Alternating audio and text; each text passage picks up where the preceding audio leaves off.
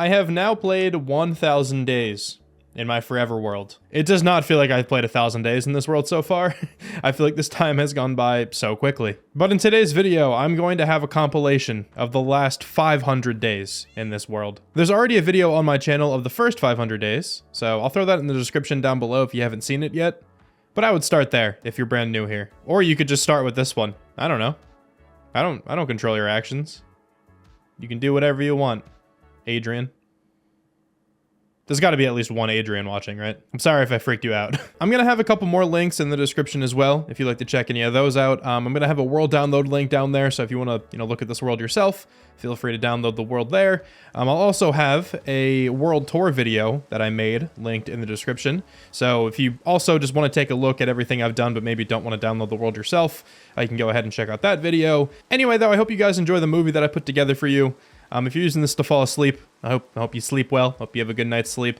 If you're using this to study too, you're gonna ace the quiz or the exam, whatever you're preparing for, man. You're gonna crush it. All right, I have faith in you.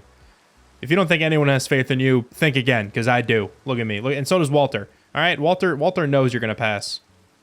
Right? Isn't that right, Walter? Yeah, that's what I thought. Okay, he knows you're gonna pass. Or, if you just like watching really long videos, I hope you enjoy this one. Had a lot of fun in this world so far. And I can't wait to play it some more. Can't wait for the next 1,000 days. Enjoy the movie. Welcome back to more of my survival world. I hope everyone's having a fantastic day. Last time I kind of just got the area fixed up and ready to go for the world download link, which was provided in my most recent just video in general. It was the first 500 days in this world. The way that video works is that it was just like episodes 1 to 8, just back to back to back. I kind of explained that in the beginning of the video as well. But in the description of that video, there is a world download link. So if you'd like to go and, explore this world a little bit more in depth at your own time, do your own thing, you can go and access the world download link in the description of my last video. Last episode, I didn't add any new buildings or anything. I was kind of just mainly focused on getting this area ready just for that world download link. So we have like a connecting path everywhere now. It's detailed a little bit of a different detail depending on where you are in my little civilization. Like over towards the apiary, there's more flowers and some rooted dirt. Over here by the mine entrance, there's a little bit more stone, all that fun stuff. And then also, I have a pathway going all the way to the council hall, which has also been slightly decorated. I changed the exterior a little bit. There is now like this kind of entrance. And on the inside now, we have all the YouTube members displayed on this like red backdrop. And I think it looks pretty cool.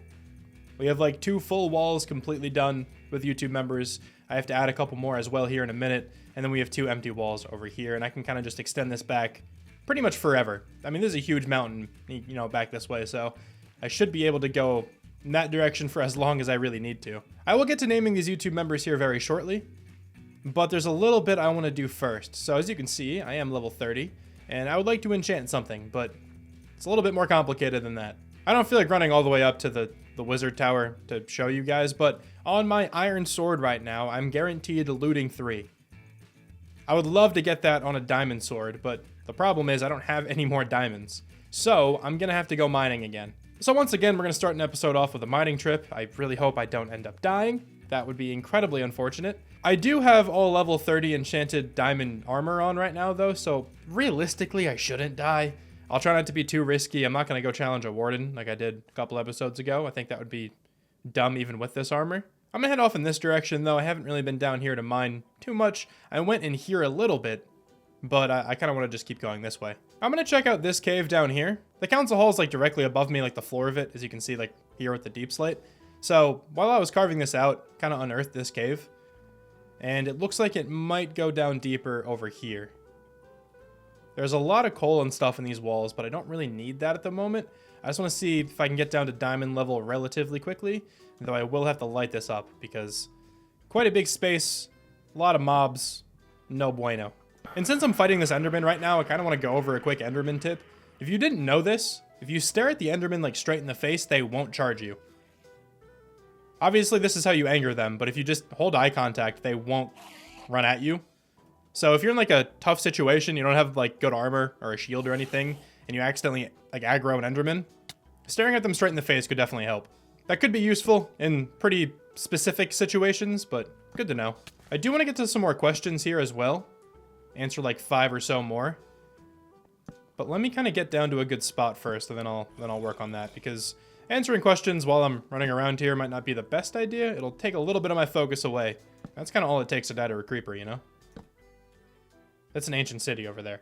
I'm not going that way. I'm going to go this way. There's a spawner here. Oh, that's actually really useful. That's pretty close to my base. This could be a decent experience farm, and also just a way to get a lot of bones. Okay, that's useful. And this looks like it kind of keeps going down. Nice. Let me check out these chests, and then I will try to remember these coordinates. I'll just take a screenshot of them. Anything good in here? So we got a name tag. I have a couple of those left over now, which is pretty nice.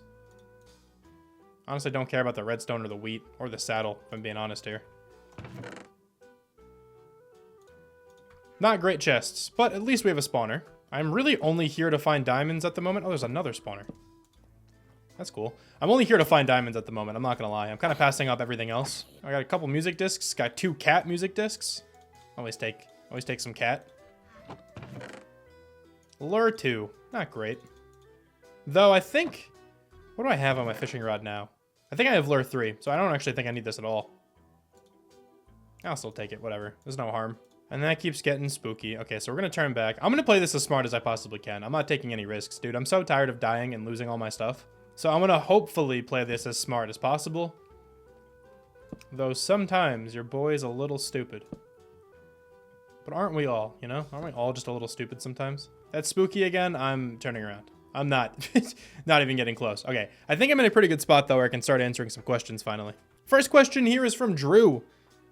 And they ask, do I have plans for some more live content? I don't have any like specific plans. I don't really have like a streaming schedule or even really like an upload schedule or recording schedule. I'm pretty relaxed when it comes to a lot of like the content that I make. I sort of just do it whenever I can like get around to it, you know? So in that regard, yeah, I have some plans. I would like to stream again. I've streamed this world like twice, I want to say. I don't stream too often. I do prefer making videos like way more than streaming, like for sure. But I have enjoyed the few streams that I've had in this world so far. Just fun to connect with you all. Like the fishing stream was really chill. I'll probably do some of those in the future again. Just trying to do like the small menial things in this game while streaming, I think is probably what I will do. Is this one of those really big iron veins? I think there's a chance that it is. There's some tough and some iron just chilling here. If that's the case, I need to mine this out at some point. Probably not right now. Or is that just kind of coincidental? I think it's just coincidental. Darn. Yeah, that would have been nice. Okay, whatever. But yeah, I hope that answers your question. Next up, we got Brain Bonkers 12. They have a question not quite related to the video. How do you commentate while playing games? They've tried it, but their commentary is decent. At best. Any tips on how to improve? It would be highly appreciated. When I started like trying to commentate over games, it was kind of rough for me too. I think it just kind of comes with like, just with experience, right? Like just the more you do it, the more comfortable you'll get talking about things and the less like tripped up you'll get on your words. I still get tripped up all the time. You guys have no idea how much I cut out of these things. I mean, like maybe you do. I mean, if you make content, you probably know, but like I cut out so many different times where I'm stuttering or just didn't like how I said a word in particular. Like it just kind of comes with time. I've been trying to cut out less specifically in this series, just trying to make it feel a little bit more natural, you know? But you know, I started off making really bad commentaries on like Call of Duty videos and Madden videos and stuff back in the day. I eventually got kind of used to it just by doing it more and more. Eventually you'll get more just confident with, you know, speaking on camera and stuff like that, and you'll get more used to like hearing your own voice. That was a big thing for me too. It just felt weird to like edit and hear my own voice, but you'll just get more used to it with time. I know it's a pretty bogus like piece of advice, but it's kind of true. And this feels like a strip mine or something. Where am I going? This is weird. But yeah, anyway, I hope that's some advice that you can take from this. Just kind of just keep making videos. Just keep going. Your commentary will very likely get better. Yeah, I think I'm going to resurface. I'm going to grab some of this iron on the way up, though. May as well grab some coal, too. There's a lot of torches in this cave, and I'm probably going to need to make some more. Third question here is by good old Fed. F-E-D-E? Feedy? Fed? I don't know. But they ask, how long have I been doing YouTube and if it's full-time yet? I'll answer the second part first. It is not full-time. at the moment. I'd love it to be, but just is not currently financially, you know. And how long have I been doing YouTube for? My first YouTube video was posted in 2013 on my other YouTube channel, just called I'm Shrami.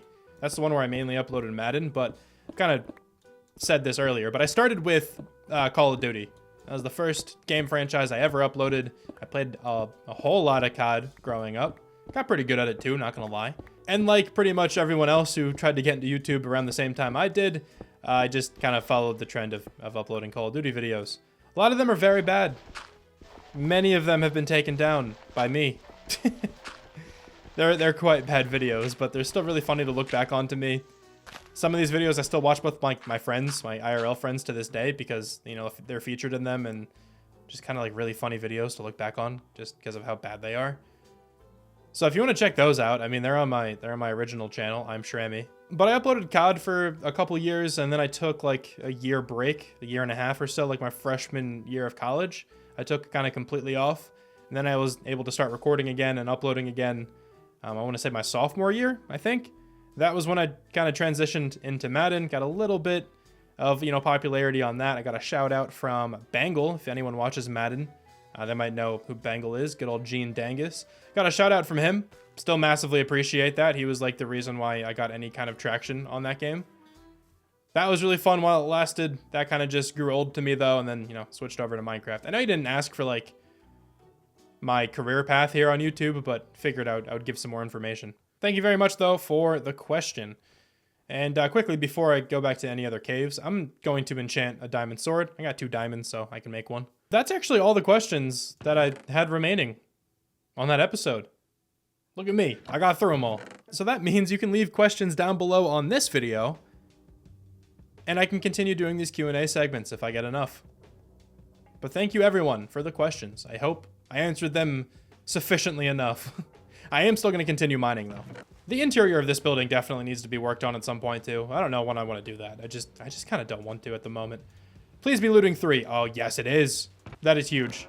Smite. Oh, that's awful. Smite 4, looting 3.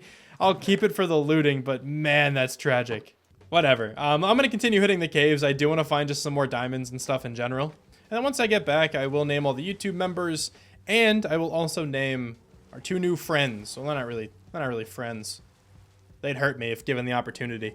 I captured a... This is a thunderstorm. I captured a zombie and a skeleton on Halloween. They both have a pumpkin on their head.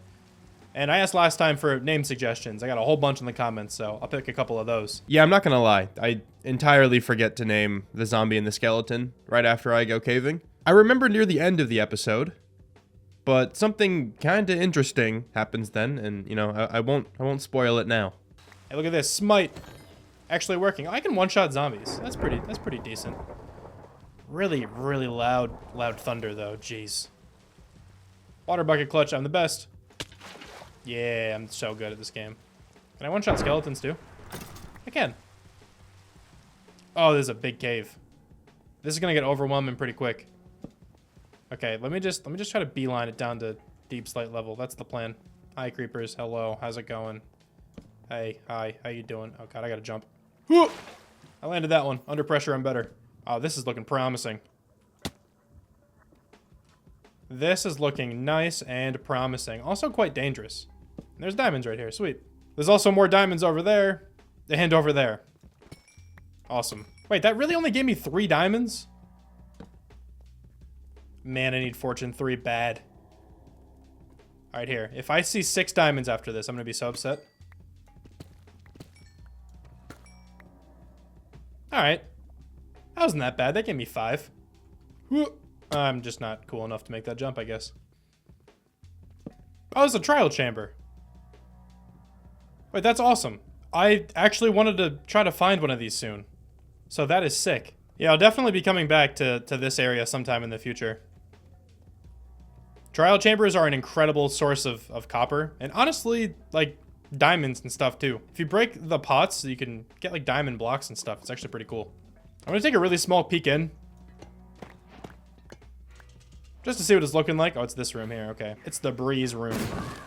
I'm not going to worry about this right now. This cave doesn't really go too much further down. Like, it kind of does in some spots, but there's a lot of deep dark around here, so I might resurface here in a minute. 24 diamonds isn't all that bad.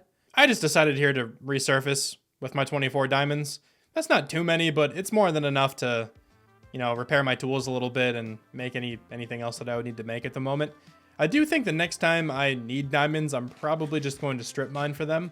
I don't really like doing that. I still prefer going in caves, but at this point in the world, I think I'd rather just strip mine. Caves are like way more fun to explore early game, in my opinion, and we are approaching like the mid-game point, so I feel like just finding diamonds that way isn't too bad going forward here.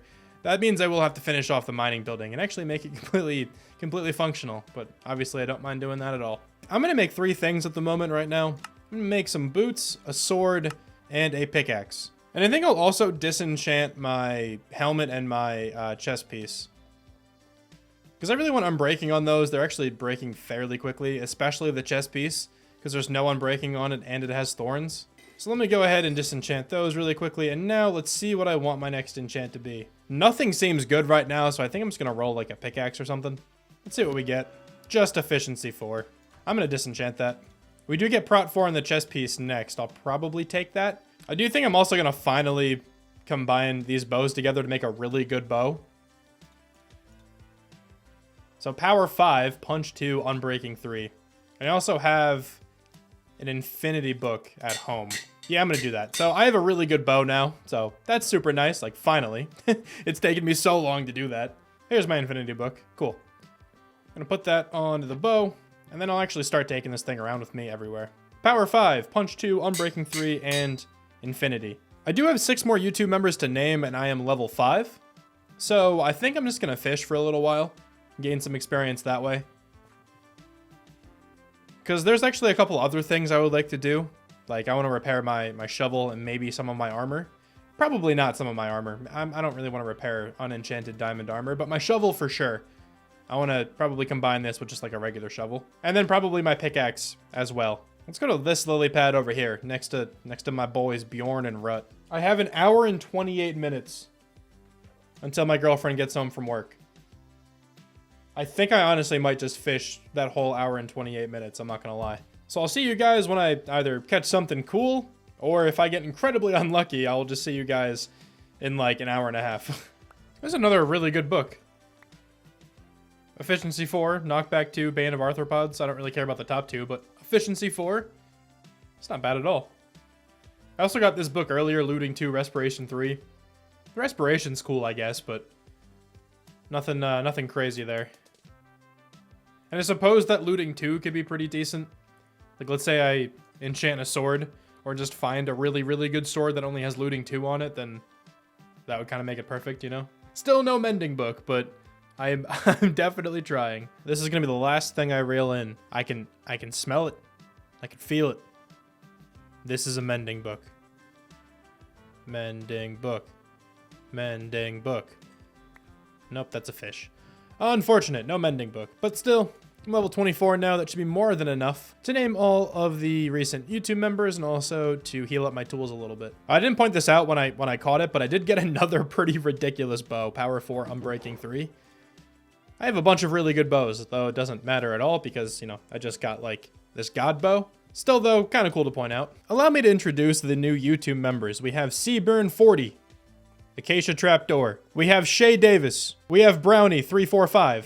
They're each a piece of dirt, a different kind. Rooted dirt for Shay and coarse dirt for Brownie. We got Andrew Goring? I don't know how to pronounce that. I feel like it's like Garing or something. The reason why I think it's Garing is because there's a player on the Raiders named Trayvon Merrig. He's a safety, and it's kind of spelled similarly. It's M-O-E-H-R-I-G, and it's pronounced Merrig. So maybe Garing? I don't know. That's my guess. Anyway, he's a piece of just regular terracotta. And then we have Kitty Cat Kalala as a spruce fence gate. That was off to the side for some reason, so now it's now it's looking like that. And then also, last but not least, we have Zacky Poo Poo, finally named after a coral block. So a wandering trader stopped by a little while ago. I actually didn't get this, on a recording, but he stopped by and he was selling some like the flame coral, whatever that is. So I bought some for good old Zacky Poo Poo. So I don't actually have to go and find one of those biomes myself. I still want to find one. Those are actually one of my favorite biomes in this game, probably. But for the time being, that should be good. There are still 2 other YouTube members that I need to get blocks for, but let me show off the signs I made for them, just so I can at least shout them out. I'm talking about Alpha531, who wants to be named after a dragon head, so I have to go to the end for that, and I'll do that sometime in the future. And then Jacob Reilinger wants to be changed to Amethyst. I should have just got an Amethyst block while I was in the caves. I found a couple different geodes, so it would have been pretty easy to do. But yeah, anyway, I have to go ahead and get that, and there's still these 2 up there that I'll have to work towards at some point. But at least you are in the world, right? you're on a sign in the world. I hope that's good enough for now. I will obviously though get to your blocks at some point. Now though, really quick, let me just heal up some of my tools, and then we can kind of start working on the main build for the episode. I'm just gonna go ahead and make another shovel and just fully repair my diamond shovel. It's cheaper than just using diamonds because this would take like, what, 3 diamonds, whereas making a shovel just takes 1. And there goes that anvil. Hold on. And then for the pickaxe, looks like it's just going to need another full pickaxe worth of diamonds to repair. It's fine. It's definitely worth it. The armor I'm still going to hold off on for a little while, but at least our tools are looking pretty good. These should certainly be good enough for the build I had planned today. I'm hoping I don't need to repair these soon. I will probably start thinking about getting mending in the pretty near future. Either next episode or the following one. I'll probably start working with some villagers. I really wanted to fish one up as like my first mending of the world, but it just doesn't seem like it's in the cards. I did fish up like a mending fishing rod, so kind of works that way. I don't know. I'll figure it out, but I do want to get mending here in the near future. I'm kind of tired of repairing stuff with diamonds at the moment, so I think it's probably just about time. Though right now, I want to start preparing for the main build of this episode, which is, of course, the Nether portal, which is going to go kind of over yonder. I should have a decent collection of stone, just from mining out like the council hall last episode. I think I have at least an entire double chest of cobblestone, then 1 more layer up there. I have like 2.5 stacks of regular stone, a little bit of andesite down here. Probably going to need more of both of those. And then I'm thinking I'll probably use some deep slate that I need to smelt down. I'll probably use some like basalt as well, so I'll gather that once I go into the Nether. Just kind of like the regular shading that I've been using for a lot of things. I'll also need some tuff as well. How much of that do I actually have? Not too much. Okay, so I'm gonna have to gather some tuff for sure. So I think what I'm gonna do is just continue this mine going all the way down. Maybe extend it to diamond level. I don't know if I'll get that far, but I want to extend this mine going all the way down at least to deep slate level, so then I can gather deep slate very easily whenever I need it, and then also tough because it's, you know, in the same area. So let me go ahead, work on that for a little bit. Yeah, so I have 0 idea why this happened, but my replay mod recording just won't load for like the half an hour that I was mining out this staircase. I mined it down pretty far. It goes pretty nicely into deep slate territory now. But more importantly, I found a lot of nice stuff that I kind of wanted to show off in the replay mod recording. The first of these things is a spawner, and it's just over this way. We have a zombie spawner here now, fairly close to our base, which is pretty interesting. And I also found actually quite a bit of diamonds. In that cave that I was in, there was a bunch, and then also just as I was mining down through the deep slate, I found a couple pockets. I'm recording all this right now after the whole video has already been recorded, so I have to be kind of careful what I show, I guess, at this point. Anyway, though, at this current point, I have 43 diamonds, but I think when I finished mining the staircase down a little bit more, this was closer to a stack. It might have been even over a stack, I don't remember exactly. But I've used a couple diamonds since, and yeah, I have 43 left over currently. I really wanted to show myself finding all those diamonds, but oh well. This is what happens sometimes. I hate adding new mods to my game sometimes because it can turn into being like the most annoying process of all time. I just spent like an hour and a half working on my mods, all because I wanted to get dynamic lights. What that means is like the torch I'm holding right now is emitting light around me. That's it. That's all it means. It's a really cool mod. I've been meaning to add this for a while, but it just is so frustrating because if everything's not the same version, it'll all become like incompatible, and then you have to figure out a bunch of workarounds. It stinks. Also, I'm realizing that I forgot to download continuity again, so the windows look like this. I'll fix that probably the next time I play, if I can remember. I'm really annoyed with how long that took, so I don't want to download any more mods at the moment. I just want to start building.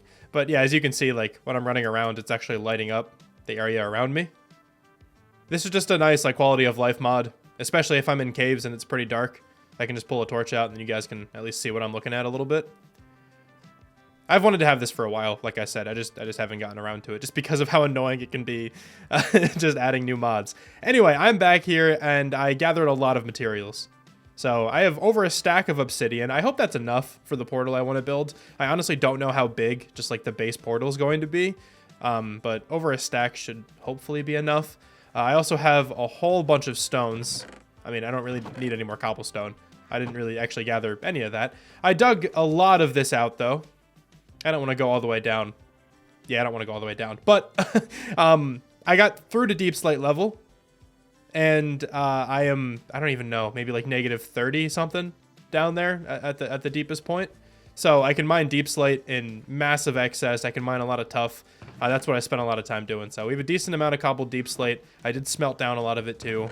I think that's right here. Yeah, so the regular deep slate, I have a couple stacks of that. And then also, where's my tuff chest? I think it's over here. Yeah, I have a couple stacks of tuff as well. And then I also smelted up a bunch of cobblestone, so we have even more regular stone to work with. I think this should be enough. It's enough for a start, at least. I might want to come back through and retexture with a couple different things. I should have some andesite lying around as well. I could use some gravel. I could use some light gray wool, potentially, as some, like, super highlights. But I kind of want to see what the shape is looking like first. And once I get that completely down, then, you know, I can run back through and texture with some more stuff. So now I want to prep this build site a little bit more because it looks awful. I feel like having the pathway like veer to the left right here and then just go up a couple levels would be ideal. Maybe I'll clear out everything to like this level here that I'm currently on, and I'll smooth out the terrain to make the incline a little bit more gradual. But that's probably my best approach here because I want this to be like up high a little bit. I think it'll be like pretty cool. It'll look very grand if I have it that way. And thankfully I have a really good shovel, so this shouldn't actually take that long. But just gonna set up my little temporary workstation right here, unload my inventory just a little bit, and then I can just start digging and I can just fully prep this this build site here. I cleaned this area up just a little bit. We have a flatter spot now to start working on. The portal's gonna be like probably central to right here. Maybe like right around there or something. I want to be able to see it from the pathway. I did raise this up quite a bit though, so might have to be actually pretty tall. Maybe it'll have to be like up here. I think that might actually be a little bit better. Maybe not the full thing, just completely up there, but it might have to peak up that high. It just might have to be a huge portal, but that's fine. I have a lot of obsidian. It shouldn't really be a problem. I do think I'm going to put some kind of retaining wall here to hold this area up, because then maybe I can just flatten off some space on top here and put like a tower or something. Eventually that could look kind of nice next to the nether portal build. And also I should be able to probably connect up like this retaining wall over here that I was talking about with the one that's by my house, if I kind of just follow it like that. But I do want to fill in this entire gap still, but it would probably be wise to get the nether portal, just the obsidian, down first. And then I can kind of sculpt the mountain around it, you know? So let me go grab all the obsidian that I have, and hopefully I don't misplace too much of this, because that's going to be annoying. I think that'll work, because you should see a decent amount of that when you're just walking through the pathway. And I think that pop of just purple inside the mountain here is going to be really, really cool. And then as you go up, it should just get even more grand. I also only have 12 pieces of obsidian left, so I honestly can't even make it much bigger. I actually do think I'm going to make the portal a little bit taller. Destroying my previous nether portal should give me enough obsidian to raise it up just a little bit. I raised up the portal by a couple blocks, and I think that is a good size now. Yeah, okay, this thing's going to be huge. But I am so about this. I think this is going to look so, so good when it's done. Can this be lit? It absolutely can. Awesome. Now I should probably shape out the mountain a little bit more. And I think I'm going to do that with like mainly cobblestone. Just so I can get the exact shape I want.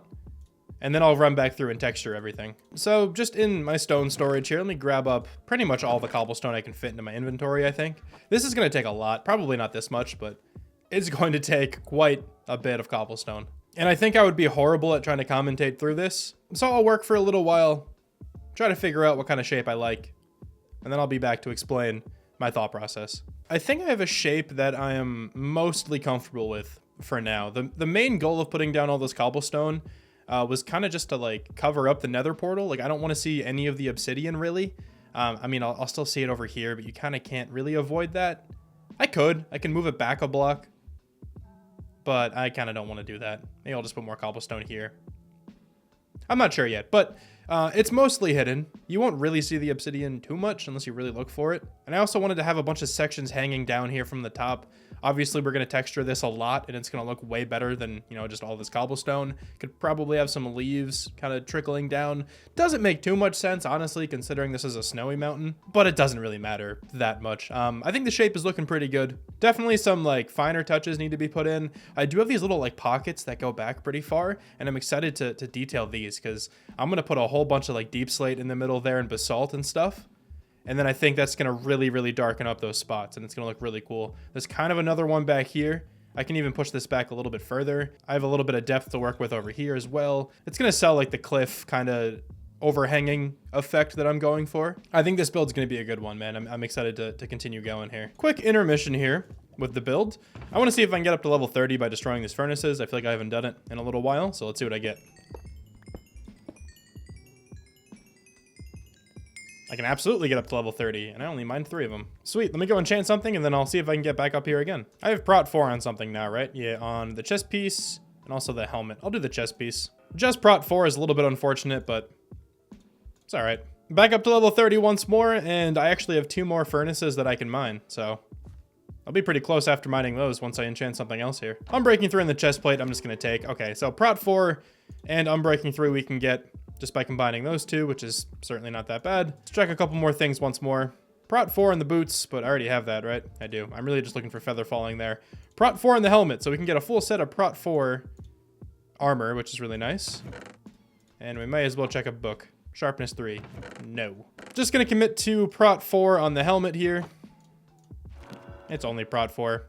My enchants with the helmet and the chest piece have been fairly unlucky in this world so far. But let me combine these 2 for 4 levels. My next enchant is Silk Touch on the pickaxe. I love that. So that is incredibly useful. I think the only thing I would take over that would be Feather Falling. And it's piercing. Okay, cool. So my next enchant, if I can remember, is going to be a pickaxe. I'm just going to repair up my helmet with some diamonds. And then I'll also repair up my leggings and my boots. And there we go. My set of diamond armor is pretty much fully repaired.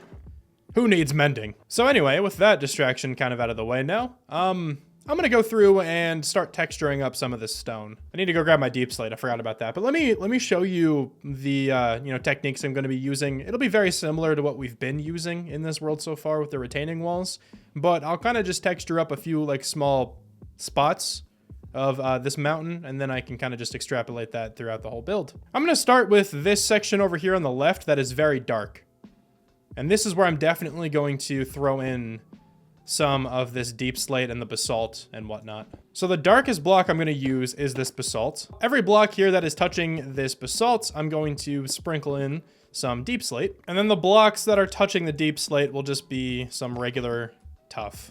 And then also with this tuff here, I can work in some mossy cobblestone. I think tuff and mossy cobblestone blend together really, really well. And then I can eventually work this into some moss as well. Once again, though, every block that's touching this moss, gonna make sure to put some mossy cobblestone. And that's essentially what it's gonna look like at the end of the day. So I'm gonna utilize this exact technique for all of like the darker shaded areas. So like under here, I'll do the same thing. Let me pop into free cam for a second. Over here, I'm gonna do the same thing. That should just darken everything up a little bit compared to the rest of the stone. I could also even incorporate like black stone into like the darkest sections. That'll look pretty good maybe, but I think I'm just gonna rock with this for now. I can always roll back through with some black stone if I want. So that's the main idea for like the bottom sections here and that one section over there. Let me kind of texture one of the brighter spots just to kind of show off that technique. So the brighter sections will be mainly at the top here. And the brightest block up here is going to be this andesite. Every block that is touching this andesite, I'm going to put some regular stone.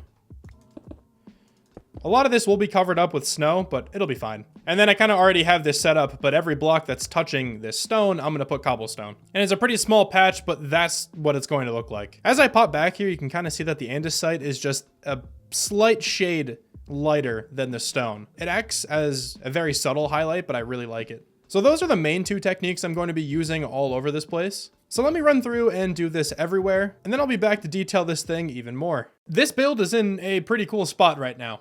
I think it looks mostly really nice. There's still some more stuff I want to do to it. Like, I think I want to put some leaves, at least near the bottom, like close to where the moss is, maybe hanging down from the top. The only reason I'm hesitant to do that is because, like, this is a snowy mountain. I'm not sure how much sense it actually makes to have leaves, like, flowing down from the top, but it would look nice. I don't know what I'll do. Maybe I'll just hang a couple here and there. But it looks really cool, I think, especially with the portal lit. Like, that's just a cool little vibe. With this view as well of, like, the council hall over here, I think that actually looks really cool. And then directly behind the portal, instead of just having that fully exposed cave, can't really see it too well, but I kind of just have a gradient of basalt to deep slate to tough. And I would show you from this side, but this side's all cobblestone. So kind of difficult to see, but I just wanted to have a flat surface over there. I think this area looks pretty cool right now. Once we get more snow in this area, it'll actually cover up the top here, so it'll blend in a little bit better. But as for right now, this is a pretty cool looking portal. And as you can also see, I kind of outlined where the retaining wall is going to extend to. I don't know exactly what I'm going to put actually on top of this area. I'm thinking like a tower could look kind of cool there at some point in the future. I don't think I'll add anything now. I think I'll just kind of prep the area for it. A tree there could also look kind of cool. So maybe I'll make like a weeping willow tree there. I kind of wanted to put one next to this pond. I mean, I still could. So maybe I'll practice by putting one right next to the nether portal. Actually, I think that's a good idea. I'm gonna go that route. Let's just commit to that. And look at this. Look at this. Some guy passed through. But yeah, this is mostly done. There's probably a couple just extra pieces of decoration, like I said. Maybe some leaves kind of hanging around. I could even like throw some stairs in a couple places. I do have some slabs every so often. Like there's a slab here right underneath that cobblestone block. A couple slabs in over here to make this like organic looking shape.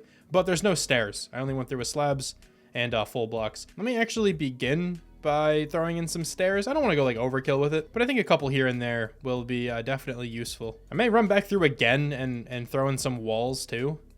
There's just so many different kinds of stone that it's difficult to do everything at once. So that's why I only did like the full blocks and the slabs at first. I'm going to take it in stages. So we'll do the stairs now, and then I'll run back through with some walls and then probably some extra foliage. And then honestly, at that point, I feel like the build will be essentially done. I'll just have to work on the retaining wall and the tree and stuff, but the nether portal itself will be pretty much done. I don't want to go overkill with these stairs, but I do just want to toss in a couple just to make the shape look a little bit more unique. And up top here, I don't really think I'm going to put any stairs. I want this mainly covered in snow. So I'm going to just leave it full blocks, I think. You're not going to really see up top there anyway, so I don't think it's a problem. I honestly don't even think I changed the shape all that much, but just a couple different places for stairs. You really can't even see the difference. I'll run back through with walls, and you probably also won't be able to see the difference. These walls actually made a decent difference. Like, it makes the little, like, spikes sticking down a little bit pointier. And I like that, and it shapes out the side a little bit better. Couple walls there to kind of break up that transition. At this point then, I am comfortable with the shape of this portal, so let me go grab some leaves, and I can just try to sprinkle in a couple of those. Like I mentioned earlier, I don't really want to go overkill, because just don't really feel like it makes too much sense having a lot of foliage up there. But I think just a couple leaves kind of draping over will help out a lot. I grabbed some acacia and oak leaves, and also these mangrove roots. Don't know if I'm going to use any of the mangrove roots, but I feel like I could try to throw them around like the outside. I don't typically use these blocks. I feel like I can't get like a good effect out of them, but might be worth a shot here. So yeah, at least around these like mossy bits, I am going to throw just a couple of leaves kind of just chilling about. Also working some oak leaves here just to kind of change up the texture a little bit. Oak leaves and acacia leaves are very similar colors.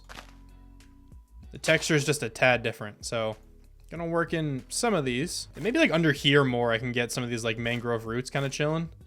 I just don't really feel like I like what these look like too much. Yeah, I think that's looking pretty good here. This right side, there's a little bit of moss, so I kind of just like outlined it with leaves. And I think that looks pretty cool. And you know what? Those little mangrove roots down there, they look okay. Kind of darkens up that area. Looks like patches of like mud or something. I'm gonna put a little bit of leaves kind of falling down from the top here. I just think that's gonna look nice from far away. I don't really care how much sense this makes. And I think with those leaves, this is gonna be the final design for this portal. Of course, though the video is not over quite yet, I still want to work on this retaining wall and build a tree. I haven't forgotten. But to take a small break from placing down a whole lot of stone blocks, considering I'm going to have to do that as well here with the retaining wall, I'm going to cut away at this little hill. I think I'm going to level it all off to right here and just have a nice big platform chilling right here. And then we'll have like a little step up. This pathway will probably connect now behind the house and then have like a little stairway going up. I'll work it out somehow, but let me get a nice big platform up here. And that's going to be where the tree for this episode goes, of course. I'm so glad I now finally have like really good tools and stuff, because this didn't really take long at all. I now have this like really flat area up here. Also, I just put down a cobblestone retaining wall, kind of doing what I have done everywhere else. I always start with just cobblestone, then I go back through and texture it. And then I also threw a retaining wall up here. I don't know if I'll keep going. I honestly have no idea, because I love the look of the mountain. I don't really want to continually shave this off and put a retaining wall. I think that would make it look a lot worse. So maybe I'll only go like up to here. And even then, I don't know what I'm going to put here. I think the idea of having like a village in this mountain could be kind of cool. I just don't know if I'll be able to pull it off. Like I can have a bunch of buildings like sticking out of the mountain, being like held up by like stilts or something. It's probably a more technical word for that other than stilts, but you get the idea. I can just have a bunch of these buildings sticking out of the mountain. I think that could be kind of cool with like pathways connecting everything. I don't want to say I'm going to do that for sure, but that's like on the back burner. Maybe that's something I can do. And I think this could be a good start with the retaining wall and stuff. Like I can have a stairway going up and then looping around. Anyway, that's not the point of of this project here. I am going to go back through with this retaining wall now though, and just retexture it like I've done everywhere else. And you know, you've seen this all a million times. So I'm probably just going to cut away until I'm done. I might texture this and detail this a little bit more than usual. I've been receiving some comments of people suggesting that I put like walls and put like stairs and slabs and stuff in the retaining walls. You know, mine are pretty flat at the moment. And I do agree. I think I should probably do that in some spots. And I'm going to employ that here. I do honestly like what the flat retaining walls look like. I genuinely like just working with the shading of the walls. But I feel like over here, this area could be kind of cool to have some more like rocks and boulders and stuff, and you know, to make it look not as neat. I think that fits the vibe with like the Nether portal build we have. So let me go ahead and detail all of this, and I'll be back to kind of explain my thought process. It's tree building time, folks. But first, look at the wall. It's not completely flat. I added some texture and like some depth variation, and I think it looks pretty good. Looks a little bit more worn down, but that was kind of the plan. But along with doing this, I also went ahead and gathered a lot of materials. I gathered a lot of mangrove leaves and a couple pieces of mangrove wood. I gathered some spruce, like all of my spruce I harvested, along with some acacia leaves and a couple acacia logs. All those materials are right here in this chest, like the bottom half. And this is what I'm going to use to make this weeping willow tree right up there. I keep thinking about this. I was kind of like worried to make this tree for two reasons. One reason, I've never built one of these before, so I'm worried it's not going to go well. And the second reason is because like, you know, this is a snowy mountain. Doesn't really make all that much sense to have one here. But then I thought about it a little bit more, and I kind of don't care. It's Minecraft, you know? I can do whatever I want in this world, and what I want to do is put a weeping willow tree right there. So let's get started. I think I'm just going to go in with a bunch of stripped spruce logs. Let me actually get some other generic spruce materials as well. But I'm just going to go in with just spruce for now, and then I can come back in later and texture with some mangrove, maybe some acacia as well. I don't know if I'll break that in, but also, you know, I have a couple stacks of oak wood here too. But let me just craft up a whole bunch of like slabs and stairs and whatnot so I can actually make these branches look good. I think about right here should be good to start this tree. And I'm just going to build it up a little bit, and then we're going to branch off here to the right just to get a little like curve in the main trunk of the tree. What I've noticed with these weeping willow trees, I did a little research and just, you know, looked up some pictures and stuff.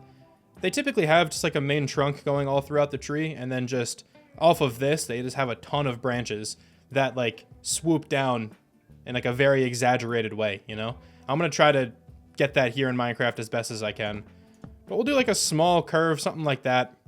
Nothing too insane. And then let me see if I can get just a couple tree branch designs. And then I can replicate that around the whole thing. This is what's going to be difficult because, you know, my other trees, let me kind of fly over here. My other trees that I've been building, I kind of do like swoop them down a little bit. Like as you can see, these branches come down just like a block or so.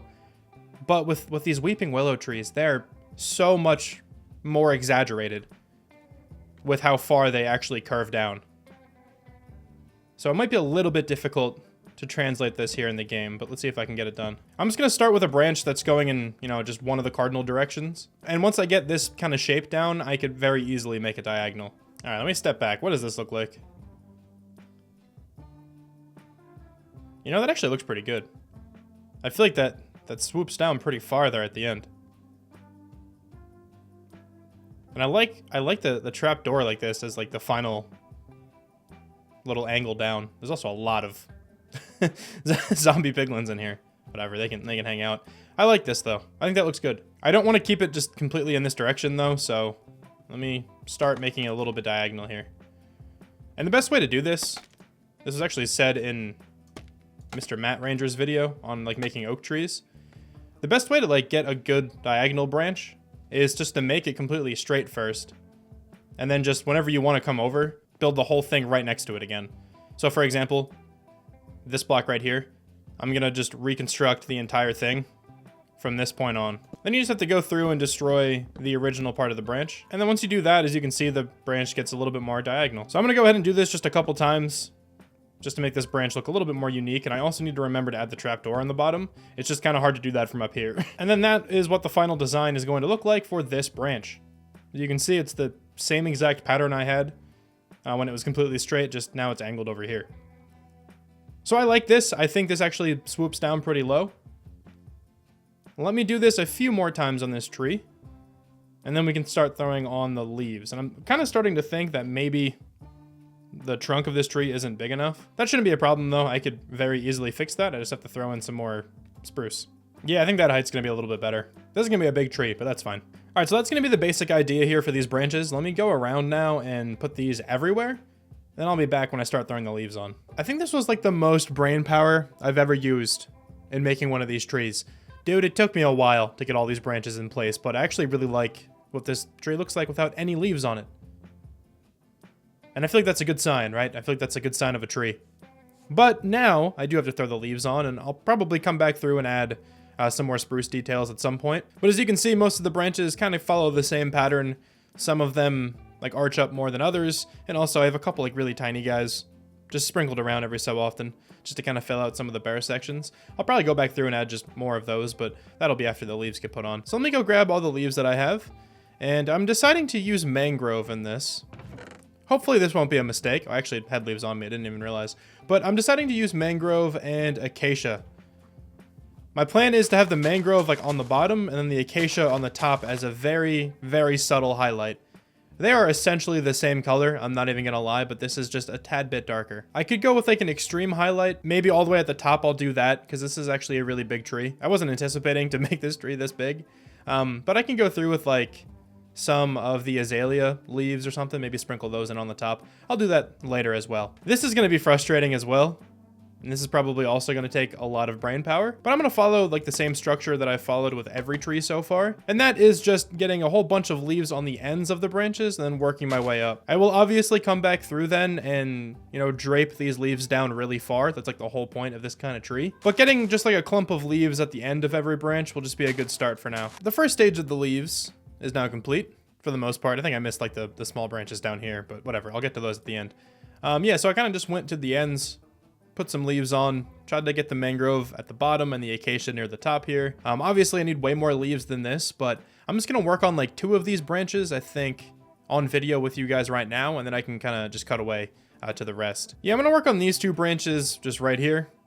You can see I have like a little scaffolding platform for myself. I'm probably gonna need several of these because I'm gonna have to go up and down between the different levels. This is where this is gonna get frustrating really fast, but it should look good in the end. I think this tree is actually gonna look pretty amazing. So I'm just going to come through with all of these mangrove leaves and just drape them down very far. I mean, obviously, right, a weeping willow tree, I want these leaves to come down very significantly. I'm not worrying about the texture right now. I'm just using the mangrove leaves.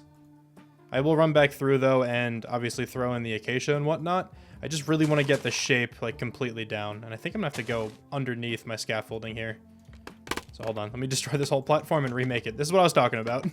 I knew I was gonna have to remake this platform a couple times. I also need to figure out exactly how far up the branches I want to go too. Because obviously I don't want to fill this entire thing in with leaves. Like, when you're under the tree, I want to be able to see the branches nicely. I think I'm getting somewhere here though. Like, that looks pretty good. Maybe just a little bit more on this, like, right side over here, and then I feel like that branch is mostly done. I feel like this doesn't look half bad. Like I said, it's just like one block of leaves for the most part. But once I get a couple different leaf colors in here, I think this is going to look awesome. All right, yeah, I definitely like that. Cool. So that'll be that bottom branch for the most part done. Let me work on this top branch here. Dude, my scaffolding is just everywhere. This looks awful. This is what it's like when you make a big tree, though. All right, yeah, those two branches look pretty good. I can maybe bring the top one down a little bit more. But I actually really like how that looks. Awesome. So now that I have the kind of technique down for the leaves, let me go grab all my scaffolding. And then I will throw in the leaves for the rest of the branches here. And then I can come back with like the final touches for the tree. I think I am comfortable with the shape of these leaves. I think this tree is looking pretty good right now, actually. It is quite bare though, and that's what I want to start working on next. My plan is to like texture up the wood, add some roots at the bottom, throw in some like spruce fence gates. I love using those when it comes to trees. And then with these leaves, I want to put in a couple different kinds of leaves as well. I think at the absolute top, I will use some azalea leaves. So I'm gonna have to go harvest some of those. I feel like that'll look really nice up here. But once I do all of that, then the tree will probably be done. And this is going to be pretty much exactly what you've seen me do plenty of times with all the other trees that I've built so far. So let me do like a, you know, a super sick transition. Ready? Watch this. Man, wasn't that just the best transition you've ever seen in your life? That's what it looks like when a genius professional video editor works on a Minecraft video. That's exactly what you get. But anyway, I'm done with the tree. And I like it. We have a little bit more personality now to it. There's a little gradient now going on with the leaves. I have some azalea leaves at the top that leads into the acacia leaves, and then finally into the mangrove leaves. Before it just looked like a big blob of mangrove, but this definitely, I think, makes it look a lot better. Like, it accentuates the branches, I think, more. I don't even know if that's the right word, but it just gives it a better shape. Like, it just is more pleasing to the eye, you know? Actually, let me hop back into free cam. Also, with the wood, I ended up just scattering in some acacia every so often, just to add a little bit of texture variety to the tree. Looks pretty cool. Have a couple of roots here at the bottom. Oh, I need to cover up this piece. I don't want any orange showing. But a couple of roots at the bottom. I built up the base a little bit more too. And I was able to sprinkle in a couple lanterns in a few spots just to light the thing up. And I think this is a nice tree. Honestly, I don't know if it's really a weeping willow anymore. That was my attempt, but maybe the next one I make, I'll try to make the branches just more exaggerated. I don't know. I still think it looks cool though, so I'm definitely not gonna take it down or change it that much or anything. I'm just gonna leave it where it is. I did also like bone meal a lot of the surrounding area. I got rid of most of the flowers like around the tree here, and also I just kind of bone mealed this spot. I'm getting a little lazy when it comes to the, you know, detailing the grass. I've just kind of been bone mealing lately, but it's fine. If I just bone meal and take away some stuff, I think it looks okay.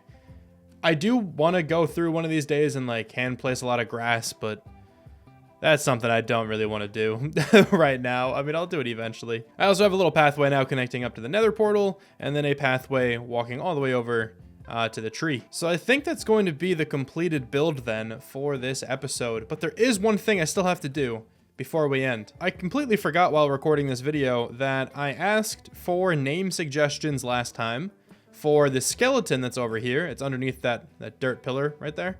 And the zombie that's in the boat underneath the spruce tree.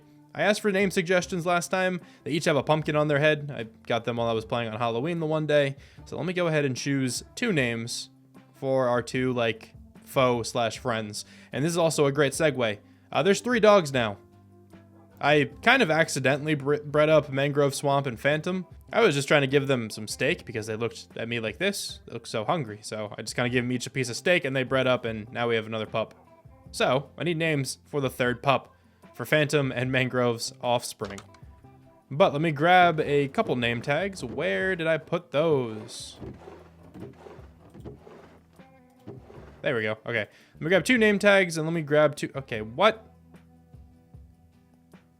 We've had an intruder. Where did the zombie go? My memory can't be that bad, right? I didn't, like, accidentally kill him in this episode, did I? Did I move him? I certainly did not move him. What? Where did he? Huh? There was also a bee in there. I wonder if the bee ended up going back to his family over here. I have a name tag named Boris now. I was gonna name the zombie Boris after Ben Messing 9105's comment. So, I mean, I'm sorry that your name didn't get used. Maybe I'll use Boris in the future. Does this mean the skeleton is also just not gonna be here? I thought if they were in a boat, they couldn't go anywhere. But also, where's the boat? The boat's just gone. I must have destroyed it like somehow. I don't know how else it would be not there anymore. The skeleton is gone too. Is it possibly because I updated my game? I wonder if that could be the issue. Well, okay, I have a Jack name tag and a Boris name tag, kind of just chilling around. I got the Jack name tag suggestion from Dakota Clark 6437.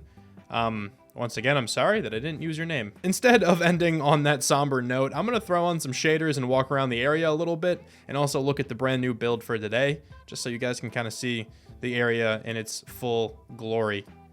That jack-o'-lantern also should not be facing that way, but I'm gonna leave it. No, I'm not. I think I'm gonna change that. Yeah. Anyway, this is the build for today. Look at it. Ooh, that looks good. That looks so nice. I'm a fan. Yeah, and that's a way better nether portal than what I had before, so let's go. Huge upgrade. All right, so now that's fixed. But, you know, one of the downsides of using shaders in this area is that the mine building looks kind of weird. It's very glowy in the roof.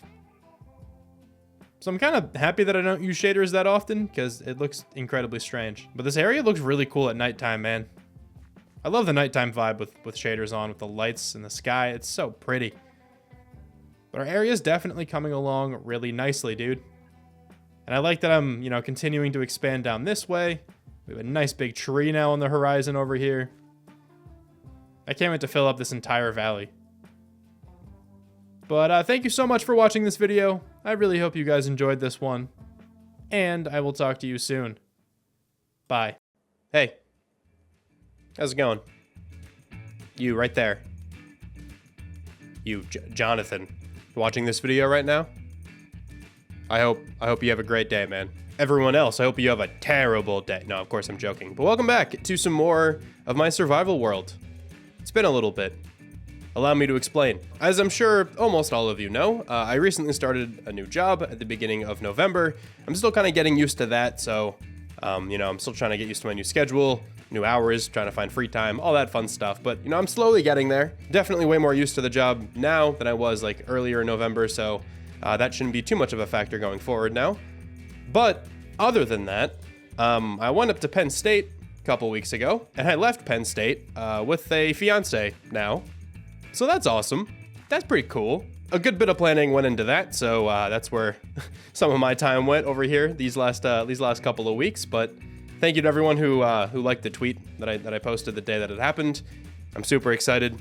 Her and I both went to Penn State, and it means a lot to us. So I'm just glad it was able to go incredibly well. I'm glad I was able to do it out there. She loves the ring. It was a good time. I'll try to remember to put some pictures on the screen too of everything. But along with that, I was also sick for the last like week and a half. So that made it incredibly hard to work on videos, and I didn't even want to edit, dude. I was going through it. Had a lot of like chest congestion. It sucked very badly. And then finally, I got a new computer.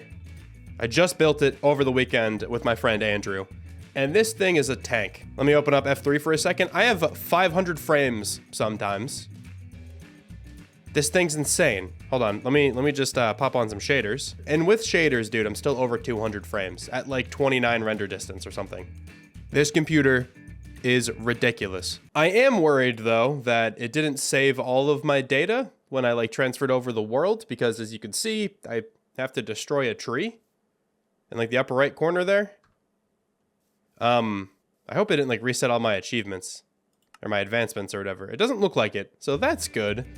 Some of the stats on this world might not be completely accurate now because, like I said, I had to transport this world over from my old computer. I'll also try to throw some pictures on screen of my new PC. This thing is ridiculous. It's like twice as big as my other one. I'll probably have to get a new desk here in a minute too, because it just doesn't fit underneath my desk where my other computer was chilling.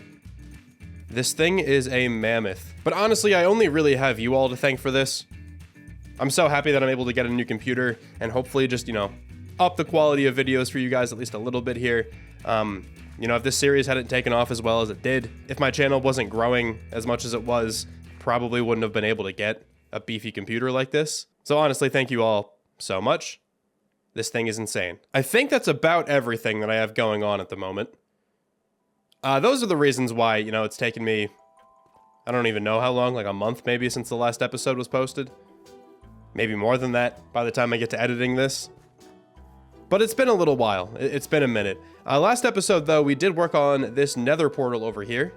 Kind of have this, like, ruined Nether portal sort of thing inside this mountain. I think it looks actually really cool. Pop into free cam here to show you this. I think this actually came along really well. We have a different tree type. I tried to make a weeping willow. Didn't exactly come across. I still think the tree looks nice. I like the shading of the leaves and stuff. And, like, the details on the logs look really nice as well. I still have to remember to put like a spruce slab or something on that piece of acacia right there. But yeah, in general, I think this tree looks pretty good. I got some good suggestions in the comments that I can add to my future willow trees. I don't think I've really said this, but I've kind of made it like a personal sort of goal thing with me building a tree every episode. I'm trying not to go back and tweak previous trees. I want to leave them as they were in the episode, so I'm not going to fix this one with all the suggestions I got in the comments. Instead, I'm just going to use those suggestions for another weeping willow tree that I'll build here either today or, you know, in the near future. I just kind of like having the trees exactly as they were in their episodes, just so I can kind of see like the progression. Like this was the first one, over here was the second one. You know, they kind of just very slowly got better. And I really like where my trees are at the moment. I think I've gotten a lot of great suggestions from you all in the comments. Speaking of suggestions, though, we have a new pup. So Phantom, or there he is, Phantom and Mangrove had a baby, which I have to name right now. So let me grab a name tag. The name I'm going to choose is Ishigaki, and this is from Lavana Ruro. I don't know if I pronounced that correctly, but it's from them. Thank you so much for the suggestion. If this is completely true, this is a perfect name suggestion. They suggested it because it's the name of a phantom mangrove forest in Japan, also known as the Ghost Forest. So if that's completely true, if that lore is entirely accurate, this is a perfect name. If it's not completely accurate, then whatever. I'm still going to name it Ishigaki. Hope I'm pronouncing that correctly as well. But there we go. We have a nice, happy family of pups. I have to get them armadillo armor. That's what I'm going to do right now, actually. I kind of didn't really have a plan for like the beginning here, or honestly this entire episode. I kind of just wanted to start recording since I got my computer set up. I have a couple ideas of what I could work on today. I think one of the things I'm going to work on today is the pond. This one over here. I still haven't filled this in with water or decorated it at all, but I think I want to work on this here in a second after I get some wolf armor. But like the main goal of the episode, I actually have no idea what I'm going to do. Also, do I actually have to like go through the game again? Like, can you stop? I know what I'm doing. I hope those notifications don't continuously pop up. Let me get a brush, though. How do I make one? Copper? I think it's copper. Yeah, I want to say it's copper, a stick, and maybe some feathers, though I don't have any feathers.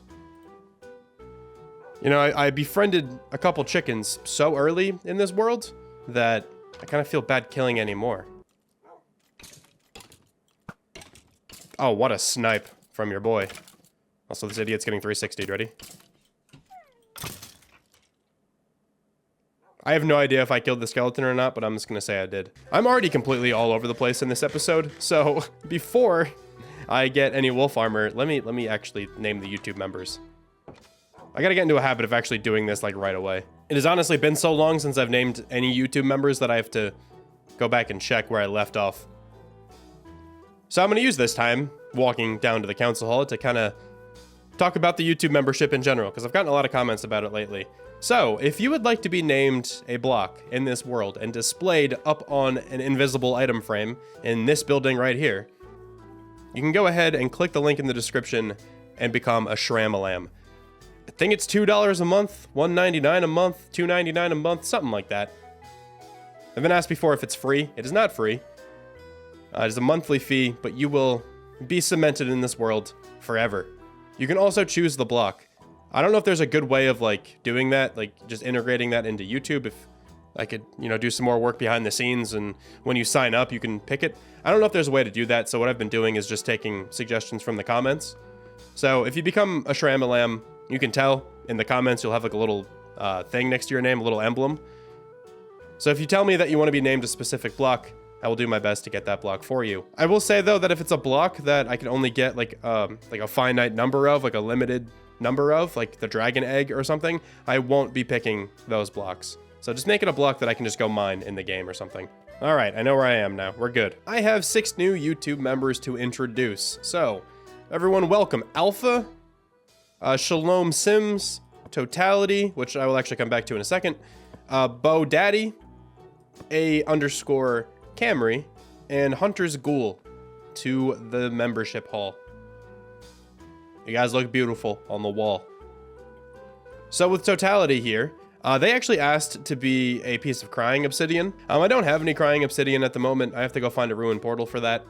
So maybe on my travels when I'm going to get some wolf armor, I can find a piece of crying obsidian. But for now, just a regular piece of obsidian will do, and hopefully I can remember to come back.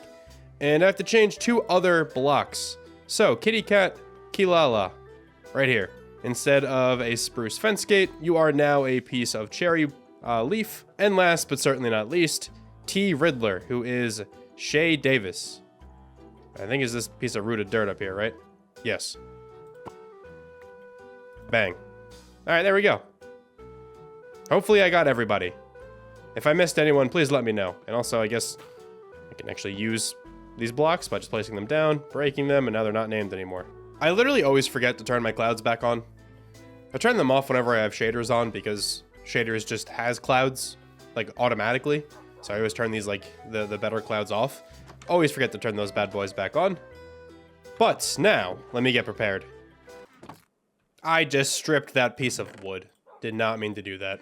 It's also been a while, but let's take Ghost for a little ride. I'm gonna head back towards the Savannah biome. I do have to find a couple chickens on the way back, though. I'm like 80% sure you need feathers for these brushes. I'm so sorry to do this, chicken. And I know these brushes break very, very quickly when you are using it on an armadillo. So let me get another chicken or 2 here. I got 4 feathers now. Should be plenty. Also, though, did Ghost always have this many hearts? No, Ghost did not always have this many hearts. Look, this is from the first episode in the series. Is it because I, like, transported my world over? Did somehow Ghost's, like, in-game data get overwritten? I don't know. I don't know how any of that works. But you're still Ghost to me, okay? You might have different stats and whatnot, but you're still my boy. I am gonna get some crying obsidian, though, from this portal. I'm assuming you can mine it, right? Like, no way I have to only get it from piglins, right? All right, awesome. So I'll try to remember to name Totality after this this block when I get back home. Dude, I'm not gonna lie, I have no idea what the item is even called that you get from armadillos here. So obviously, I have 0 idea how many of these I actually need. I wonder if I'll have to come back, or if 4 brushes worth is gonna be enough for 3 dogs. Oh, there's an armadillo. Okay, can I just use this one armadillo, or do I need a bunch? Oh, you can only get 4 pieces from each brush? Oh, I got a little more than that, actually. I got 17. All right, how does this work? Wolf armor. Oh, it's just like that. That's simple. I can only make 2. Let me go kill another chicken. Hold on. So sorry to do this. Hello? Little armadillo. There you are. You're blending in with the pig. All right. So that should be enough for the 3 sets of armor that I need. And also, I'm pretty sure you can dye this, right? I can. Awesome. Yeah, I'm going to make mangroves red. Because, obviously, mangrove wood. I think phantoms being, like, black would be cool. Black or gray, I think, would be interesting. I am just now realizing, though, to get black dye, I'm going to have to go find an ocean. I kind of don't want to do that. So instead, I'm just going to make light gray wolf armor for phantom. I think that works. And then Ishigaki, whatever, you're going to be blue. All right, so mangrove, red armor. Oh, look, dude, that's adorable. I love that. Phantom, the gray armor, and then Ishigaki, the blue armor. I love that. That's a nice little feature they added to this game. I'm glad they did that. And also, I did not forget. Here we go. Totality. Bang. Crying obsidian. And now that that is finally completed, it's probably very long overdue that I finally got those dogs' armor. I'm going to work on that pond that's just like right over there. It's going to be in a very similar style to the pond by the mining building that we made in like episode 3, I want to say, somewhere around there. And I think because I kind of already went through my thought process the first time with that first pond, I'm just going to time-lapse this one. I might do a couple different techniques here, but if I change anything, I'll describe it at the end. Also, the reason why I want to time-lapse this is because I'm not too great at building like naturally forming things on camera. Usually takes me a really long time of like trial and error. That's kind of why I didn't show too much of this as well in the last episode. Trying to make like a natural opening like that was pretty hard for me. But let me cut it to a time lapse. We're going to design this whole pond area, and I think it's going to look great.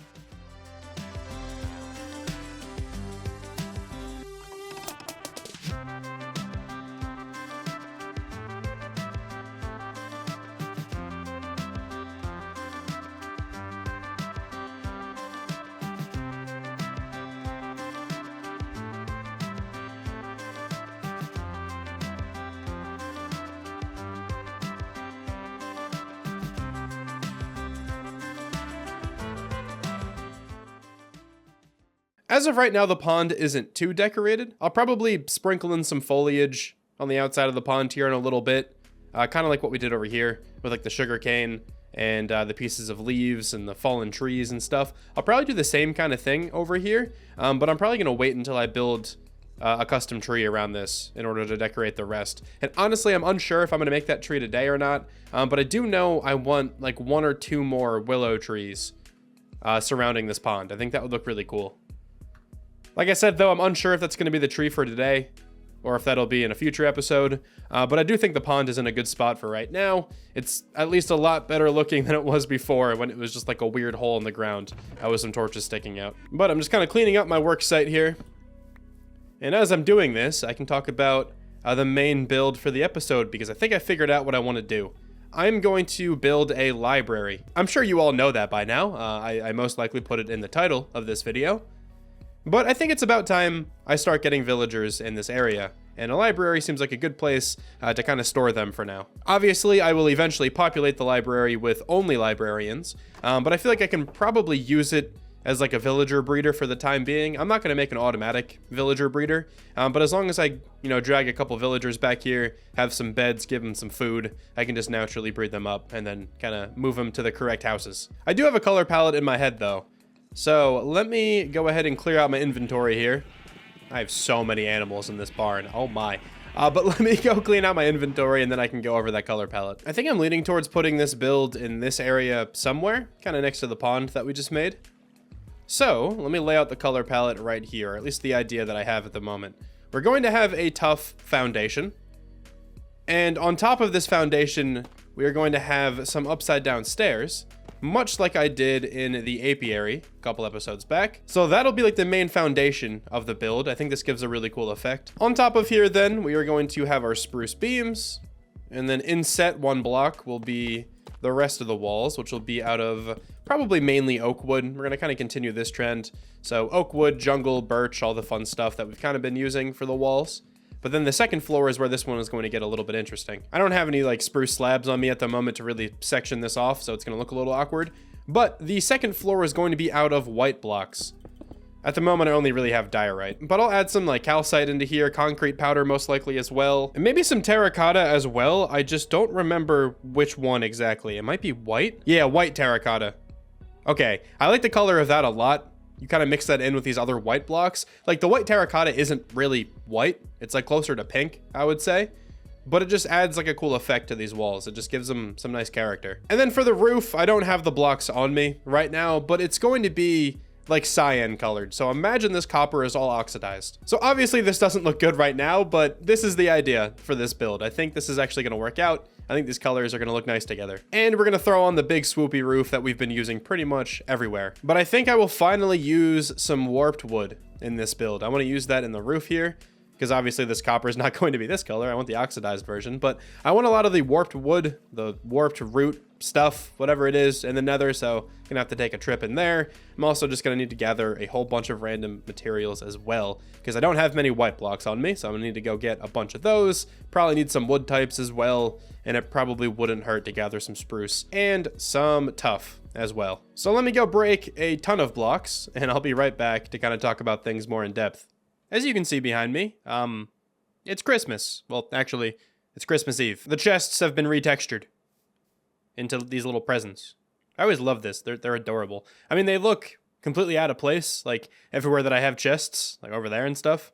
But it's a cute addition. I like it. So to everyone watching who celebrates Christmas, I hope you all had a Merry Christmas. And also, just in general to everyone else, I hope you had a great holiday season. But it's time to build. All right, I have a lot of blocks in here. Whole bunch of stones down here. Bunch of like wall color blocks that actually bleeds into this chest as well. And we also have like the roof. I finally found a warped biome in the nether. Actually wasn't too far away. It's kind of like a straight shot. I'll show you whenever I go back in the nether again, but kind of a straight shot from where we, enter the nether. So it's not actually all that bad. I do have some interesting blocks here as well. We have some white terracotta and some mushroom stem. Not too much of either of these blocks, but I think these will look really, really cool with the rest of the white blocks as like a little shadowy kind of effect, or just to make the walls look worse, if you know what I'm saying. Like they look older, not as perfect, you know? I think that'll be a great effect. I can even throw in some like stripped birch in here too.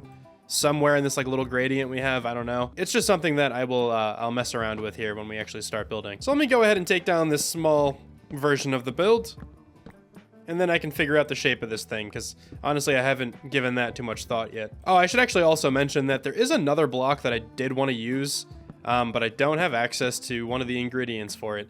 I wanted to use some cyan concrete powder. That looks really good with the warped wood, but unfortunately I don't have any green dye or cactus or anything like that. I have no idea where the nearest desert is. I don't think I've found one yet. So that's something that I'll find eventually. Maybe once I get elytra, I can really fly around this world and find all the missing biomes that I don't already have. It's cool riding Ghost and going out thousands of blocks, but it does get a little bit tedious, I'm not gonna lie. That's one thing that I do want to use elytra for, just really, really far traveling.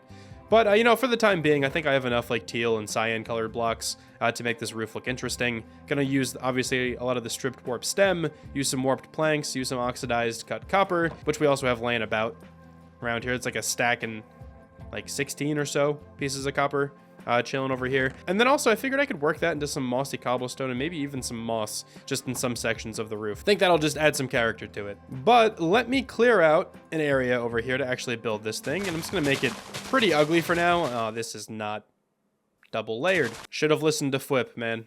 Fwip always says to double layer your grass. I'm never gonna learn from my mistakes. I'm not double layering it. I think this should probably be enough space, at least to get started here. I can always carve away more of this grass. I'm imagining this build will be a similar size to this one over here, so I feel like this should be a good start. And I think we can kind of let it chill in the back here as like the main rectangle, and then we can branch off a couple different rooms and just make it look unique. So let me grab some tuff. I'm just gonna start with the basic tuff block just to get the shape of everything, then we can come back in and texture. I think I'm gonna kind of do a shape that I've never really done before. So this looks very familiar, I'm sure. I've made plenty of buildings just using like two rectangles like this, but I think I want to incorporate a tower into this building, and I think like in this little junction right here would be a cool spot for it. And this tower is going to be circular, so that's where things are going to get a little bit weird. Yeah, okay, so I think this size will actually work pretty well for this building. I might even be able to make the tower a little bit skinnier, like kind of as we go up. But I think the base size being this will be nice. And this will look cool, right? So like this overhangs with the building, like over here, obviously. But once I start like throwing in the roof, I'll just kind of have this section just come out of the roof there. And I think it's going to actually look really sick. So for the time being, I'm just going to leave this circle here just so I kind of don't get confused. And I think there should be another room on the left here. Looks a little bit too cluttered in the middle. So let me just kind of pop into here, get rid of some of this dirt.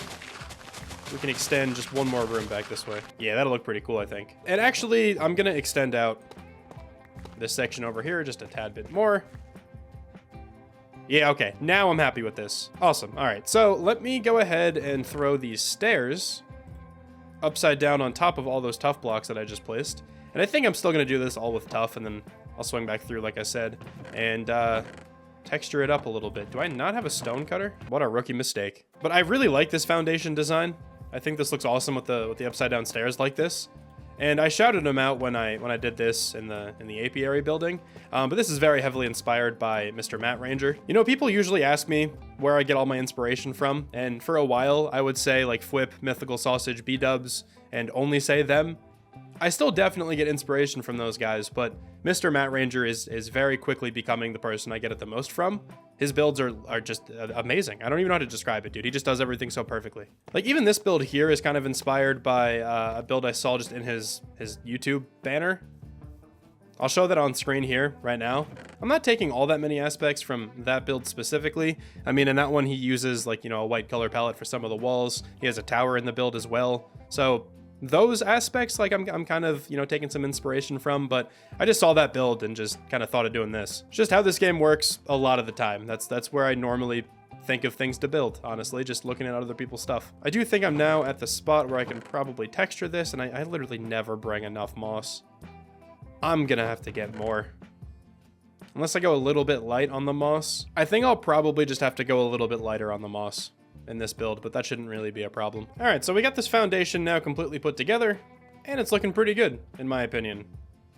This will be a nice sized building, and I think it's gonna fit the area incredibly well.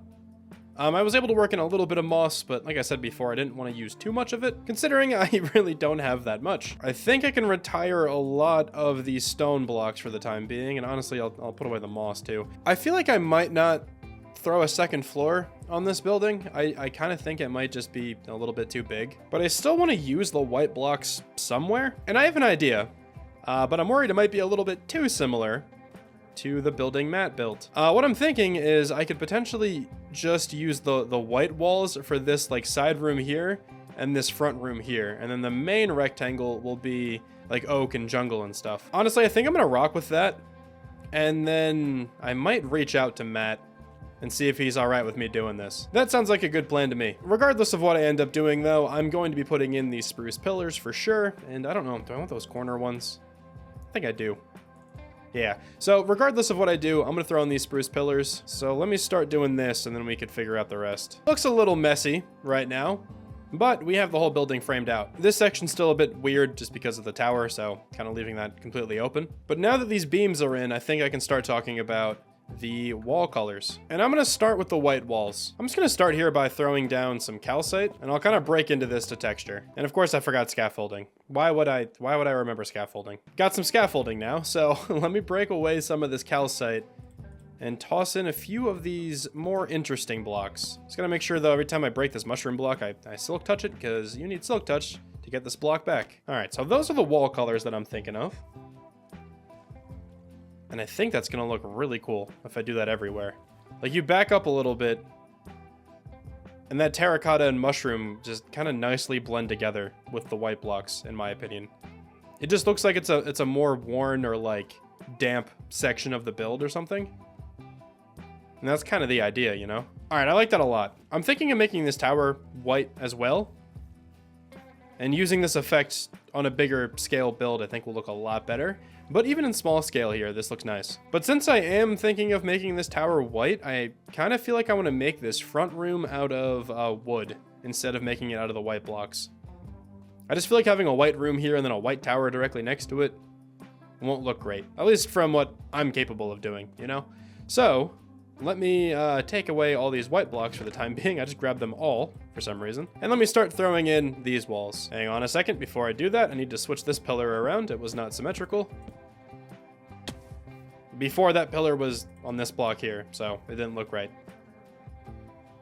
Unfortunately, I made this an even number across, but it's fine. I'll work with it. I've been trying to mess around a little bit lately in having like a variety of depth in my walls. So for example, I'm gonna have the walls directly next to the pillars in this little like 2-block section, but then in these walls, these 6-block sections, the walls are gonna be pushed back 1 block like this. And then similarly over here, gonna have this directly up against these 2 pillars, and the same here. So these sections, the blocks are going to be directly up against the pillars. And I think it's going to make the build just look a little bit more unique. You kind of saw me do this in the past here with this building. Like, there's depth here in this wall, but then this wall here is directly in line with the pillars.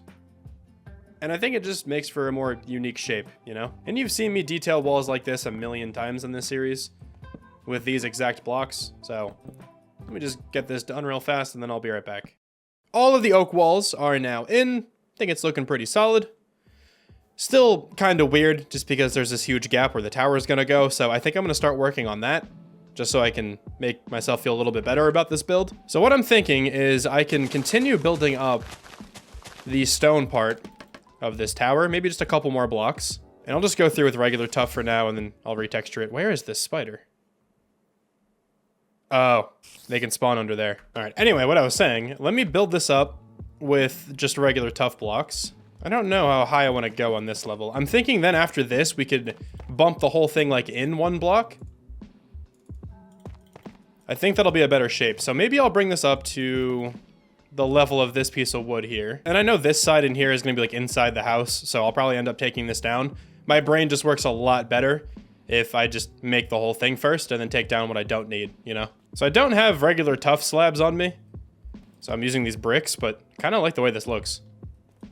I'll probably come back through and texture it with more blocks. But I'm thinking of this as like the foundation, right? I don't think that's too tall. I think that'll actually look all right. And then what I'll do is come through with these white blocks, and the tower will continue going up on this level. Yeah, okay, something like that. I think that actually looks pretty cool. And once I texture this up and detail it more and, you know, put windows and stuff in, I think that's actually going to look pretty good. Gonna be tough to determine exactly how high I should make this before I put the roof on. Because once I put this, like, huge roof on top, I think I'll get a better understanding of how high this needs to go. So let's shift focus another time and move on to the roof of the main structure. This is how I build, man. This is my build process. I'm all over the place. There's a zombie villager under here. Wait, I actually kind of want to save that guy. Hang on a second. Hey, look at that. What's up, dude? How you doing? Cool. Didn't even mean to find a zombie villager like this, but I'll take it. I'll try to remember to cure that guy later. That's sick. That can be our first librarian, maybe. I think these are going to be the main blocks we use in this roof. I might even work in some mossy cobblestone all the way in the end. Just in some spots, I think that'll look pretty cool. But this is the kind of gradient I'm going to be rocking with. And I'm not going to just have it go from one layer to the next throughout the whole roof. I'll probably make most of the roof out of these 3 blocks over here. And then I'll just have these sections just kind of peeking through. Sort of how we did like every other roof. You know, like over here we have like a little bit of yellow in the top corner. On this roof here, it kind of has like patches of brown. This roof has patches of the copper. It'll probably be the same kind of design. I prefer doing roofs this way rather than making them just straight gradients. I think the gradients can still look nice. I don't know. I think I'm better at doing this. But this will be the block palette for the roof. Might be a little bit cluttered. Well, I should say it might look cluttered, but I think this roof will be big enough to make this kind of thing work. And of course, it's going to be framed by spruce wood, like pretty much every other roof that we have. Let me do one of those incredibly sick editing transitions again. So I'm just going to stare right here, open up this crafting table. And once I close out of the crafting table, the roof will be completely textured. Look at that, dude. The power of editing. I'm the best. But here's what the roof looks like. Very colorful. But I think it fits. I think it actually looks really cool. Especially like the further back you go, the colors just kind of work together really nicely. Especially in between there with the 2 versions of copper. That looks so good the further back you go. The stripped version of this wood is a little bit brighter than the planks. Like it's a bit jarring, I think, but honestly, it works. I would probably prefer to have some cyan concrete powder, maybe even over this wood. I'm not gonna lie. But for, you know, what I have on me, I think this is good. I was able to work in a little bit of the stone up here, but you know, I also sprinkled in some moss in a couple places just to get that green into the roof, and you know, I think it looks pretty solid. I did have to change it out at one point because I was using the stripped warped wood like oriented like towards me, Like I had this texture facing me, but it kind of just, it looked weird, I think. After I put it in a couple spots, I didn't like it, so I just made it all just the regular direction that I would normally make it. And I think it looks pretty solid. And now we can kind of figure out how tall I want to go with this tower. I think this is mostly good because I'm going to put like a room up here and then the roof will be pretty tall. So honestly, I think this is solid. Let me start working on that room. And I think I'll probably do it out of oak. And you know what? Actually, hold on. Let me go back down here. I'm going to grab some spruce as well. I kind of have an idea for this that I think could look pretty cool. This might be a little bit too bulky up top, but let me see. I think that's definitely too bulky. And the more I'm kind of looking at this tower, I wish it was inset just a tad bit more. So I'm gonna take it down. It shouldn't actually take all that long to destroy. I think calcite's insta-mined with my pickaxe. So let me just tear this whole thing down and just move it over a little bit. I think I want the calcite to be like here. Let's just kind of shift it diagonally a couple blocks. I think that would look a lot better, and I think it would look like it was like a part of the build more. As of right now, it kind of seems too separate for me. Okay, I think that's better. It's inset a couple more blocks. To me, it looks like it's more part of the building. And we still have this little stone foundation piece in the corner here, and I think that looks pretty cool. I don't think I'm gonna put a room up here. I was gonna have like a whole separate like tower room thing, but I just don't know if it's big enough for that, and I think if I try to like extend these out to put the room like I did before, it was just too bulky. So instead, I'm just gonna work on the roof. I don't know if I want stairs. Stairs might be too much. Honestly, I think I'm gonna get rid of those. Slabs and then trapdoor in the middle? Or do I want to reverse that? Might want to reverse that. Yeah, because then I can put slabs in the corners like that. Yeah, let's do that. And I do think this roof might be a little bit too small to have like a spruce trim going up and around each section, you know, kind of like how I did right here. So instead, I'm just going to work in these blocks immediately. And I want to make this one tall. Now, what does that look like? Oh, actually, pretty good. I can probably make that better with some like walls and slabs and stuff. But that looks solid. Just for the shape here. Let me go grab the rest of the texturing blocks, and then I can make this roof look exactly how I want it to. I would love to throw some prismarine into this, but, you know, obviously I don't have any. That would be perfect, just to, you know, have some walls creeping in. I could try some, like, mossy cobblestone for the walls. That could look decent from far away. You know, I'm never gonna really be that close. So it might work, but it might not at the same time. All right, so I actually think you are able to see it a little bit too much. So maybe I'll just keep it near the top, but maybe like down here with some of these blocks, I can get rid of these walls and I'll put like slabs or something. I think this actually looks pretty solid. Comes up to a nice little peak. And from down here, it looks good. Though, actually, hold on. One little tweak I think I want to make. I just fell down all of my scaffolding. One little tweak I want to make is the top. I want to lower it by just a block. Yeah, okay, that's pretty subtle, but I think I like that more. All right, so then this roof is almost done then. I think I'm just going to double up these trapdoors. And then I think that's the only other thing I wanted to do. That's a pretty cool looking roof. I think that looks better than these. For sure. I don't think these peaked up enough. Yeah, let me see what it looks like from the ground here if I'm just walking around. Yeah, dude, that looks good. All right, sweet. Once we put some windows and stuff on this build and really detail the rest of the exterior, this thing's actually gonna look amazing, I think. I was getting a little worried with this as I was going, as I always do with all my builds. I've talked about this so often, but there's always a point where I feel like the build isn't gonna look good. But lately I've just been, you know, trusting the process and going through with my vision. And it has worked out so far in this world. Like almost everything I've built so far, I thought it was gonna look like crap when I finished it, but pretty much everything here I like. And this is definitely turning out the same way. All right, so now at this point, I just need to get all of the exterior decorations in place. I don't think I'm gonna do anything like revolutionary here. With the exterior decoration, it's probably going to be incredibly similar to everything that we've done so far. So, let me throw all these decorations in place, and then I'll be back to show off the exterior, and then we can start working on the inside a little bit. I'm still in the progress of working on this build, but this wandering trader has showed up, and he has cactus. I don't have any cactus. I definitely want to go buy that. Also, I just woke up a little bit ago, so I apologize if I have morning voice, but I needed to show you guys this because getting cactus is pretty big for me right now, especially with the build that I'm even currently working on. If I have the ambition later, I'll go back through and throw in some cyan concrete powder. Honestly, though, I don't really think I'm gonna have it. But who knows? Maybe I'll surprise myself. I ended up doing an interior as well. I'm really bad at commentating interiors, so I kind of just like doing those off camera. But the build is done. I just need to add the villagers to it. Also, I have reached out to Matt just to ask if this build was too close to his, and he said it wasn't. He said I definitely made it my own, so that makes me feel a lot better. Anyway, though, this is the build in its entirety. And I think it turned out actually really, really well. I'll take you inside as well here in a second, but this thing just looks really cool. I love the tower. That tower turned out like super good. Very, very large fan of the texturing on it. I would like to add like another window on this side, but there's just not really enough space. Like I can't add this same window that I added on these two sides here. And I'm also considering, instead of the gray stained glass here, I might just put like some kind of glow block, whether that be like a shroom light or glowstone or something, just to kind of make it look better, because I'll show you in a second, but the tower is actually not accessible from the inside. I could also potentially put a door on the outside here, but I don't think I'm going to. I think it'll just be like an aesthetic tower. One more thing I have to add on the outside here is like where these chests are. I put a sign so I didn't forget. I think like a tree or like a couple trees here with like a little reading area underneath it would be pretty cool. You'll kind of see over here, I have a little table.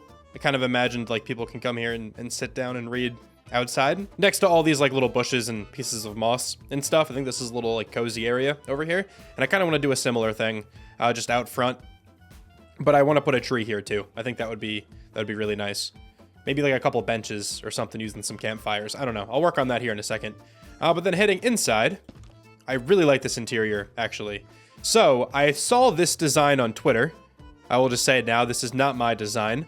It kind of looks like you're looking outside a little bit, you know? It kind of looks like a window, just looking out into this mountain. Not exactly, right? You have to kind of squint a little bit maybe, I don't know. But I just think it's a really cool touch to this interior. Even if you only see it as a painting, I think it looks kind of cool. I will throw the tweet on screen that I saw, you know, that I got this inspiration from. But I really like this. I mean, I think I used like a different, you know, block combination to frame this thing. I don't think the one I saw has lecterns in it. I like these lecterns a lot right here, like these decorative lecterns here. And these will actually be useful whenever we get villagers in here. They can actually just use these, you know, when they're librarians and stuff. Also, you know, we got a lot of paintings in here. Got a couple different pieces of foliage. Got a few different bookshelves. They're all just chiseled bookshelves, so they're all entirely empty right now. I'll probably, you know, populate these with some books. I didn't really know what kind of like bookshelf design I wanted, so I just kind of threw some barrels in here, a couple composters. Don't even know if it looks like anything special, but it looks cool to me, so I'm gonna leave it. Back here we have another little room, another little bookshelf that actually takes you upstairs, and then up here we have a couple beds, because I figured I should probably breed some villagers up here, and we kind of did the same little like painting design as downstairs. Another one looks like you're potentially looking out on like a nighttime kind of landscape. Looks pretty cool, in my opinion, even if you don't see it as a window. I think it just looks nice. This other room then back here just has another separate bookshelf, a couple leaves sticking through this one. I think it looks really cool in here. It's pretty cozy. And then I also just had a leftover lectern, so just plopped it down right there. I do want to throw in like a fence gate right here, probably, just so the villagers are stuck back here. I don't want them actually leaving just yet. Maybe I'll have some like roaming villagers at some point. But for now, I want to keep them all in their houses. I don't think the villagers can take damage from this. I'm worried maybe like a kid could. So maybe I'll villager-proof this a little bit, the stairway a little bit more as well. I'm going to say it's good for now, though. Oh, I should also point this out. The roof, the ceiling. It's also the floor for the upstairs. Have this like funky little design. I think it looks cool. I also saw this on Twitter, I want to say, but I don't think I liked the tweet. So honestly, I have no idea who gave me this idea. I'm sorry about that. I usually like, you know, shouting out whoever gave me the idea. I have no idea who this was. But I thought it looked cool. I think they used it as a floor or something, and I figured I could use it as the ceiling and the floor. Okay, well, at this point then, I should probably work on getting some villagers over here. Let me go ahead, though, and villager-proof this place first. Let me get that fence gate that I was talking about. All right, now with this, the villagers should be stuck in here once I actually get them in there. Because the villagers cannot open fence gates. I don't think I actually pointed this out as well, but I'm using copper trapdoors for the windows. I want these all to be oxidized down. I want them to be like the final stage. So they're kind of all working on that at the moment. Some of them are more oxidized than others. And also the back is a little bit bare. I didn't want to just go crazy with the windows, so I just left this one and this wall like kind of completely bare. Whatever, it looks fine. I probably won't be behind this building too often, so I think it'll be all right. Anyway, I think this build turned out really well, by the way. This is one of my favorite builds I've probably just ever done, straight up. I feel like I say that with like every new build I have in this world, but I'm a huge fan of how this one turned out, man. And this kind of looks like a library to me. Fits the vibe. It looks great. It looks great. Okay, anyway, let me go get a villager. I actually only need one because we do have the zombified villager like over there underground. Yeah, the villager's still here. Zombified Jim. If you didn't watch season 2 of Hardcore Minecraft, you might not understand that reference, but I call all my villagers Jim. They all have the same name. They're all Jim. So let me go get an alive Jim, not a zombified Jim. So there's this abandoned village over here, but I'm fairly certain there's also a regular village. If not, I could just try to cure another one of these villagers. Okay, yeah, I thought so. There's the regular village right there. All right, you look like as good a Jim as any. Come here, friend.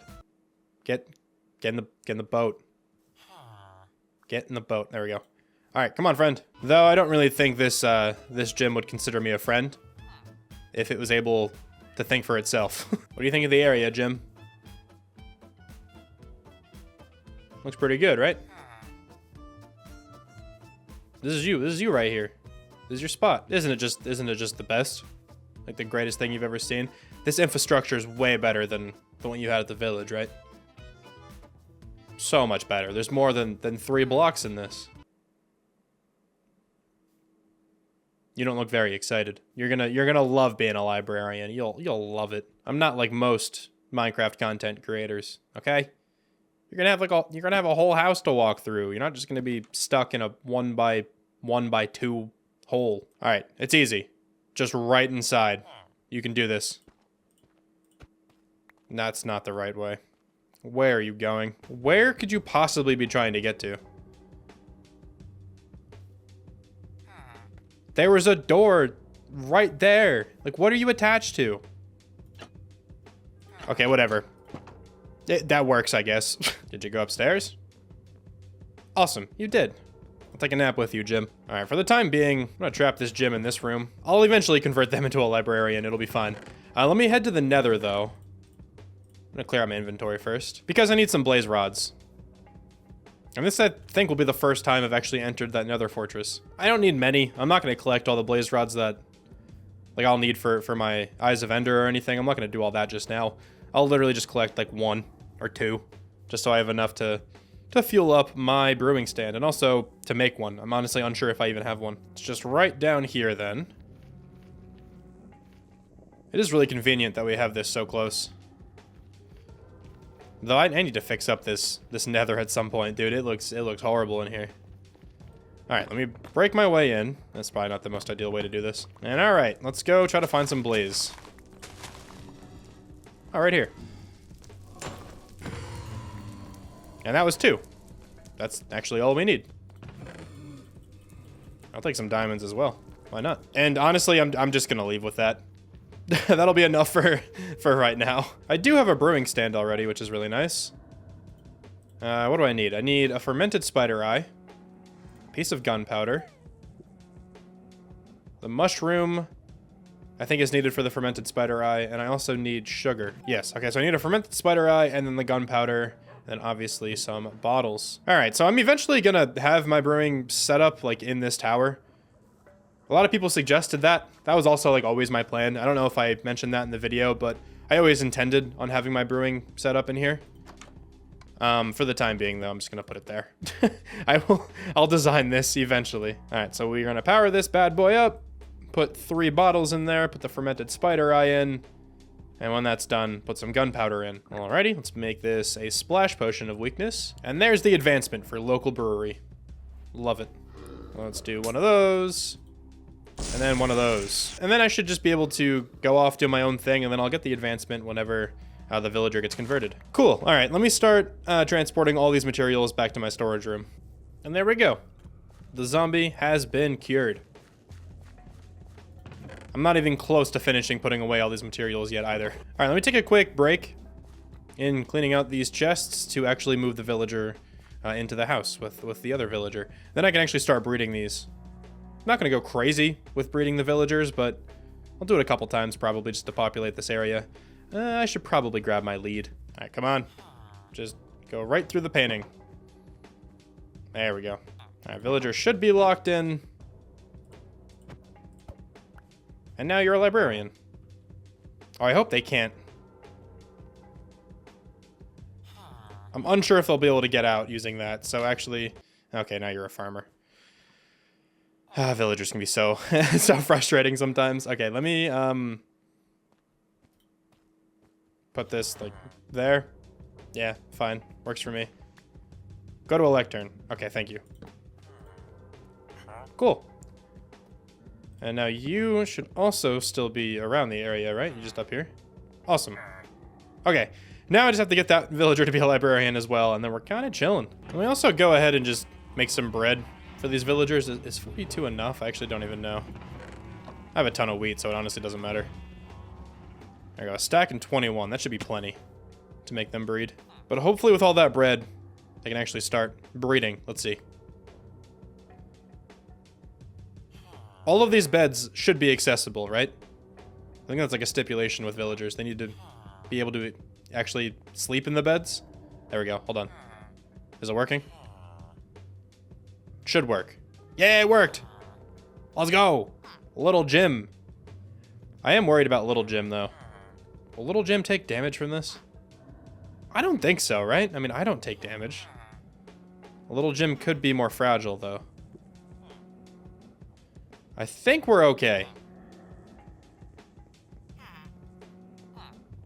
Or even is Little Jim? Oh.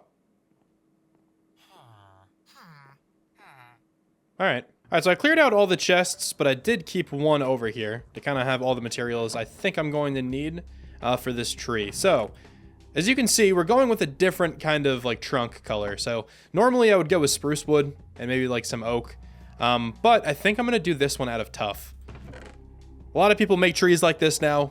It makes sense because, you know, like actual trees are pretty gray. They're not really that brown. Sometimes they are, but I feel like for the most part, it's closer to gray.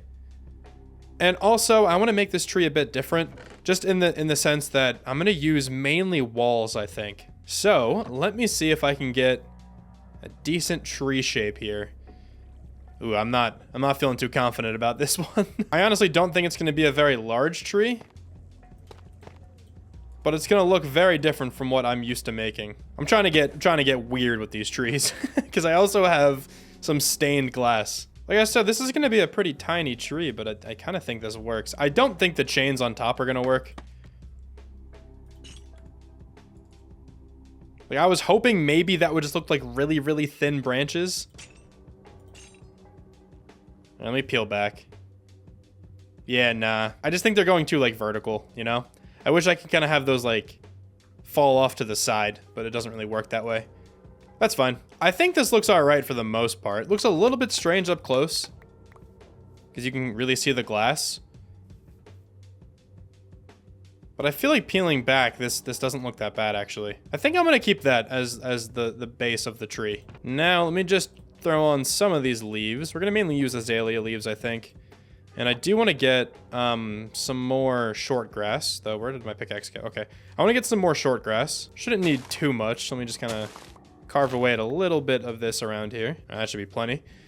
Now, let me get the leaves on top of this. And I don't want these to fall down too far. I want them mainly reserved for like the top of the tree. Then in just a few of these spots, I'm going to throw in some of this moss. And then I wanted the short grass to put on top of the moss. I think that looks really nice. That actually looks like a pretty good tree, honestly. The bottom's a little bit weird. There's like right angle there, but I think I could probably fix that. There's a stair going to be too much. No, that actually kind of works. Yeah, that's a tree. Hold on. Let me sleep, and then you can kind of see it in the daylight. I think this tree turned out really good. Man. I've always seen people make trees out of tuff, and I just never thought I'd be able to do it. But that works, dude. That's so much better than this one over here, I think. And we can put a lantern in the tree like that. Oh, that's amazing. Okay, let me put a bench out here. Oh, do not tell me I only have one sign. Where are the rest of my signs? Okay, there we go. Yeah, that works, man. It's a little spot to like hang out under a tree and read a book. Also, just gonna sprinkle in just like a couple bushes just to kind of like frame out this area a little bit better. Add a couple over here. And maybe like one more back there. Okay, yeah, that looks pretty good. And then, I do want to come in with some of this grass, though I only have 9 pieces of it. Yeah, let me go grab some more. I want to fill this in with that short grass. I'd rather do this than bone meal, I think, for this area. Yeah, and then just a little pathway extending off to that area. And this is looking good. Oh, I wanted to break in some mossy cobblestone. I forgot to do that. And I might as well put some acacia leaves on the bottom. Yeah. Yeah, okay, let me not be lazy. I was gonna just send it with only these leaves, but I think the acacia leaves will just look a tad bit better at the bottom. Oh, that's cool, dude. I like that a lot. Incredibly subtle. But I think that's good. To me, that doesn't look like a stone tree. You know, I was worried that if I made a tree out of tuff, it would just look like I made a tree out of stone. But to me, that doesn't look like that. That kind of just looks like a tree to me. Let me know in the comments what you think about this one. This is an interesting one, but I think I like it. I hope I'm not just trying to convince myself to like it. Okay, now let me clean up my inventory. And then I'll just finish up this path, and that'll be it for this episode. Alright, so I think this build is now completely done. All I did was just add a little bit of coarse dirt, kind of bordering the pathway, and I also just put in a couple more benches. And I moved this one over a little bit. I think it looks a little bit better here. I can put the signs on the back this way. So, I think this works. Overall, though, I'm really happy with how this area turned out. It's a cool little vibe over here. I think it fits in with my little village city thing that I've been building. And also, it's very functional. I will have to go in here and like manually throw these villagers food, but I definitely don't mind doing that. I think they're all still in here. They certainly are. Fire Protection 1. Not a great book, but it's fine. I will get some better books on these guys eventually. Oh, there's some more villagers in here now. And there's another baby somewhere. Oh, is this still the same baby from before? Are you stuck, little man? Why do you like going back there so much? Oh, wait, I think I see why. You probably want to jump on the bed. I have no idea if you wanted to jump on the bed. Maybe you just missed your parent. Whatever. Anyway, we have all these villagers in here now. I will actually get them to work probably next episode. I think it's finally about time I get mending. And also I can just populate the other areas of my little civilization with some villagers now. This was a good episode, man. This was so needed. Anyway, though, thank you so much for watching. Really hope you guys enjoyed this one. And I'll talk to you guys soon. How far can I zoom in?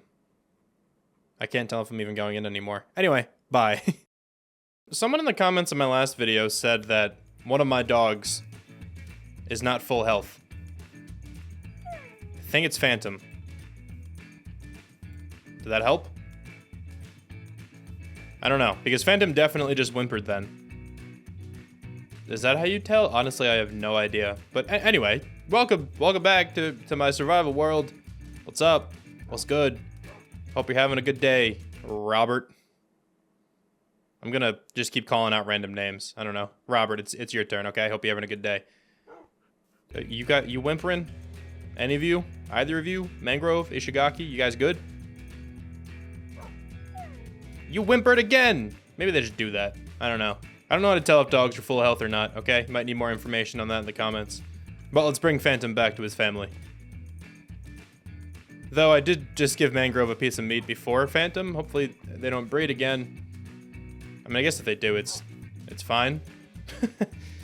But anyway, okay, Phantom, get over there. Yeah, you guys are both whimpering. I don't know. What's wrong? Anyway, last episode, we built this building right here. That's okay. Anyway, though, last episode, we built this beautiful building. I love this one. This turned out so well. This is our library. Also, we grabbed some villagers and moved them into here. That's the best way to say that, I guess. Yeah, we have a bunch of villagers up here now. Bunch of librarians. I didn't check this trade yet. What do you got? Unbreaking 3. I'll probably take that, actually. I don't know if I have enough emeralds right now, but I kind of want to take that. This building is going to house all of the librarians, and it'll also be like our makeshift villager breeder for the time being. I don't think I'm going to make an automated villager breeder. I just don't really feel the need for that. You end up with so many villagers, and oftentimes I don't use like 90% of them, honestly, whenever I make one. So I'm just going to keep breeding them manually. Shouldn't really be a problem. I have 7 emeralds. Could probably figure out a way to get some quick emeralds from the villagers that I have. I could sell some sticks or something. That might be a good idea. Let me see if I can at least lock in the villager. I don't know what the other trade was, though. I suppose I'll go check. Maybe it's just like a bookshelf trade. That'd be kind of cool. I think today, though, I'm going to work on the villagers a little bit more. I think it's going to be time I get mending. It's day 626 in this world. Shout out to Stitch. But I think it's time. It's paper. Oh, I can do that. But I think it's about time that I finally get mending. I think on top of that, then, I'm going to convert one of the spawners I found recently. I can't remember what the mob is. Honestly, I think it's zombies or skeletons. I'm pretty sure it's not spiders. I think maybe I'll convert that today as well into just a little XP grinder. I don't want to make anything too crazy in terms of experience. I might eventually make, like, you know, the traditional Enderman farm. But honestly, I don't even think I'm going to. I'm pretty sure I will make a Guardian farm at some point in this world. I just love Prismarine so much. And you kind of need a Guardian farm in order to, you know, use the block at all. And that farm gives a ridiculous amount of experience. So I will probably build that here at some point in the future. Genuinely, I have no idea when that's going to be. But that'll probably be like my long-term experience farm. For now, though, that little zombie skeleton grinder that I'll build today, that should be more than enough for me, you know, in the short term. Honestly, even the long term. You can make those last for a while. I also want to finally do the interior of this tower today. Just got a couple small things I want to take care of. I don't know if I'll have like a main build for the episode. I probably will. I feel like it won't feel like a complete video unless I do. But the main build might not be huge. It might just be like a little building to add something else to my area. It might be a bit of an interesting episode, but hopefully you guys enjoy it nonetheless. I am recording this episode very shortly after the last one was posted. My last episode was posted yesterday at the point of me recording this. So I don't have too many more YouTube members to name heading into this one. I just have one. So let me go ahead and grab a block for the new YouTube member. And let's use white terracotta. It's one of the new blocks we got last episode. Why not? Taking a quick trip here to the membership hall. And of course, if you would like to become a YouTube member, if you would like to become a Shramalam and get a block named after you in this world and displayed in this building, you can do so in the description of any of my videos here for this series. There is a link where you can follow that and become a Shramalam. I meant to check the price before I recorded this intro because last time I didn't know it, but I regret to inform you all, I do not know the price once again. I'm pretty sure it's like $2. $2 a month. Anyway, let's put up the new YouTube member, Valen Bruno. Welcome to the family. Feels like as good a time as any to go ahead and get me a mending villager. But I would go ahead and decorate the interior of the tower. That's kind of what I want to do. But my tools are looking a little bit rough, so I feel like it might be more beneficial to go get mending first. Maybe we can like heal up these tools just around the area.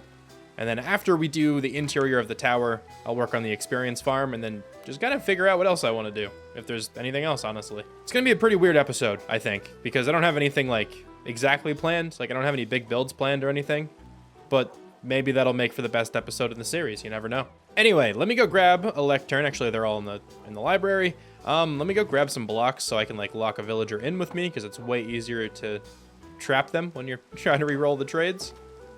If you don't trap them, they just kind of wander around, and I probably shouldn't grab slabs actually, but if you don't trap them, they just wander around and, you know, find a barrel that they really like and become a fisherman or find a composter or something. One of the blocks I use to decorate with. I wish you could just lead villagers. I know you can lead boats now, that's huge, but I wish I could just tie the lead around the villager. But I understand why that's not really that humane, you know? Okay, let's get this villager. Hopefully if I just put this bed over here, will it pathfind all the way over here? That would be huge. Yeah, there he goes. Let's go, Jim. I knew I liked you. All right, so the plan. Keep you in here. I guess destroy all of these barrels for the time being. And I guess I should probably destroy the barrel that he's attached to. I just don't know what it is. I'll destroy every other job block that isn't a lectern, I guess. Did that work? Are you still a fisherman? You're not a fisherman anymore. Okay, we can do this. Alright, sorry, I'm taking your bed. But I will put a lectern down. Hopefully they get attached to it. And then I can just start re-rolling here. Let's see. Bang. Well, that didn't work. Oh, there's an iron golem out here. Oh, let's watch the battle. Oh, this skeleton is very much dead. Got some extra protection around here, though. That's cool. Can you cooperate just one time?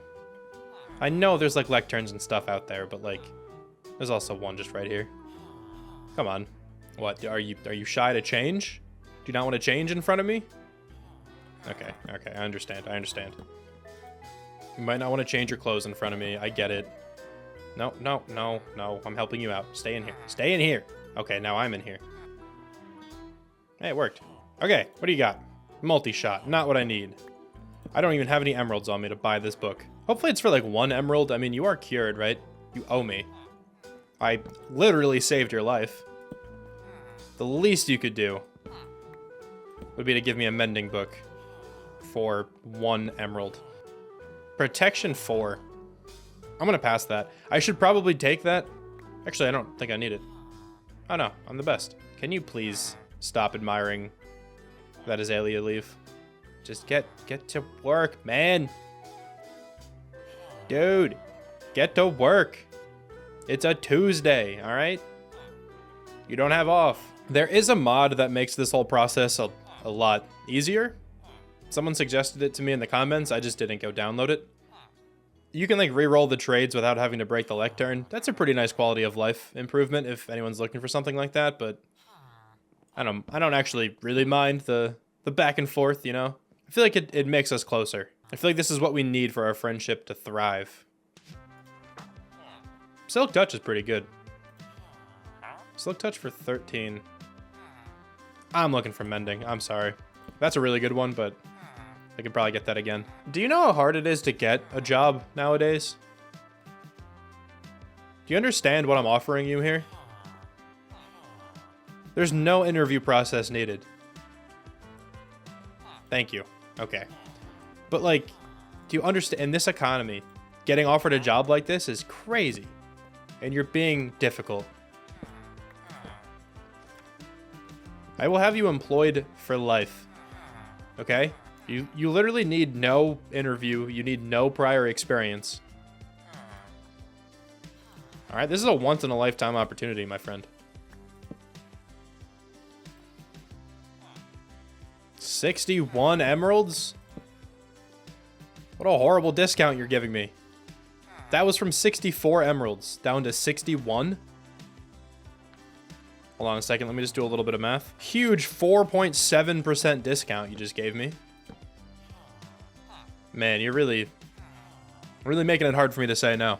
I've been trying to have a cohesive thought about mending for the last, like, 7 minutes, and I just can't get the words out.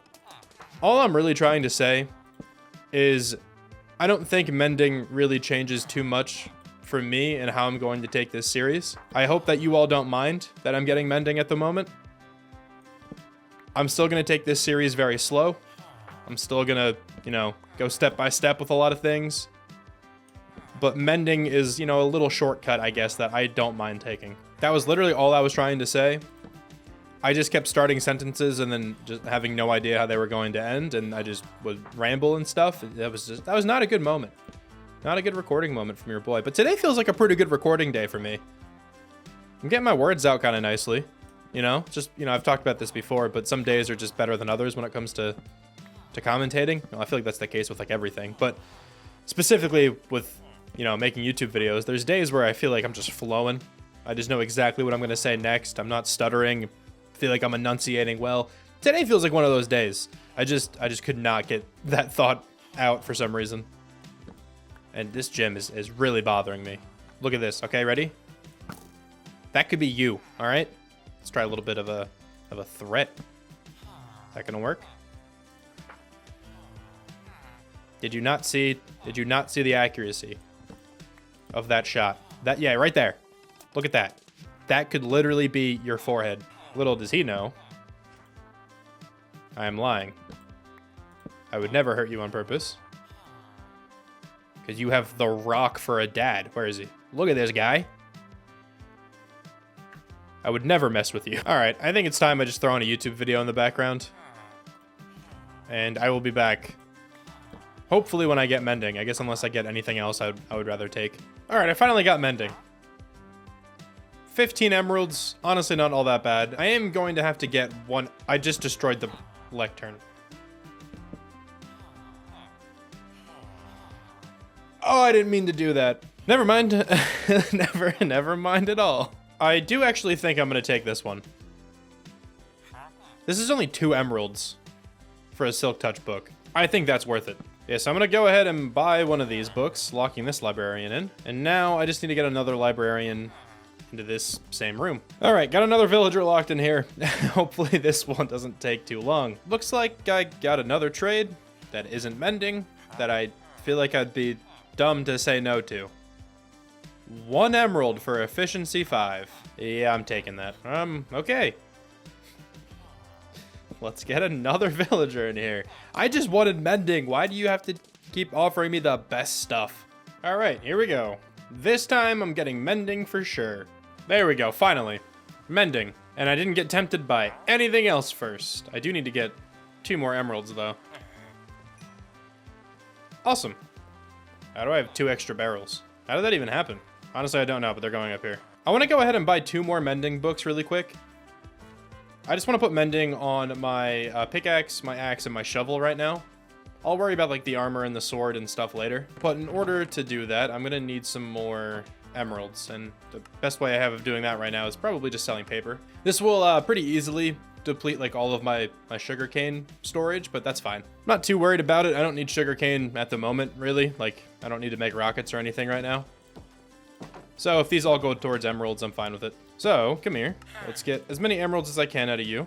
Got 14. Is that enough to buy what I need? No. I need 2 more emeralds. There's 1 more. I need 1 more emerald. There goes literally all of my sugarcane. But it's fine. It's for a good cause. All right, 16 emeralds. I need 2 books, though. I actually put all the books that I have. I put them in this back room over here. I want to eventually fill up all these bookshelves, obviously. But I put all of the books back here. So let's grab 2 of those. And let me get 2 more mending books. Awesome. Now, I'll put that on these 3 tools. And then we can gather up a little bit of materials for the tower. I'm definitely going to need spruce. I don't think I have any more spruce logs left. So I'll have to go cut down probably all of my spruce trees. And then just some miscellaneous stuff. And I think while I'm doing the interior of this building, I'll go ahead and answer some more questions. Last episode, I actually didn't get to answer any questions. I could have done it while I was gathering materials for the build. I kind of realized that though in hindsight. Just as I was recording the episode, I was like, well, I'm not mining or anything like what I would normally do to answer questions. So I just didn't include a section. But anyway, that's not really that important. Regardless, I'm going to answer some questions here in this video for sure. Okay, let me throw mending. That's going to cost 17 levels. I'm going to put it on the axe and the shovel first. That'll be far cheaper. That's so expensive. Why is it so expensive? I guess because this already has a bunch of enchantments on it already. I don't know. Gonna have to gather some levels though. The pickaxe still has a decent amount of durability on it. Okay, I'll get to that here in a second. I do want to see something though. How much experience do these have? I could have used that to level myself up, but I think I'd rather it heal up my axe. That did decent. It's like halfway up now. That's not too bad. Okay. Once we get like the villagers rolling a little bit more, that'll be a decent source of experience as well, along with the experience farm I want to build today. So we'll be fine. I think, you know, this axe should be more than enough durability to do the entire interior of this building. Anyway, let me put away all of my books. And I do have some more enchanted books. I gotta actually look through those one of these days. The day's not today though, I'll tell you what. And I'm gonna go chop down a bunch of trees and figure out some other interior decorative blocks that I'm gonna need. So I'll be right back once I have everything that I'll need here for the tower. All right, so I now have a whole lot of materials to kind of work with.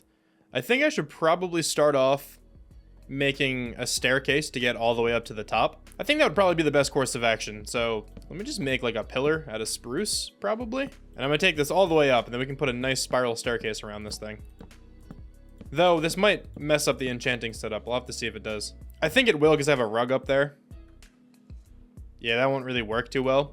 So instead, let's just make it so we just have a staircase on this wall here. So the spiraling staircase will just come up this high. That should work pretty well. Also, let me pull up some questions here and actually start answering a couple of these. The first question I have is from Gage LaBreak. Gagella Break. I don't know how to pronounce it. I'm probably breaking it up incorrectly, but you asked the question.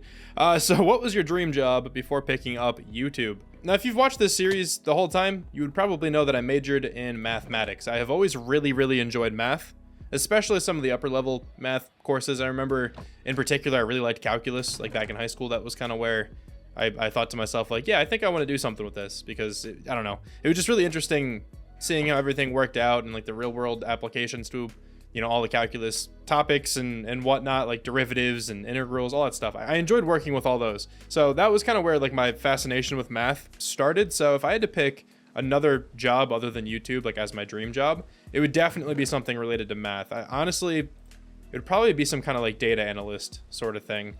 Just like kind of inputting data and kind of analyzing trends and whatnot, like in a nice cushy office. That sounds really nice to me. I know that's not for everyone. Obviously not everyone likes math, but that's probably what I would pick, you know, if I couldn't pick YouTube. I don't think this question was necessarily for the Q&A, but I want to answer it anyway. J Crush Fitness asked me, what's the name of the YouTuber that inspired you to do this series with a slower pace? I've mentioned him before, but this series is heavily inspired by ETAT. If you guys do not watch his stuff, you're missing out. ETAT makes incredible videos. So I just wanted to, you know, shout him out again here in this section. I just made so many spruce fences. I'm definitely not going to need this many. But I'm going to go with this design for the spiral staircase. Just an open fence gate here next to a fence. Oh, I can't do that. I just made a whole bunch of fences for nothing. I wanted to do this design, an open fence gate next to a fence, but then I can't run up the stairs. So I cannot do that. I think instead we're just going to have the open fence gates like this. Maybe in like some places I'll put a fence like that. Yeah, I just can't put it everywhere. That's fine. That one fence should honestly look pretty cool because I should be able to hang a lantern from that pretty easily. And then I can even put a lantern back there. Yeah, that looks nice. I like that. I do want to put like a railing outside of this. Let me see if I can figure something out for that. I think this will actually work. That doesn't really protect me. Oh, I can't put the lantern there because I can't walk up it then. That's fine. But that doesn't really protect me. But it looks pretty cool. And I should be fine just walking up this whenever I need to without falling off. All right, next question here is from Hyper8. I don't know if that's how your name's supposed to be pronounced, but that's what I'm going with. How do you come up with the block palette for your builds, and how do you come up with interesting roofs for your builds? The block palette is kind of just like my knowledge of the game. I don't know if that's the best way to describe it, but I've played and built a lot in this game, and I kind of just like know my favorite block palettes to use. That's like the easy answer, I guess. If you want to get a little bit more technical, I get a lot of inspiration from other creators' builds and just things I see on Twitter. So honestly, like some of the block palettes that I've used in this series, I've just gotten from like Twitter and whatnot. But I would say the majority of these buildings here, I just kind of thought of the block palette just in my head, just based on what I thought would look nice together. It's kind of a boring answer, but that's, I think, most of it. And then the roof part of the question, the roof that I'm using pretty much everywhere in this area, like this nice big swoopy one, came from a specific tweet I saw. It was like a greenhouse or like apiary build I saw on Twitter. I just loved what the roof looked like, so I kind of took it. I don't think I made the exact same roof, but it's close enough, I would say. Next up, we got HL Mines. They ask, if you were to give advice as to what would improve video quality more, do you think better internet or a better computer is more important? I guess it sort of depends on what kind of content you're producing. Did you say video or just content? If you're talking about videos, okay, your comment says videos. If you're just talking solely videos, definitely the computer. You don't really need great internet to make like good videos. It'll just help you make videos in general, you know? But like good internet won't automatically increase the quality of your videos. It will increase the quality of your streams though. That was why I was kind of clarifying there. I mean, both of those aspects will. But streaming, you know, internet speed is very important. But when it comes to just making videos in general, definitely the type of computer you have. If you have a better computer, you can make way better videos. Of course, though, I should say that, you know, just because you have a good computer, that doesn't mean your videos are automatically going to be amazing. Kind of the same thing with the internet there. But a good computer certainly helps you make good content. I will say that. Fonky Wonky. That's a name. They asked me what my favorite game to play is. I would probably say like Minecraft, honestly, at the moment. I really like just hopping on and making content for you guys. But if you're excluding Minecraft, at the moment, my favorite game is, I mean, probably the new COD. Honestly, I'm not really playing too many games other than Minecraft. The only one I kind of am playing is the new COD, so that was sort of why I just defaulted to that. I also do really like Rocket League. Rocket League's a really fun game. I just kind of suck at it, so I really don't play it that often. But every now and then, I'll get the urge to hop on Rocket League. That game's super well made. I love Rocket League. If I were to answer this all time, though, just to kind of spice things up, I would say either Pokemon Emerald. Pokemon Emerald's a good one. Oh, but so is like Heart Gold, Soul Silver. Those are incredible too. You know what? I'll go Heart Gold, Soul Silver. I'll say either that or Call of Duty Modern Warfare 2. Those are like probably my two favorite games of all time. I have played those games so much growing up. Johto is my favorite region. I know it's not really that popular.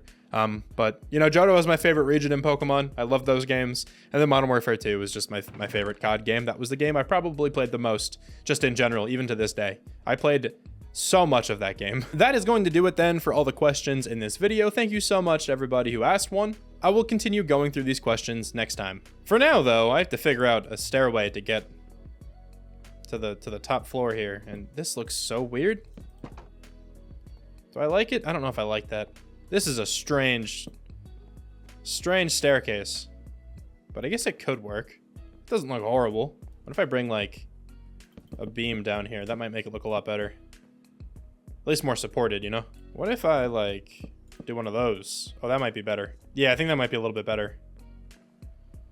Let me actually get rid of that trapdoor and throw a lantern on it instead. Yeah, okay, I like that. I will have to probably fix up this roof a little bit too, because obviously I don't want the carpet sticking through.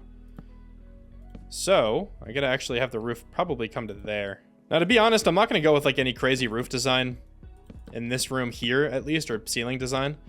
Because honestly, I'm not gonna really be on this floor that much. I'm only gonna like be passing through this floor to get up here. And I think the first floor will be used. So honestly, these like top two floors, probably gonna decorate them a little bit lazily, but that's fine. Let me start with this bottom floor here, and then we can work on this little shop over here. Pretty sure I described this when I built the tower, but I want this to be like a little potion shop or something. I can put like a cleric villager in there. I think that could be pretty cool. But we got a staircase going all the way up, so everything is accessible now without, you know, having to use the scaffolding, which is very nice. Now I'm gonna pop in just a little bit of color. I'm gonna use this stripped warp stem, I think, for a lot of the details. So let me get a bunch of trapdoors. Hopefully I don't run out of this block. But this bottom floor is going to be where we brew all of our potions and whatnot. If I destroy this, will the charge go away? Probably, right? It does.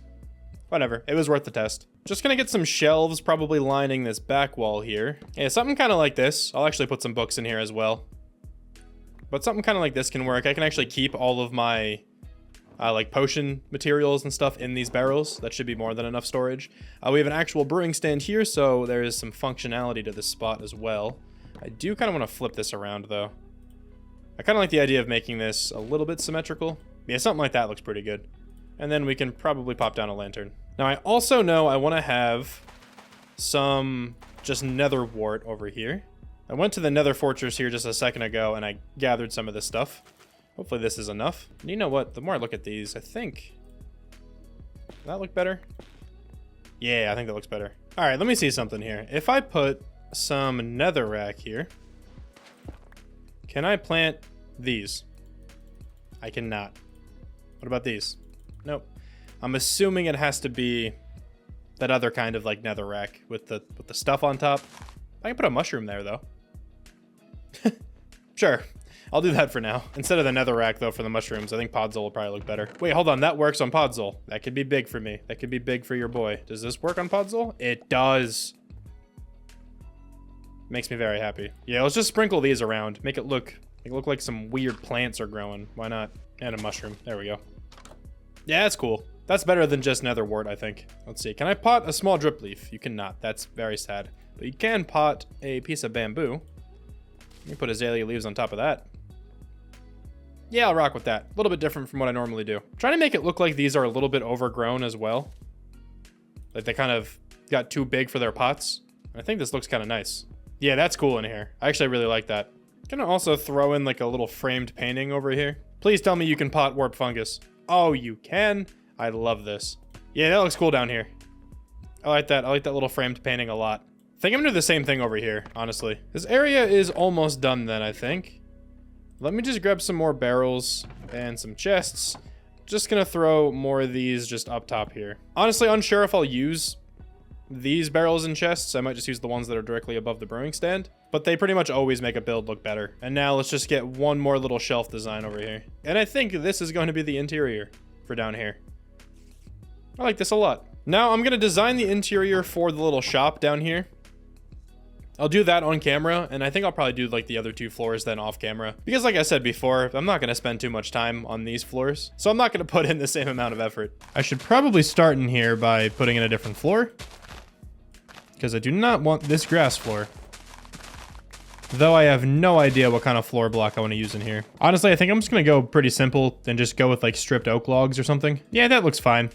I could potentially texture this up, but I sort of just like the regular stripped wood like this. I think I'm gonna bring the ceiling down a little bit in here. I'm gonna go ahead and just throw a couple of these beams in. And then in between, I'll just fill it in with slabs. So this is gonna be like a shop down here, right? So I'm thinking we have some kind of like counter where people could come in and pay for their potions and like weird plants or whatever this place is gonna sell. And I think like an L-shaped counter like this could look kind of cool. I'm opting to use the crimson wood, and we're also gonna use a little bit of this mangrove. I don't know if I want to strip it or not. Oh, I kind of do like that. That honestly looks pretty cool. And then back here, I'm just gonna put a little bit of nether wart growing. And I'll probably sprinkle in a couple more patches of that stuff. Let me hang some lanterns down though, because it's getting a little bit dark in here. All right, that's looking a lot better now. Okay, so I'm gonna have a couple patches of soul sand back here. The only problem is I can't put trapdoors all around this. I think I could like this though. Yeah, I could. That works. It's a little bit cramped back here, but I think that's actually okay. Just give me a ton of barrels, dude. I'm gonna use them all. Okay, I'm gonna put some barrels up on these shelves up here, just using the crimson wood again. Yeah, let's just put a leaf up there. That looks good. I don't know. All right. I'm sure you guys have kind of realized this by now. I'm not good at doing interiors, dude. I just kind of throw the same sort of blocks together and just hope it works out. It's kind of what I've always done. That should be something I really make an effort to get better at. On this wall, though, I think this is a good spot for a big painting. There are 3x3 paintings, right? Oh, actually, that one's pretty cool. I'm gonna keep that one. That's not a 3x3 painting. It's a 4x3. I like that. Gonna do this same like painting frame design we've been doing all over the place. The only thing I've really been changing with these paintings is just like the framing around it. But I really like this, dude. This adds a lot. Yeah, that looks pretty cool in here. Okay, so that'll be that kind of side designed. I'm not gonna put anything else on this wall, obviously. Now I kind of just want to throw some like leaves and probably just some other like weird plants and stuff, kind of like we had upstairs. So let's do this plant design again. My favorite plant design in the game, I think. I think this is probably a good spot for some podzol and some soul sand. And we'll throw a piece of netherwort right there, and then let's go, I guess, red mushroom. That works. And I'll cover this up with these trapdoors, which I actually don't have that many more of, so I can probably only do this in like one more spot. Gonna also just chuck down some scaffolding here. We'll just put something in a pot. A little piece of bamboo, that looks fine. And I could throw down like a piece of netherwort or something. Because you can make netherwort blocks out of netherwort. You just use 9. And I will need a brewing stand down here. Maybe I'll just like tuck it back in this corner. Because I do want like a cleric villager just to be in this room. So just to prepare for that then, just have this fence gate here. This will prevent the villagers from actually being able to leave. And to make this just look a little bit nicer, put some of these in the corners. And I guess probably some stairs in between here. All right, this is nice. It's nice and cozy back here. I'm out of the red trapdoors, so we're using blue ones for those. It looks fine. What I'm gonna work on next though is these two floors. So this floor here and this floor here. I'm not gonna go crazy decorating these, but I'm just gonna make them look a little bit better than they are right now. And I think I'll probably just do that really fast and then come back when they're done. I think this building now is finally completely finished. So I'm at the top. We did this a couple episodes ago when we actually built this thing. I did just add like a little log pile over here now though. I like adding those to my builds. It just, I don't know, fills in space nicely in my opinion. But now as you walk down, this is what the second to top floor looks like. Nothing crazy, like I said before, I'm not going wild with these decorations. Just got a couple paintings, a couple pots. I did not know you can put a lantern in a pot though, and that's amazing. So I have a couple just, you know, sporadic decoration pieces in here. Some chests, another log pile. This one's a little bit more decorated, but still not crazy. Just some more storage, some more of these like taller plants. I really like this design. Normally I would just go like 2 blocks up with the leaves, but I like just kind of having them sprawl around a little bit more. Both of these side rooms are decorated as well. This one just has like a couple paintings, a little bit of barrel action. And then this one over here, same kind of thing. Some more pots, a little bit of leafage, a little bit of barrel action. Just a lot of barrels. That's my main source of decoration. And of course the first floor is the most decorated. This is the one I'm going to be in. Probably like the second most, tied with the attic up there with the enchanting table. And then of course, last but not least, we have the shop front. Also spent a little bit more time on this one than the other floors, just because I'll probably be in here a little bit. Actually, that's not even true. I probably won't really be in here that often, but I did just want to spend a little bit more time just because there'll be a villager in here. Might as well give him a nice home. I'm at the point in this video where I don't really want to do another like interior build, and that's what the mob farm would be. Oh, I just realized this roof is not complete. Wow, look at that. Anyway, yeah, so the mob farm that I want to build, I will probably decorate the interior to that as well, but I sort of just don't want to do that right now. So what I'm going to do instead, I think, is just kick back, relax, and fish a little bit. Might get some good loot, but I'll also be healing up my tools as I do this.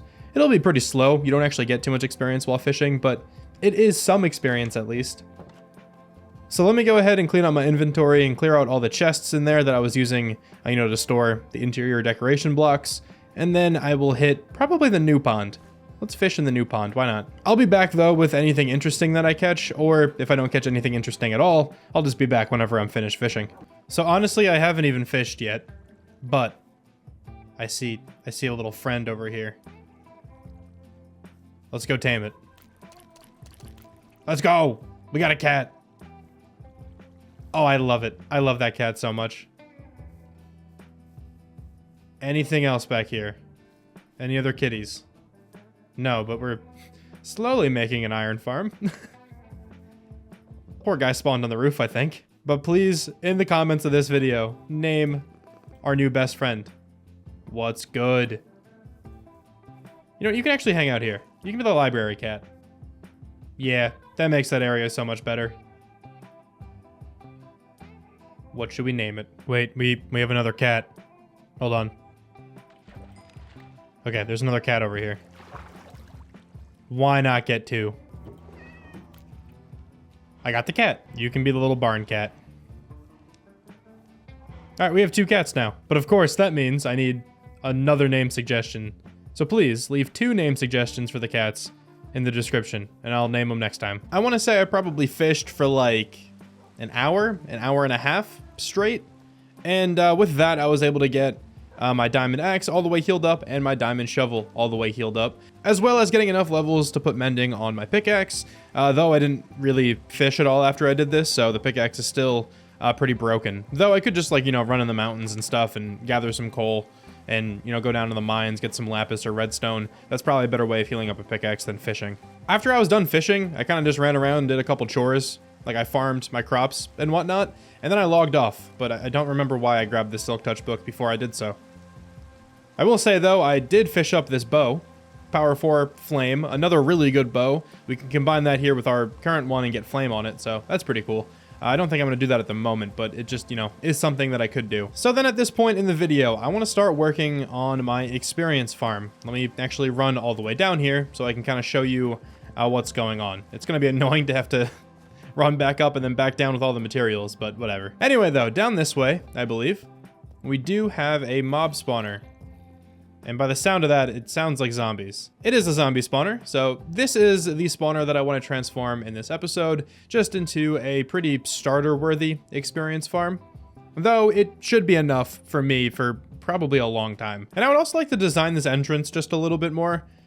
I was kind of hoping that it was closer to the mine, that way I can kind of just connect it up, but it's kind of not. I'll figure out some type of design for this area and like a way to get up and down. I'll probably just have like a water elevator or something that would be pretty simple. But I think I'm going to do all of this in just one big time lapse. So I'm going to combine, actually converting this into a usable experience farm and decorating it into the same time lapse. I find myself not really having too many time lapses in these videos, at least as of late.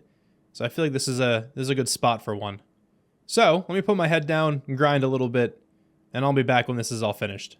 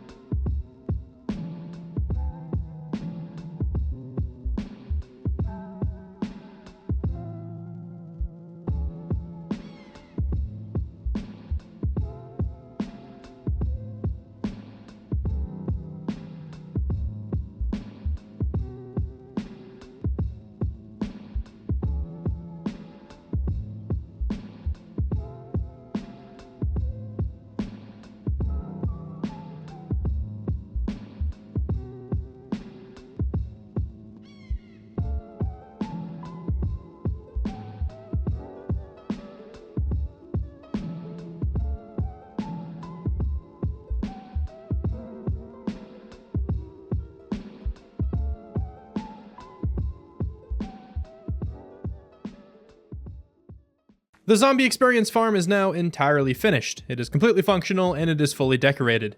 So let me walk you guys through that. So instead of just running straight down this mine entrance and getting, down to that level that way, I have instead put these little trapdoors over here next to my storage. This one takes you all the way back up, and then this one you can drop all the way down into. And I did not mean to open that trapdoor again. I meant to just close it. It's always fascinating to me how just a 1 by 1 by 1 pool of water can break any fall in this game. I fell down several stories. And I'm chilling just because I'm in a little kiddie pool. Anyway, now that I'm down here, got a couple paintings here, got a chest with nothing in it. The vibes. Another plant. Love me some plants. Just some random bushes on the side here too. There's a little hallway now over here. Another like framed painting. I really like this one. This is probably my favorite painting in the game. Looks so cool. Also, this guy, I've always liked this guy. He just has a cool little vibe to him. Just look at him go. Little like shelf kind of unit thing, whatever, a couple random decorative chests, some more potted plants and whatnot. But anyway, the actual meat and potatoes of this thing is back here. So the zombies fall down into this little pit. There's also, as you can maybe hear, some glow squids. They keep spawning, but as far as I have noticed, they haven't really been affecting the farm too much. This probably isn't the most efficient farm. Now, I say it's probably not the most efficient farm. It's 1,000% not the most efficient. I just made this without looking up any kind of tutorial. Just have some water pushing these zombies into this one little gap right there. Water elevator shoots them up. They go over a couple blocks and they come right back down again.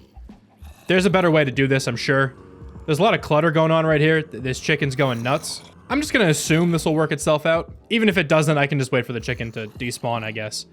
But all of the zombies drop right here. All of the drops go into this barrel. And then I can just sort them out appropriately into these chests. I already have a little bit of rotten flesh going on here. You also get a ton of just random junk. But I do want to keep a lot of this armor. Like, look at this piece of chainmail armor I got. Unbreaking 3, fire protection 2. That's not that bad. But that is the farm. That is the completed farm. We now have a source of experience in this world. And even if it isn't that efficient, it's efficient enough for me. I mean, it's just me on this world. That should be more than enough experience that I need for a while. But with the experience farm being completed, that is going to do it for this episode. Thank you so much for watching this video. Really hope you guys enjoyed this one. And there's no way you think I forgot the custom tree, right? Of course I didn't forget the custom tree, all right? Let me get working on that now, and then we can actually end this one. I'm sure I got someone. I had to have gotten someone with that. The type of tree I would like to build today is a birch tree. And I'm going to put it probably somewhere over here. I'll build 1 or 2. I haven't decided yet how many, because actually this shouldn't take all that long. I think these are going to look a lot better than the 2 birch trees I have currently, and they're going to take probably like half the time to build. I should definitely mention that I'm getting these trees from another content creator. His name is Wombat. I'll put his link in the description below. He just recently started a hardcore world, and he's one of the best builders I've seen, honestly. He makes incredible stuff, so definitely go ahead and check him out. But in his second episode, he built a bunch of custom trees, including these nice tall birch ones. And I think he even said, he responded to my comment. I think he said that he got them from Mythical Sausage, so maybe sausage is the main inspiration, I don't know. Anyway, they're pretty simple to make, it looks like. You kind of just use diorite walls, just go up real high, and then put leaves around it. It's not too much more complicated than that. I may need to grab some more leaves, but let me at least get like a little blueprint for these, and then I can figure out the shading and stuff afterwards. I'm actually going to put one of these trees right here for starters. I might build another one on that side too. But I'm just going to go up like, I don't even know how many blocks. Yeah, that looks good to me. I'm going to actually go up a couple more blocks. I want to put some birch fences up here. Yeah, cool. All right. And then honestly from here, you kind of just start throwing all the leaves on. So thankfully I grabbed all my scaffolding. Usually I forget this. Can I clutch it? I cannot. I'm horrible at this game. The idea here then is to start with the leaves here at the top and then kind of like go outwards as we go down. That's my plan at least. So let's see what I can do. All right. So I put the leaves on for about half of the tree and this is what it looks like. I think this looks pretty cool. As you can see, like the back is very bare and it looks kind of weird. But if I just do this again on the other side, that should look really nice. As you can see, it kind of, you know, continues to go out as you go down the tree. Kind of comes back in then at the end, but I sort of like this. I think this looks nice. Let me do this then on the other side, and then I can actually start detailing these leaves here. All right, so I did the other side, and I think this thing actually looks pretty good. It's really simple. There's like no branches on the inside. I think this design is mainly carried by the shape of the leaves, right? If you get a good leaf shape, this is going to look good pretty much every time, even if there really isn't many branches, you know, sticking out. But with the branches, I do want to add just a few in here every so often. I really like fence gates. They look cool in pretty much every tree scenario. Just gonna go ahead and throw them in a couple different areas. And the new wood would probably be better for this, but my game's not updated at the moment. We're using birch instead. This will probably end up being the final shape then. I just want to come back through one more time and detail up these leaves a bit more. So instead of just having the azalea leaves, I'm gonna work in some darker patches with some acacia and maybe some birch. I'm not sure if I'll go through with the birch or maybe I'll just go to oak. I don't know just yet. But the idea, like pretty much every other tree that I have here, is to make it so that the brighter leaves are on the top, as if the sun is actually hitting them. And as you go down the tree, you get to darker leaves. And the ones that are really tucked within the branches, I think will be a good spot for the birch. I think the birch will actually be better than the oak. So I'm gonna roll with that. So let me get all this done and then I'll show the tree completely off. This will be the final tree design then. I really like the shading on the leaves. This tree looks really good in my opinion. I think I am only gonna build one in this episode, but I like that I have a better looking birch tree now. So I can replicate this a lot more easily than around this section of the starter area. Looking pretty good, in my opinion. Look at that. One more thing I want to do before I end this one. I just want to go through the last couple trees that I built and write down which episode number they were from. I've been doing that on all the trees so far, and I've forgotten just the last couple. So this one is episode 11, the current episode. Of course, this tough tree over here next to the library was built last time. And actually, I'm just going to change one of the signs on the bench. Why not, right? Just hide that one a little bit more. Before that, then, it was the weeping willow tree over here. And then let me check if I have episode 8's numbered or not. It is an oak tree over here. I've already put a sign on this tree, so we are good. We're all caught up now. So now that is going to officially do it for this episode. Really hope you guys enjoyed. Thank you so much for watching, and I'll talk to you soon. Bye. Sorry, what'd you say? Did you say you wanted episode 12 of Shram Survival World? I hope that's what I heard, because that's exactly what this video is. Welcome back to my survival world. Last episode, we didn't actually build, like, any new building or anything. We spent some time. I keep saying we. It was only me. I'm the only one on this world. I spent some time with my villager friends over here, getting some really good trades. We have a mending villager now for 10 emeralds, which is certainly not bad. We also have an Unbreaking 3 villager, which I actually didn't have to re-roll at all. That was just what that villager had, which is huge. We have a Silk Touch villager, and we also have Efficiency 5. And Channeling, I guess. That's cool. But we have some incredible villagers right now, and I put a few of them to work, as you might have noticed. Some of them are leveled up a little. That's because I got Mending on a couple things. We have a Mending Diamond Pickaxe now. We have a Mending Diamond Shovel and a Mending Diamond Axe. I didn't put Mending on the sword or on the armor just yet. I also bought some of the other books, but I didn't actually put them on any of my tools just yet. But I'm pretty sure I do have an Efficiency 5 and a Silk Touch book in my storage room. Along with doing that, I also went ahead and designed the entire interior of this tower. I'll just go into free cam so I can go up a little bit faster. The whole thing is now completely done, whereas before it was just this top floor up here. But we have a couple pointless floors like this one and this one. There's actually nothing like useful on either of these floors. But the bottom floor has my brewing stand, and also I fit in some water here so I can actually, you know, populate this brewing stand with some bottles of water. A little, very small nether wart farm. Just a couple of these scattered around. You don't really need too much nether wart from my experience. I could make a bigger farm. Honestly though, like a stack in 18 should probably be more nether wart than I'm gonna need for a very long time. I don't know if I've ever gone through like an entire stack of this stuff. Also, I designed the interior down here as well. This is gonna be a little storefront where I'm gonna put a villager one day. Don't know when that day is, but it's coming. And then last but certainly not least, I made an experience farm all the way down here. So I designed this little interior, and this is the spot where the zombies will plop down and I can punch them. All in all, it ended up being a great episode, even though I didn't add any like completely new buildings to this area. But you know, every so often you need episodes like that just to get some like housekeeping things done. I will say though that the most important thing I did in the last episode was tame 2 cats. And because I tamed 2 cats, I asked for 2 name suggestions in the comments for these beautiful little best friends. The first name suggestion I have here for the library cat is Cabbage. Thank you so much, Sookie Feed. I'm assuming that's how it's pronounced. I don't know. Thank you so much for the name suggestion. And then the second cat, which is over here chilling by the barn, is going to be named Walter. Just thought that's a funny name for a cat. I don't know. And that name comes from Spread Love Movies. So thank you so much for the name suggestions. There are so many name suggestions in the comments. I really do appreciate how so many people suggest names for all the animals in this world. It's just wild to me. Every time I ask for name suggestions, I just never expect to get that many. But genuinely, thank you all so much. I really do appreciate it. Now, at this point in the video, I want to go ahead and name all the new YouTube members. Before I go ahead and do that, though, I think I'm going to finally get Jacob Rellinger some Amethyst, along with Tiffany N. They both want to be a block of Amethyst. So I'm going to go ahead and run down into the caves. And if I can find a Lush cave, I'll get a bucket of axolotl here for Wolfie, but we'll see. One of these days, I do just have to, like, lock in and get the rest of those figured out. Because, like, you know, one of them up there is a pearlescent frog light. That's going to be a bit of a grind. I have to go back to a swamp, get some frogs. It's fine. You know, obviously, I don't mind. The swamp is just so far away. I'm kind of waiting until I get a Lytra to do some of those.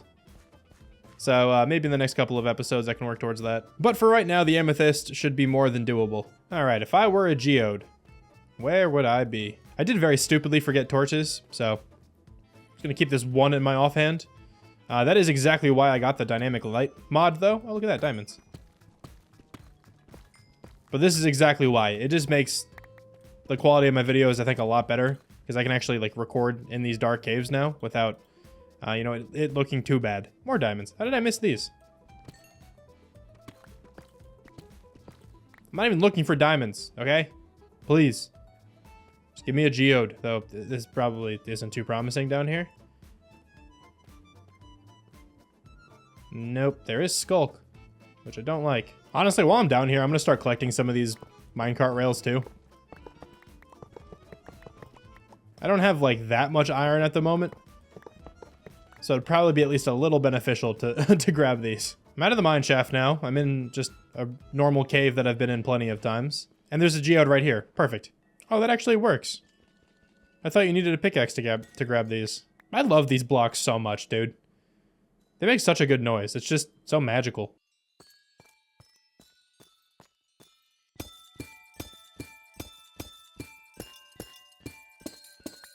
Gotta grab 26. That should be plenty. I missed more diamonds when I was down here. Dude, what is this? I'm not even looking for diamonds. Okay, this is just a lot.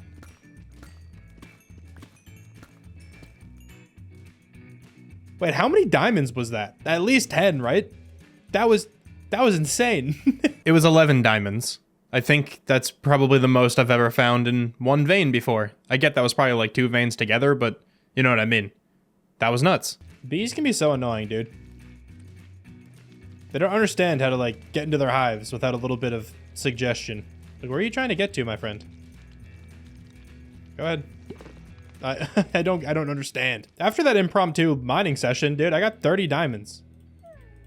that was not what I wanted to go into the caves for at all. But now that I got these 2 amethyst blocks, let me go ahead and name all the new YouTube members. I have all the new YouTube members in my inventory, so as I'm just taking a quick stroll over to the council hall, just wanted to let everyone know that if you would like to become a Shrammalam, if you would like to get a block named after you in this world and displayed in this building, you can do so in the description down below. There's a link that you can click on and it'll direct you to join the Shrammalams. You can join the Shramley. I said join the family last episode and someone told me it was a missed opportunity to say join the Shramley, and I completely agree. First things first, Jacob Reilinger is now a piece of amethyst, and also Ditzy Dawn is now a red mushroom block. Should also point this out then at this moment, if you would like to be a specific block in the game, you can let me know in the comments. Just don't make it a block that I can only get like one of, like the dragon egg or something like that. If you just make it a block that I can go out and mine, I should be able to get it, renamed by next episode. But if it's a more difficult block to get, just be a little patient. One other thing I would like to mention, if you would like your name to be changed up here, please let me know as well, because I've noticed that the names of the YouTube members like in my comment section are oftentimes different than the ones that I have displayed up here. So if you're up here and you would like your name changed, just let me know in the comments. I'm going to try to leave this granite block here to remind myself that I have item frames up until this block here. Because what I just did was I tried to put one of the YouTube members up on the wall and there was no item frame here. So I just placed the block there and that gets rid of the nickname. So I had to rename it. So this granite is an attempt to avoid that in the future. I have now invisible item frames up until right here. This is the last one.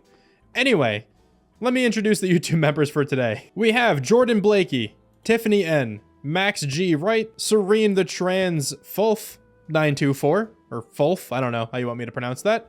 We have Tiff Moore, Joshua Kuzan, I don't feel like it's right. I don't know. We have Britt Hawks, we have Maddie Patty, we have Hal Painter, and of course, last but not least, we have Reba Collins.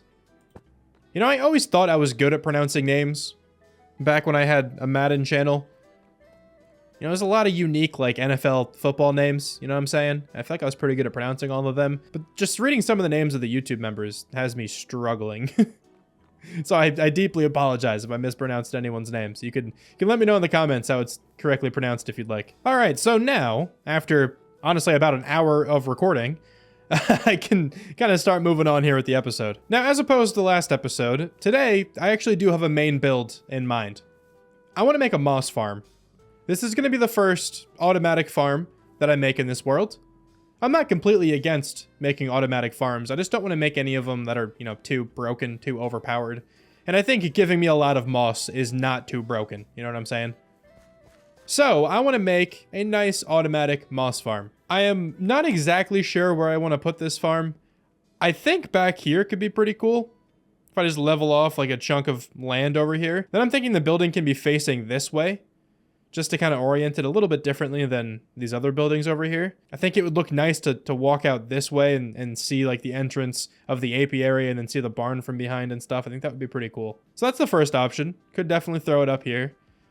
I'm also potentially thinking back here, though I don't know how well that'll work. Like, we could have a pathway that kind of goes this way and goes up the mountain a little bit more. I do want to eventually expand upwards in this direction. I just don't know if that's going to be today. I kind of have visions of putting a village up here. I think that would be really cool.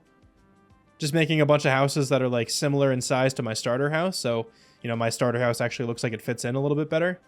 As of right now, it's pretty tiny compared to the rest, I think. But yeah, I think having a village up here eventually would be really cool. So I'm sort of leaning towards this area for now. It could very well still change, but I'll kind of plan on that for the time being. As for the color palette, I'm not completely decided yet. I have a couple things in my head, so I think I might just go around just collecting a whole bunch of different blocks, and then I'll just kind of come up with something. The only thing that I kind of have down right now is the roof. I think I want to make the roof like kind of green, like a little bit of yellow maybe. I want to use a lot of bamboo wood. I think like the green bamboo wood blends really well with the yellow bamboo wood. So we can kind of transition those into one another. Then I can even take that yellow one and bring it down into some birch or something. That could look kind of nice. And then with the green bamboo wood, I can kind of transition that into moss or some mossy cobblestone. I think it'll look really cool. So that's the only thing that I kind of have down. The rest of the build, I genuinely don't know. Let me go ahead and collect a bunch of these materials, and you know what? I'll do this one on camera. I'll collect the materials on camera this time, at least some of them, so I can answer some questions here. But not right now. Your boy is tired. This is a job for me in the future. Maybe tomorrow. I don't know. We'll see how tomorrow goes. I'm planning on maybe recording after work. So if I can remember to transition this properly. Shram, how was work today? Work was all right. Thanks for asking, Shram. This is way further in the future than I previously had expected. I've recorded an entire other video in between my first recording session that you guys just watched and right now. If you want to check that video out, by the way, it's a hardcore world, but it's snow only. So just gonna be like a little mini series I start alongside this one. I'm still going to be uploading this series probably just about as often as I was before. I just kind of wanted to work something else in here just to change it up a little bit. Also, really quick, before I go ahead and answer some questions while gathering up materials, I want to give a shout out to a member of my Discord. Their name is Cola. They made these two amazing pieces of fan art for me. I think they're both fantastic, but I just got to say, dude, the Warden one, I love that one so much. The fishing one is amazing too, don't get me wrong, but I don't know, the Warden one is perfect. Just the vibes of that episode where I died to the Warden because I was a little bit too greedy. I think it's amazing. Huge shout out to them. Thank you so much for taking your time to make those two amazing pieces of art. I also kind of just wanted to use this portion of the video to extend this to like everyone watching. Feel free to join my Discord or you know, share on Twitter any art that you've made. Could be related to me, could be related to nothing at all. I mean, I just like looking at it. So if you want to do that, definitely feel free. There's like a little art like chat in my Discord channel. You can share it in there. You can message me directly. You could, you know, message me on Twitter, however you want. I just like seeing what you guys come up with. It's honestly amazing. I've had a couple people make fan art of me now, and every time it just makes me smile so much. Oh, there's a chance that my game might look a little bit different from when you last saw. I downloaded a fog mod as well that like adds fog back to the overworld again. Normally I play with no fog on just because the nether fog is atrocious in my opinion. So having that turned off is really nice, but I like the fog mod that I have installed now where like you can just see a little bit of fog in like the mountains on the horizon. I think it adds a nice little aesthetic to the whole world. Like this big mountain back here, a little bit foggy. I think it looks really cool. But I'm gonna head over here, gather up some wood, gather up some materials in general, and let's answer some questions. The first one, actually I already have it pulled up here, is by Amir2293. They ask, what's your favorite movie and series of all time? My favorite movie, I'll answer that first, is Interstellar. If you've never seen Interstellar, I highly, highly recommend watching it. It just recently got re-released in theaters again around me. And man, that movie's so good in theaters. Like, that's the best way to experience it. The sound design in that movie is just perfect. Like, the music is great, but like, even an extension of that, like, it's hard to describe, dude. They use like silence so well in that movie. Like, it's without spoiling anything in the movie. It takes place like mostly in space. And, you know, obviously, dude, space is incredibly quiet. So, like, they pan out sometimes, and it's just, you hear nothing. It's so good. But then when there is sounds, it's perfect. Like, it can get really loud. The music is amazing. The whole movie is just a masterpiece, in my opinion. So, Interstellar, my favorite movie of all time. My favorite series. I'm going to say 3 answers for this, okay? I can't just commit to one. First answer is Scrubs. Scrubs is one of my favorite shows of all time. I think it's hilarious, and I also think it actually has some like really good serious moments in it as well. I think it's a good hybrid of both. Second, I'm gonna say Breaking Bad. And I kind of just recently finished that show, like within like the last year. I know I was like really late to the party when it comes to that show. I kind of just always put it off because I never thought it was going to like live up to the hype. Everyone said that show's like perfect. And I just kind of like thought, surely not. Like, surely it's not going to live up to the hype. But I will tell you, if you've not seen Breaking Bad, it absolutely lives up to the hype and probably surpasses it. That show is truly, truly incredible. And the last show I need to give a mention to is Mob Psycho 100. If you're into anime and you haven't seen it, give that one a try. One of my favorite shows of all time. It's pretty easily my favorite anime of all time, so figured I would point it out here. Just seen that show a whole bunch. I love it. Next question is by Feminine Gemini June. Kind of like a tongue twister there, honestly. They ask, what are my goals for the new year of 2025? It can be related to Minecraft or real life. I'll just kind of keep it a bit simple. My main goal for this year is to hit 100,000 subscribers, and honestly, that's approaching faster than I expected. Just surpassed like 80,000 subscribers a little bit ago. Ridiculous, by the way, like absolutely insane. That's probably my main goal, to get that nice play button, the plaque. It's gonna be gorgeous. I can't wait. I think I'll be able to get it done here in 2025. Hopefully in a couple months. That would be amazing. But I'll take that. That's my main goal for the year. Everything else is kind of like secondary, honestly. I actually think I want to grab some calcite as well. I don't know if I mentioned that earlier when I was talking about the materials I want for this build. But I'm going to take Ghost on a little bit of a journey. Where is the lead? Why did I not have it back there? And the more I think about it, I probably actually have some calcite in my storage room. But it doesn't take long to gather. And I'll probably use it in the future again too. I honestly might have answered this question already in a previous video. I can't remember if it was in this series or like on a past live stream or something. But next question is by Frankie Bode 4739. What is my most favorite Minecraft update? And I think pretty easily my favorite Minecraft update is the one that like completely revamped the terrain generation. I can't remember what it was.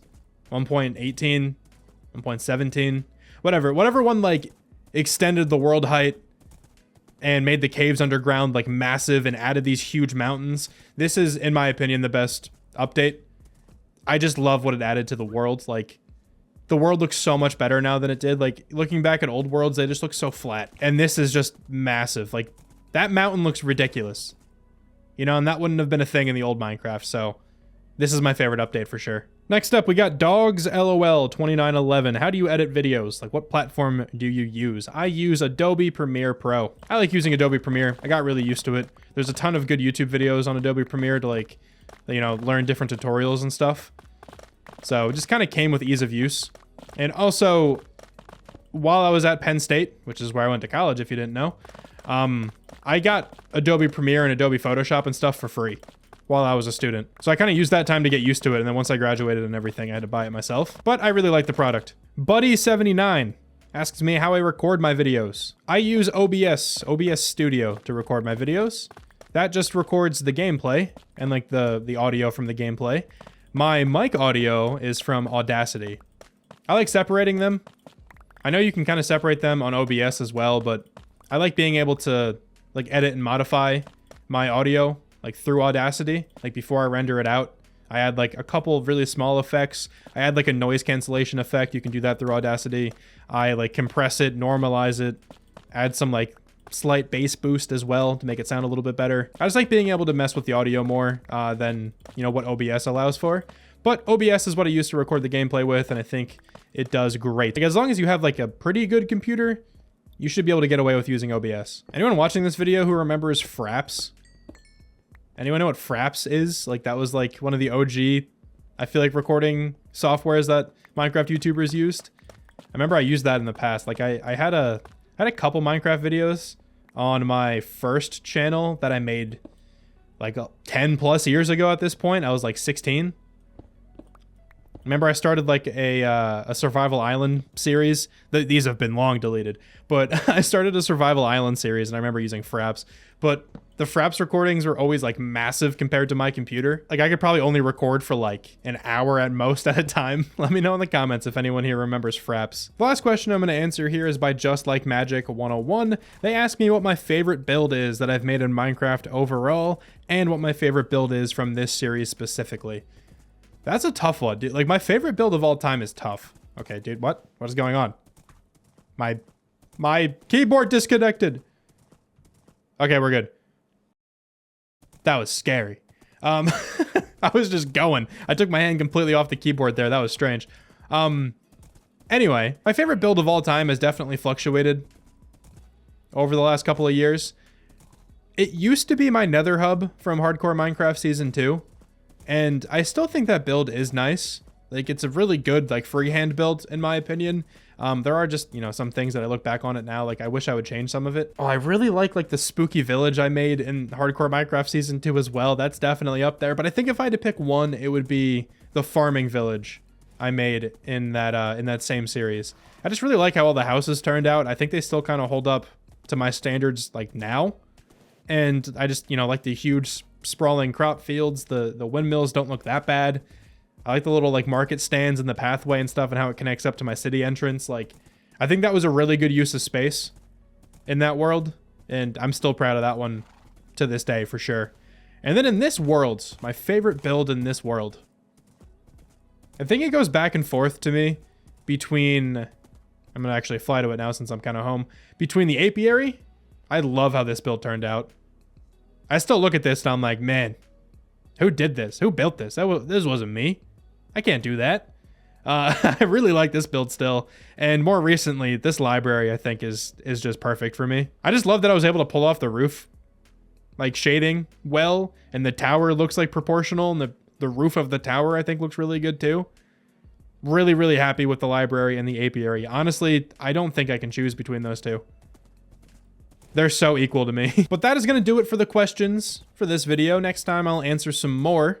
And by the way, if you're wondering, I'm getting these questions from the Nether portal video. I'm still going through the questions that people left in that one because there's a lot. I noticed that there's a lot more questions on the next episode as well, so I should be good with questions for a while. You don't need to leave any on this video. I mean, you obviously still can if you want to. I'll get to them eventually. But yeah, I'm working through the last couple videos worth of questions. So I think I have a good amount of the materials that I'm going to need for this build. I'm probably gonna have to gather some more bamboo because just have like under 2 stacks of blocks of bamboo. I'm probably gonna need more than that. But before I can build anything, I have to clear out some land and really finalize where this build is going to go. And I think the build is going to go up here, where I'm looking right now. The only thing that concerns me is I just kind of hope that this moss farm is rendered in whenever I'm doing work around here. I feel like it should be if it's just over there. If anything, I could just try to AFK a little bit back here if I need moss in like a huge bulk amount. So honestly, we'll probably still be fine. So let me go ahead and clear out a decent space up here, and then I can probably start actually building the farm. I think it would be wise to get the moss farm like actually built before I make the building around it, just so I'm actually generating some moss while I'm, you know, working on the building. Let me cut it away to a quick time lapse, and I'll be right back.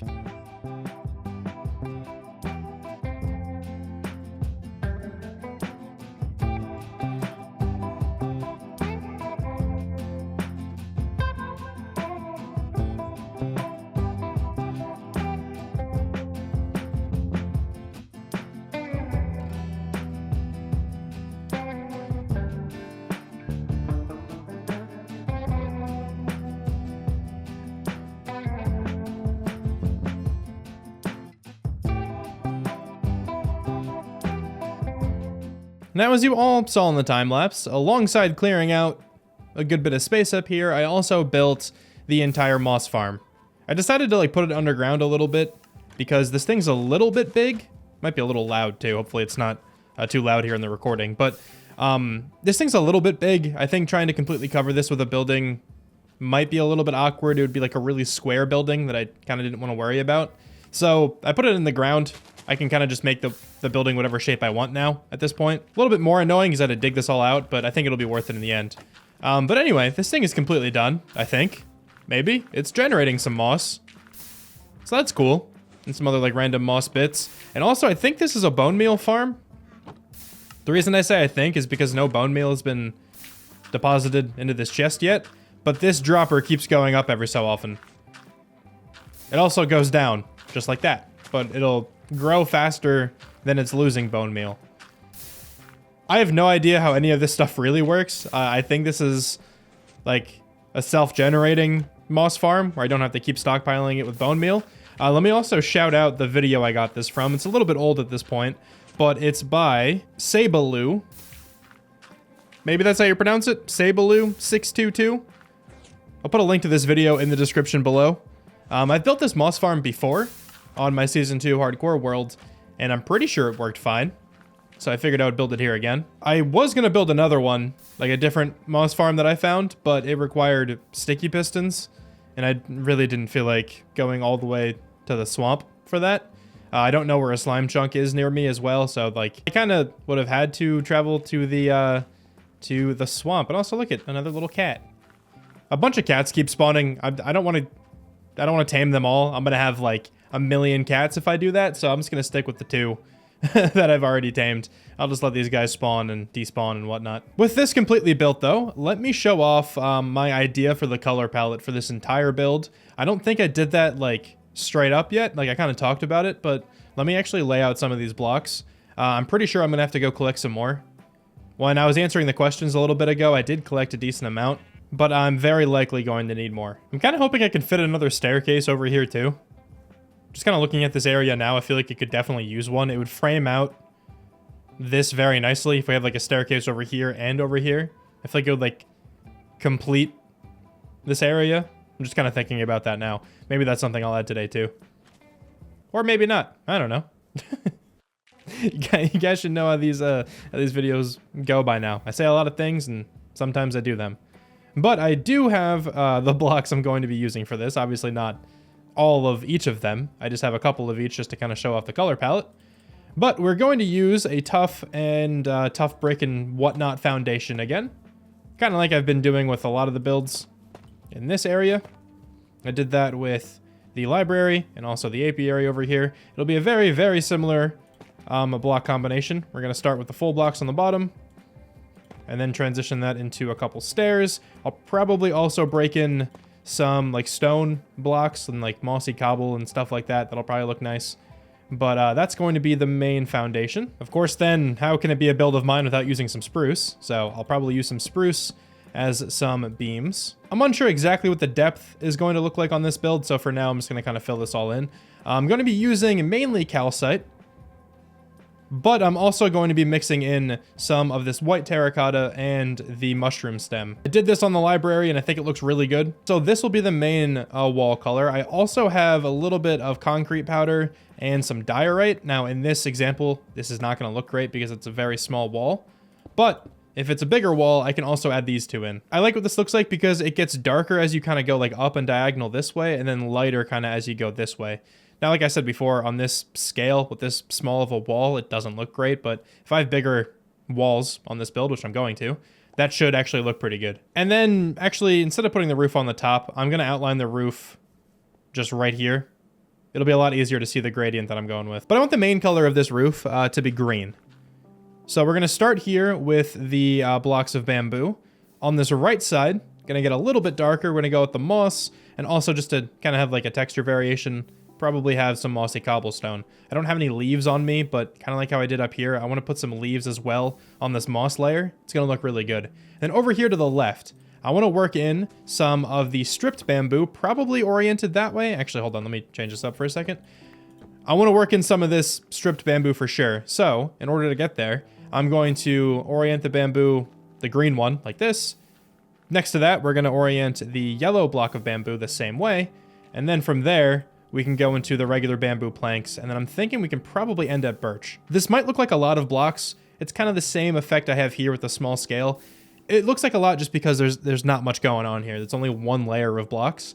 But if I have this on a big swoopy roof in this area, I think this is going to look incredibly good, honestly. I'm really, really excited to get this roof on. But that is the idea for the entire build. So just picture this on top. So that's going to be the idea for the whole build. And then I kind of want to experiment with white stained glass. So this is going to be like a very overgrown kind of building as well. I think like a greenhouse kind of vibe would work here. Like I know I have the apiary over there, which obviously has white stained glass walls on this like section of the build. I'm thinking of doing something similar, either just that once again, I used like the white stained glass for the walls, Or I'm thinking I could make like the main structure, like the main rectangle out of these blocks here that I've already shown, and then maybe just have an extension where the roof is glass. I think that could look really cool. Maybe even the walls glass as well, have like a true greenhouse, you know? I think that would fit. Also, these losers are back again. But I think that would fit. Don't know if I'm going to fully commit to that, though. Just kind of wanted to point it out here in case I do. I very well could just completely ditch the glass idea altogether. But I definitely need to go grab a bunch more materials. So I'm just going to throw on a couple YouTube videos in the background, grind this away for a little while, and I'll be back when I'm ready to build. Now, to be honest, right, like, as you guys all probably know by now, I don't plan out any of my builds before I build them in this world. Like, the first time I've built any of the builds around here was in this world. But I feel like once I got the color palette down for all these builds, like, and I was actually ready to start building them, I kind of had a good idea of, like, the shape and the flow of the building. But for this one, I have no idea what this thing's going to look like. Starting out here, just leveling off everything completely, just so I have like a flat area to work with.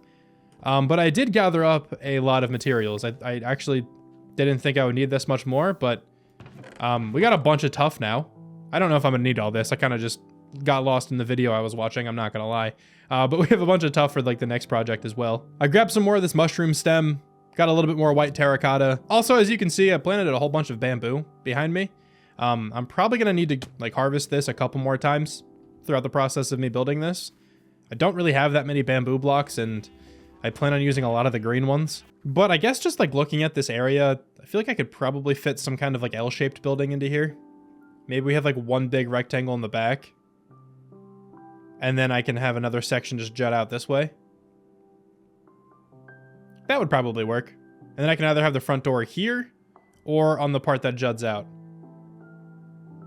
I'll figure that out later. Let me just get the dimensions down. Okay, what does this look like? That's not bad. I think that's a pretty good shape for this area. I'm really glad I put the farm underground though, because as you can kind of see, like, this farm is huge. Trying to cover this entire thing with like one building would have been a tall task. So I'm actually glad I built it underground, just so I can kind of make any sort of building around here. Also, why is there a water stream there? Did I do that? I had to have done that. Why did I do that? I don't know, whatever. But I think this works pretty well. We have like the main rectangle back here. That's probably where like most of the storage will be. Maybe I'll make this into like a moss shop or something. That could look kind of nice. Ooh, wait, actually, hold on. I just thought of something. Okay, right? What if I make, not we, I corrected myself. What if I make, nah, it's we. All right, this is our world. I'm going to continue saying we. This is as much your world as it is mine. What if we make this main rectangle out of like the white blocks? So like the calcite, the mushroom stem, the white terracotta, and then these little two sections that jut out to the side, I make that white stained glass. And that could be like the greenhouse kind of sections. I think that would be kind of cool. I think if I do that though, I should make these two like rectangles the same dimensions. I feel like it would look better that way. So I think I just have to extend this one by like one block maybe? Okay, now it should be good. So I think that might be the plan we're rocking with for now. Could always change, like everything. That's why like editing myself building sometimes can be such a pain, because I change my mind a lot. Like, you guys don't even realize the half of it, dude. I change my mind so often whenever I'm making buildings. I just try to make it as seamless as possible when I'm editing, and if I change my mind too much, that becomes very difficult to do. This got turned into moss from the bone meal, like down below. Interesting. I did not think that would reach all the way up here. That's wild. Okay, I completely lost my train of thought there. Anyway, I'm gonna commit to the glass. We're gonna commit to the glass. We're gonna see what that looks like, and I think I'll make the main entrance then like here-ish. We can have like a little porch, maybe right out in the front. That could look kind of cool. That's the plan. Okay, that's going to be the plan.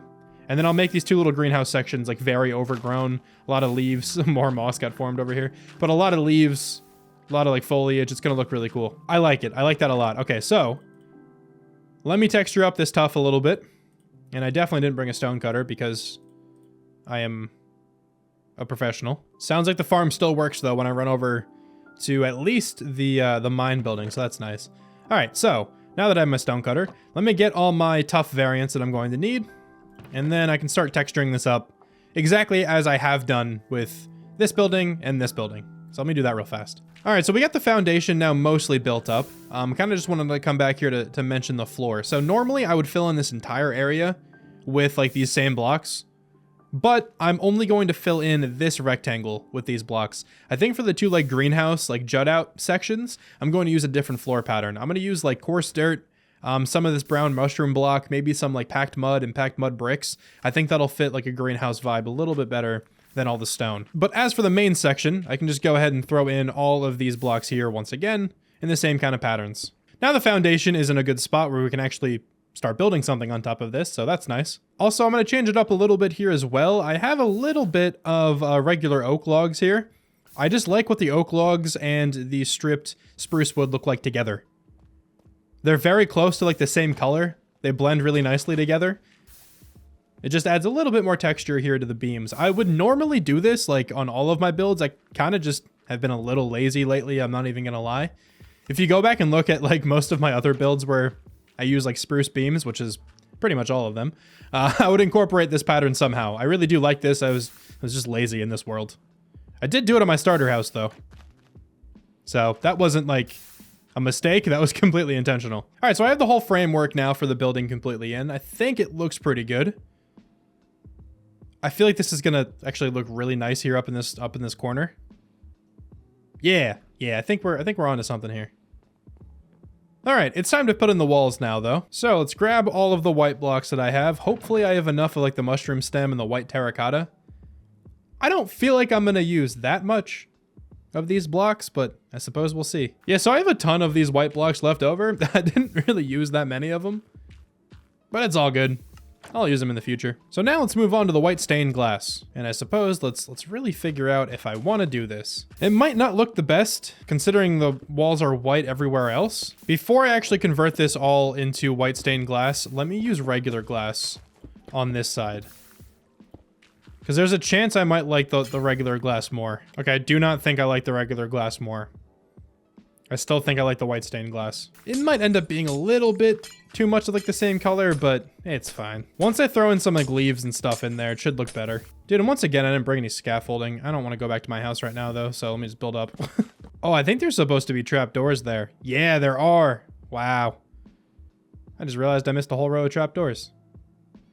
Let's see if I remember to do that at the end of the episode.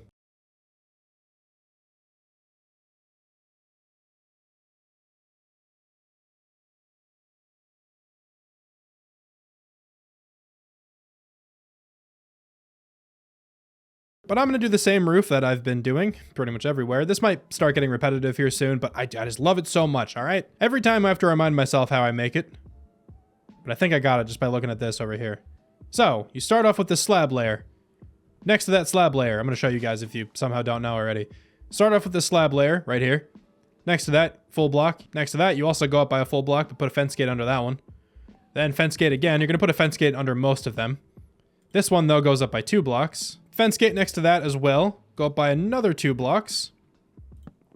Then we're going to need to go up here by 3 blocks. But once again, you need a fence gate underneath. Open that bad boy. So 1, 2, 3 blocks. And then this is the middle. So I'm going to put a fence gate like that. Right? Is that what I did over here? That is what I did over here. I knew it. And then 2 blocks on top of that. And then for like the 3rd block, use a stair. So that's how you get the roof that I've pretty much had everywhere. There are some slight variations to this that I've done. Not all of them have the fence gates underneath. But I think the fence gates add a lot. Add some nice like curvature to the roof. I think it looks cool. So let's build it again, right? We got the slab layer right there. Then we got the full block layer. Just like that. Get rid of these. You don't need them. No one needs them. Then underneath this full block, fence gate. Open that. Block on top. Fence gate again. Open that. And then 2 blocks on top. Look at me go. I can do this. I can do this in one take without cutting, and it'll be great. Block there. 2 blocks on top. Hold on, I messed up a little, but we can fix it. Delete that one. Hold on. Fence gate. Can I open that? I can. Cool. Block over here. 1 block up. Delete that one. All right, fence gate. Bang. 2 blocks. And then we did it.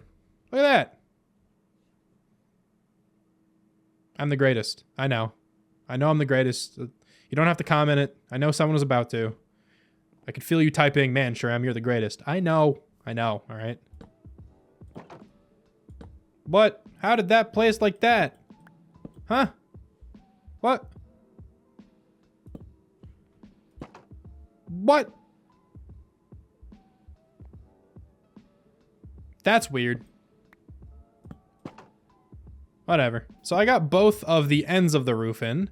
Let me see if I can pull off this gradient without it being like the worst thing you've ever seen. I'm honestly not that confident in myself being able to do this, but we'll see. we'll definitely see. What does this look like? Let's peel back. Ooh, that's interesting. I think I like it. Yeah, I'm a fan. I think I'm a fan of that. And also, just looking at this building now, I was gonna make the roof of like the glass sections also out of glass, but I don't think I'm gonna do that anymore. I think I might just make it out of these blocks as well. There's a lot of blocks going on there, but I think it works. Wow, I did it. Look at me go. Never thought I'd be here. If you told me that I would use birch and bamboo planks in the same roof, I would tell you you're insane. Hey, would you look at that, dude? It's day 700 on this world. Love that. Look at us go. Also, though, I think the roof is completely done. I might add like a chimney at some point in the future, but we at least have all the blocks in. And I think it looks really cool.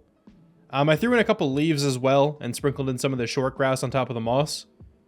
Making it a little bit more overgrown, and I really like this look. I think this roof actually turned out super well. I did want to like go over the window design I was going to use, but honestly, there's not too many spots for windows. Like, I would throw windows in the back here, but you're just looking at nothing. And the same thing like over here. So honestly, I might not put windows on this build. That feels weird though. I kind of want to throw at least one on. I'm thinking like maybe next to the entrance I could. I would just have to, you know, make the entrance off center. Like, for example, I could break this, put that there, and then I could have a window like here. Which I feel like isn't a bad idea. I think that could look pretty interesting. I think I'm going to rock with that because I want some window on this build. And also what I'm going to do is, hold on, let me make some barrels quick. I want to potentially make these walls 2 blocks thick. I kind of want to line this whole interior here, like with barrels going all the way around, and then have some stripped spruce wood sticking out of those. And I kind of want this to be the wall design on the inside, except for right here, because this is where the window is going to go. And then that also allows me to decorate these windows a little bit more than I normally would be able to. I got some scaffolding. I think I want to use scaffolding here for the windows on the inside, just like that. And then on the outside, I think this could look kind of cool. Let's kind of pan back here from that. I think that does look pretty cool. Let me try switching these two around. Ooh, I think I like it better that way. With the scaffolding on the outside. Kind of just trying to find a design for these windows that's a little bit different from what I normally do. Is that too much? I don't know if that's too much. That looks kind of cool, actually. Let me leave it for now. I'll do something kind of like this. I might actually need to change that a little bit. Because I do want this, like, area elevated up here, of course, because we have to actually get to this door. I want to have like a porch out here and probably just like a little roof cover over that. So maybe I'll have to change like the top part there. But the window will look something like this. But at this point, I'm just going to run around and do a lot of the same like decoration techniques that I've done pretty much everywhere else in this area. Like for example, all these spots with some extra depth. Gonna definitely have this little archway design that I like have all over the place just to kind of like make the building look a little bit more supported. You know, same thing over here. So it's just going to be a bunch of going around, adding some little things that you guys have probably all seen me add a bunch of different times. So because of that, I think I will be right back, and I'll either be back with an entirely completed build, or I'll be back to show you something else. I haven't decided yet, but we'll see. The moss farm is now, I think for the most part, done. Maybe. There's a couple more things I might end up adding. For example, I just kind of thought of glowberries right now. I feel like that would be nice on the inside. But let me take you around what I just did. I also still have to build the tree today, of course. But the exterior, I think, looks pretty good. Nice and overgrown in some spots. We have a few, like, potted plants. I like this, like, big potted plant design. Looks like the plant kind of grew out of the pot it was supposed to be in, but at the same time, it almost doesn't even look like it grew out of it. It kind of looks like it's proportioned well. I like this a lot. Just a little tree kind of thing. I don't know. We have, like, a little rose bush kind of field up front here. A couple other different red flowers sprinkled in as well. A few different pieces of, like, storage decoration thing. I use a lot of barrels on the exterior of my builds. A couple beehives as well. Just like the texture of a beehive. It kind of looks like it could be some storage container as well. A couple lilacs, I think these are, over on this left side. Just add a little bit more color. A few other, like, different patches of flowers here. Also some coarse dirt, some regular dirt, some moss on the outside. I think it looks pretty cool. Before I head inside, though, let me kind of show you what I did with, like, the mountainscape kind of back here. So obviously it was just, like, a really sharp cutoff while I was building this. Like, I just kind of carved away a little, like, square area to work. So to kind of fix that, I kind of just built it up a little bit with some moss over here at least. Just to kind of make it look a little bit more, like, reinforced. So it wasn't just, like, a straight shoot down, kind of like it is right here. I should probably patch this in with some dirt. I'll do that here in a minute. But yeah, this is, like, what it looked like all over the place. So kind of made it look a little bit more gradual. It's still pretty sharp, but I think it's okay. I definitely think this blends in with the rest of the mountain a little bit better now. And then kind of the same thing back here. Just kind of a more, like, gradual step up. This used to be the same thing, where it was just, like, straight down. So I think this looks a lot better, and this whole build definitely fits a lot more into the existing terrain. But let's hop on the inside. Walking up this little porch I made. I think it looks pretty cool. Little lantern. Also a little cover for the porch as well, just using the birch and the bamboo planks. But now on the inside, we have, like, double thick walls all over the place. So none of, like, the calcite and the mushroom stem or anything like that can be visible from the inside. It's all just stripped spruce logs and some barrels at the bottom. Also, the ceiling is made out of beehives. This is the underneath texture of a beehive. It also might be the top texture too. Hold on, where's the beehive? Yeah, it looks like it's a top texture as well. I really like this texture. Looks like just unique when it comes to Minecraft because, like, there's no wooden plank that looks like this exactly. It's like a shade brighter than, like, an oak plank almost, and a slightly different design. I think it looks pretty cool. Have a couple, like, supporting bits as well. Some spruce, like, archways and whatnot. Have a couple different, like, storage containers, or, like, shelves, I guess. We mixed, like, scaffolding and some bamboo trapdoors and slabs and stuff to make these two over here. And then these are just the bamboo slabs and trapdoors, no scaffolding. And then, of course, we have the two little greenhouse areas. This is where I actually think I'm going to add some glowberries here. Not very much space on the inside, but it's okay. Bunch of foliage, couple pieces of moss. You know the vibes. These are both kind of the same. I think it looks pretty cool in here. And I did remember to actually change out the floor. This was just cobblestone when I was building up the rest of it. But I'm glad I actually remembered to go back through and add the coarse dirt and the mushroom block and the different pieces of mud. As for the actual moss farm itself, you can access that through this little ladder. And this is still completely undecorated down here. But it is still producing moss very nicely. And it should still be producing some bone meal. Not too much, but that'll stock up over time. I don't know if I'm going to renovate this at any point in the future. I could. Or I could also kind of just send all the items up and maybe change the design of, like, one of these shelves or something just to have a bunch of chests instead. I could even, like, hollow out back here a little bit more if I need some more space, because there is just, like, a mountain back that way and you wouldn't really see it from the outside. So I definitely have some options. I don't know what I want to do just yet. But for right now, I just have this weird, like, amalgamation of chests in the corner. Don't know why I went with this design. Looks kind of weird. Just felt like something I wanted to do. But this is where I'm probably going to be storing all my moss. As for right now, I actually have to manually take it out of here and throw it into these different chests. But that's not a huge deal. I do kind of eventually want to have this sorted out, but I have no idea how that works. So that's something I have to do some research on to make it, like, auto sort, you know? But that is the build. I think it looks really nice. And just don't really look up here. We have space for more stuff, but it's empty and very ugly. I don't want to worry about this right now. Maybe I can fit something else up there eventually. But yeah, I like this build a lot. I think it actually came across very nicely. It fits in with the terrain pretty well. And I think, like, we're building up a little, like, farming area kind of thing on this, like, small hillside with the apiary and now this new moss building.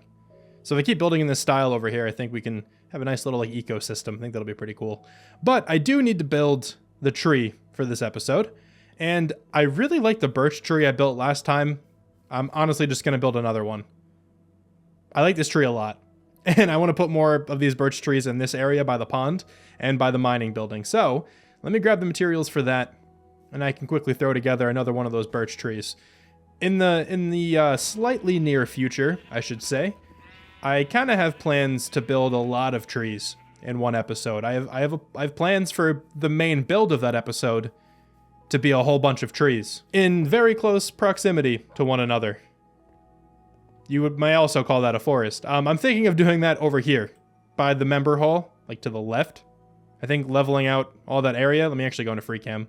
Getting a little distracted here, but it's fine. That's the vibes of this series. I think leveling off like all of this area and smoothing out the terrain and then putting a huge like dense spruce forest back here would be sick. It'd be a really nice way to separate my like starter area back here and this flower forest. Like if I want to expand this way and add maybe another whole village city thing in a completely different build style over here, that forest would act as a really good like separator between the two places. Anyway, that's for me in a future episode. I don't know exactly which one just yet, but it's something I've been thinking about for a little while now. It's a little bit intimidating building a whole forest in an episode, but this is what I've been preparing for, building a tree every single episode so far. This is exactly what it's all for. I now have all the materials that I'm going to need to build up one of these birch trees, and I think I'm going to put it right here. Why not? I kind of want to start building around this way more, like around the pond in this direction. And I feel like over here will be a good start. I feel like having like a little collection of birch trees just in this whole area will look really nice. I just don't want to take away from the view of the tower too much. It'll be fine.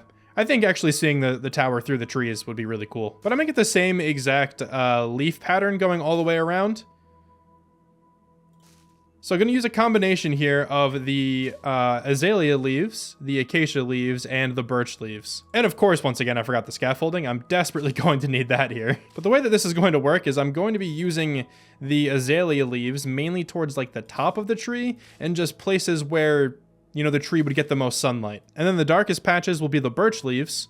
And then in between, I'll have the acacia leaves. So right now I'm just using the azalea leaves, but I can work back through here in a second. And honestly, I don't have too much like rhyme or reason as to where I'm placing these leaves. Kind of just going all around the tree, placing the leaves where I feel like they should be. Definitely not the most optimal way to do this, but I don't play Minecraft very optimally. All right, so I think the shape of these leaves is pretty good. This right side looks a little bare, but honestly, I'm okay with that. Like, if you look at trees in real life, most of the time they're very bare in some spots. Like, not many trees are completely full all the way around, you know? So I actually don't mind if it looks a little bit lopsided. I really wish I could have, like, explained what I just did a little bit better, but I really can't. Just gotta throw leaves down in some random spots. I am gonna go back through now, though, and shade these leaves a little bit more. Like, the leaves that are closest to the trunk here are definitely, like, all going to be birch leaves. That I kind of know for sure.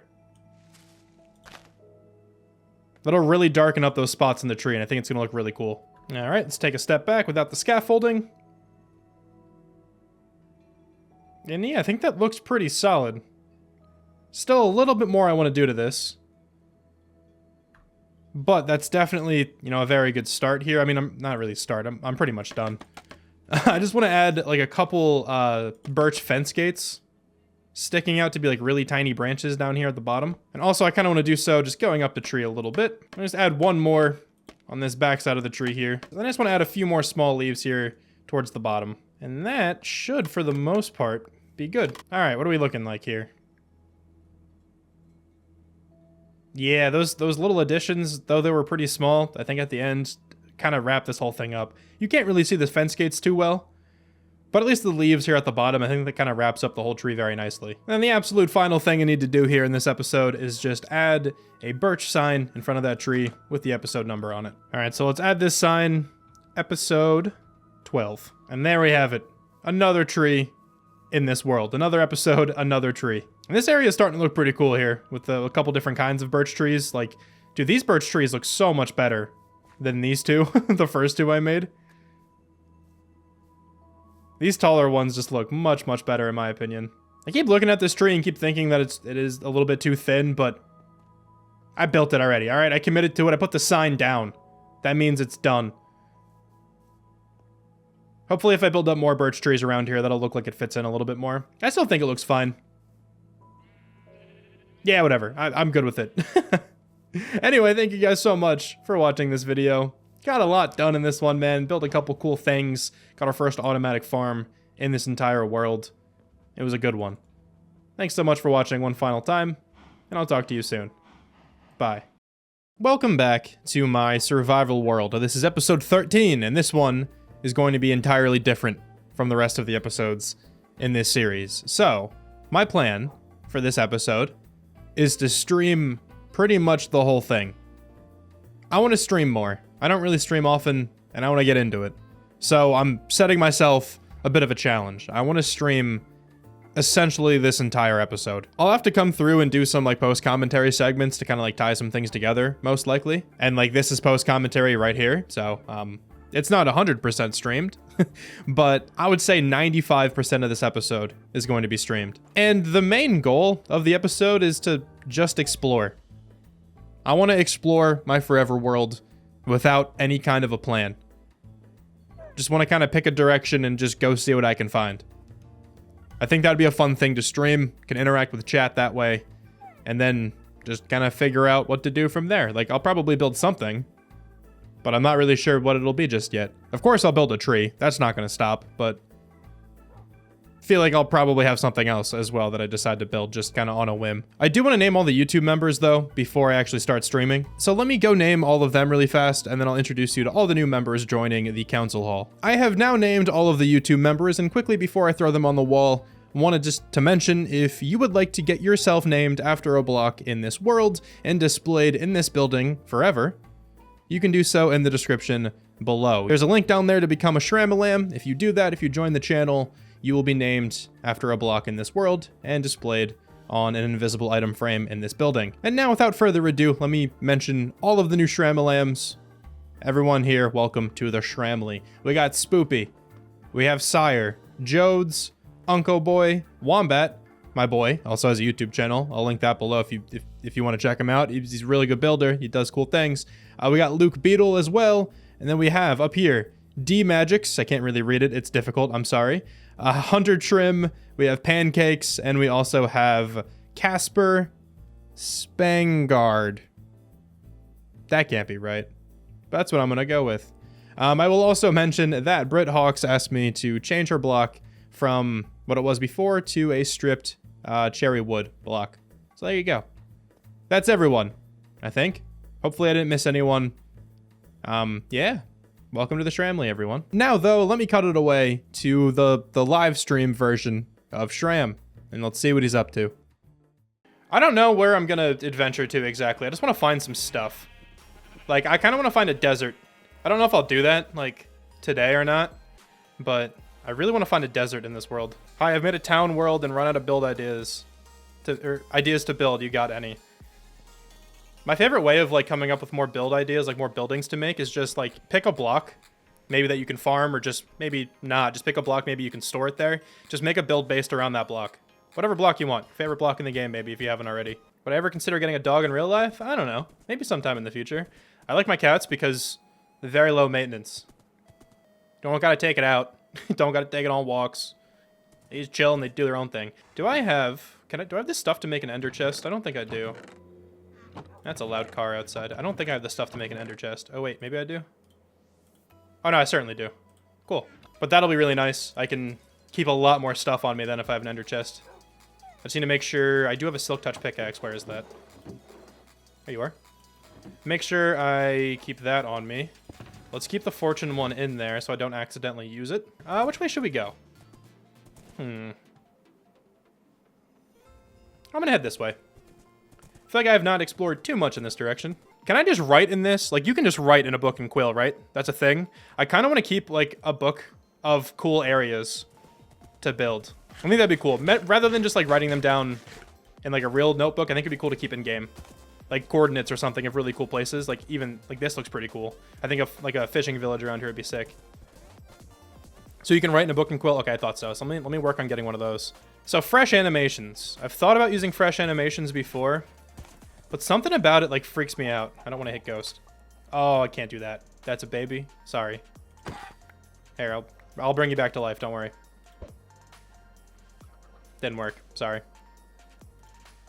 But, fresh animations. Something about that just freaks me out. I might eventually start using it. It does look pretty cool, I guess. But, like... Dude, when the villagers, like, look at you, like, and they move their face... I don't know. It scares me. Or, like, the spiders, like... Very spidery. I guess that's the point. But still. I don't know. I will update to include the mob variants at some point. I have to kind of look at... Okay, so... I feel like this is something that often doesn't get talked about. If you make Minecraft content, you'd understand. But it's difficult to update your game because the mods don't update that fast. I have a lot of mods installed, like more than you could even just like notice by looking. There's a lot of mods that are needed to make other things work. So when you update your game and it throws everything out of whack, it is really, really a hassle to try to get everything to work again. I try to like not update my game until I really have to. I do want to update relatively soon. I want to use the new wood. I want to use the new blocks, get all the new variants of stuff. But I think for now I'm kind of chilling. I think this would be really cool for like a river transformation. Okay, I like this a lot. Let me get ink sac. Come here, squid. Squid. Squid. Hello. No squid? Am I blind? Oh, wait. Did I need the ink sac and not the black... I made that into black dye. I think I need the ink sac. Whoops. Okay. Now I should be able to make this. Book and quill. Cool. And now I can type in this. Yeah. All right. I want to make this. Coordinates of cool places around the world. By Shram. Shram. That's me. Shrammy? No, just Shram. P.S. Like the stream and video, please. Alright, that should be good. And that stays awesome. So, we're just gonna take this with me. This is gonna... Maybe I can rename this. This is gonna be the book... I think I have a cooler name for it. Maybe someone can suggest one. This is going to be the all-knowing book. Can you relax for a second, buddy? Hold on. Yeah, shoot at me again. I'm just going to run past him. Villagers are really easy to deal with. I don't have any building blocks, do I? No, I do. Pillagers are really easy to deal with. You kind of just run past them. And then you just, like, block off the entrance. And now I'm safe. Well, they can still shoot me through the windows, but not when I'm running up the stairs. If they had, like, if they didn't have crossbows, it'd probably be much more annoying to deal with. I only really want this. What is it? Oh, it's the spooky one. Cool. I'm gonna trick shot this guy. You guys ready for this? Hold on. Wait. Let's find my target. It's gonna be you. Wow. Who else is doing that like me? And who else is dodging these arrows? I might actually be the greatest. I might be the best assassin to have ever lived. At least you're humble. Yeah. I also... Well, this is a cool looking plains biome ahead. I also kind of wanted to use this stream to... I don't want to say rant. That's not the right word. I want to talk about something that I feel like a lot of creators like criticize Minecraft for, okay? I've mentioned this before, but I want to say this again. So, a lot of people think that mending and elytra and villagers are too overpowered, right? And I understand what they're saying, but I've always kind of been of the mindset that in Minecraft, like if you're playing Minecraft single player, I don't really think anything can be overpowered. Because you play the game however you want. Like, elytra and mending and villagers aren't technically overpowered because you could just not use them. You know what I mean? Like, if you have an issue with them, the game isn't forcing you to use them. I feel like things can be overpowered in like multiplayer. Like, I don't know if there's an equivalent to Minecraft, but like in shooting games or whatever, things are overpowered because that's like the meta, like the meta gun or whatever. Like, makes sense. You kind of have to use that to compete. That can be overpowered. But you don't need to get mending. You can play Minecraft without it completely. You can play Minecraft without elytra. Like, I don't really think anything in this game is inherently overpowered. Maybe like a totem farm or something, like, but at the same time, you don't need to play with it. I don't know. It's like weird when people say things in Minecraft are overpowered because it's not really that type of game where things can be. It's as overpowered as you want to make it be, you know?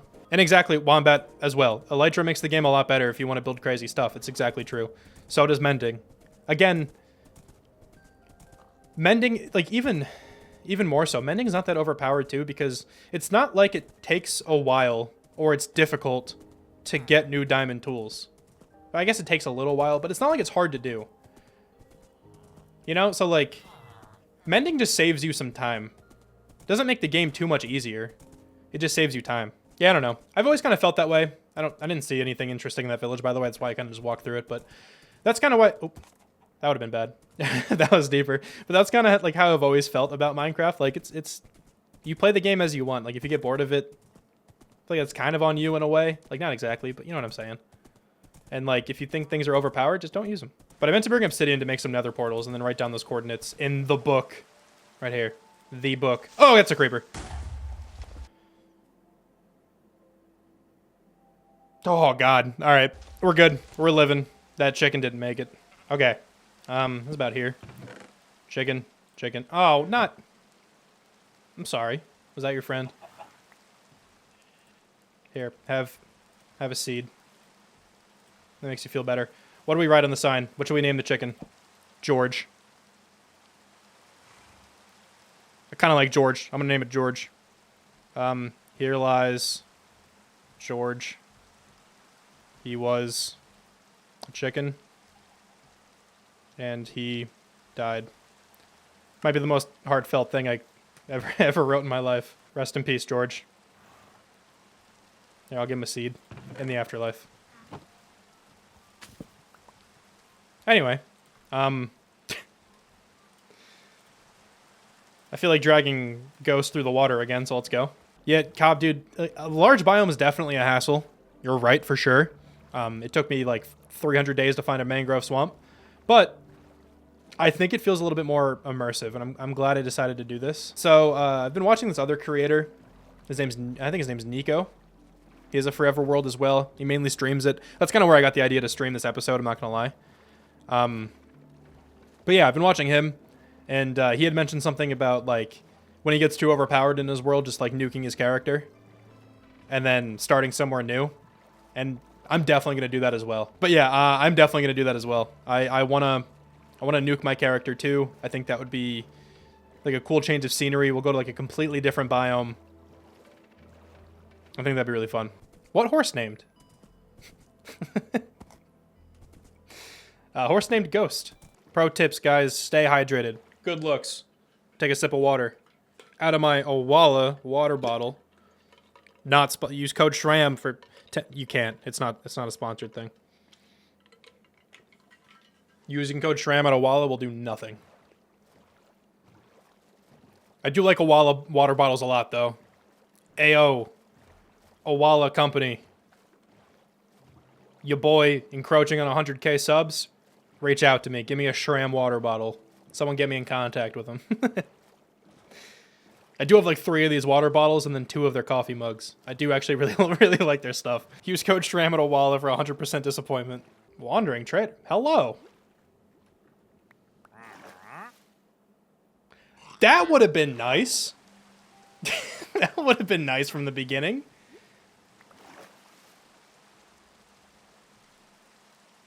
I don't like you very much.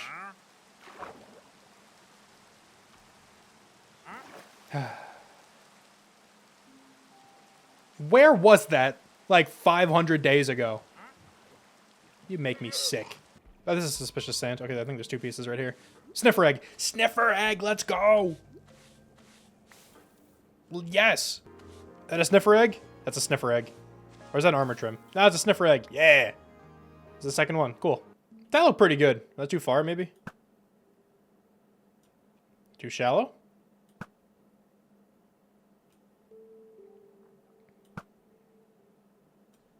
I don't think it's going far enough. Bang. Can that even reach there, you think? Oh, I hit him!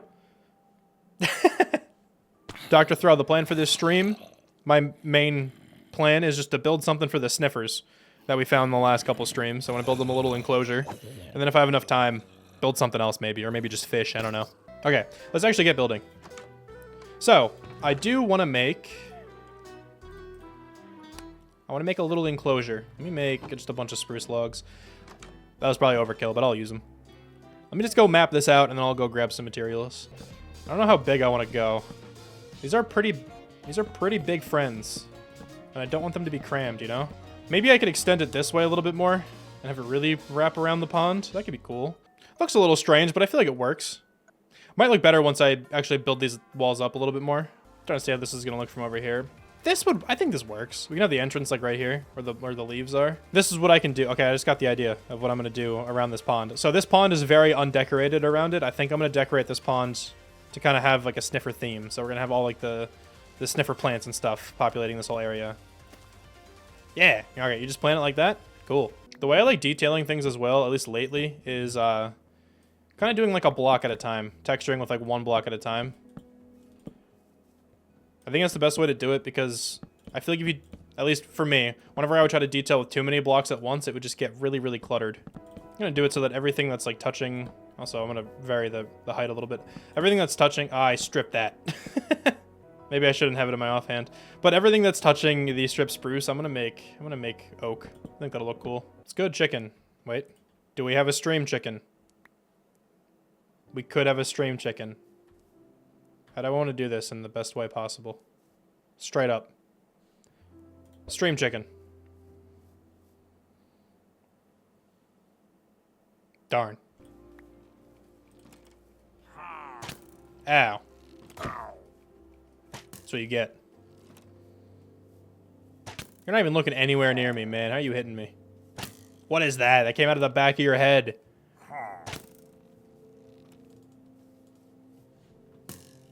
I knew that was coming. Name him Villager. I kind of like Villager. That's funny. I'll make 3 name tags. We'll get Villager, and then we'll name the 2 sniffers. I also still have Boris and Jack. This is what I'll do. One of them I'll name Jonathan. I think Jonathan's a funny name for a sniffer. So one of them I'm going to name Jonathan. We need to name Villager, and then I'll name one Boris. Wait, actually, Boris or Jack. Which one do you guys think is better? And then the poll is 75%. Boris, 25% Jack. Good enough.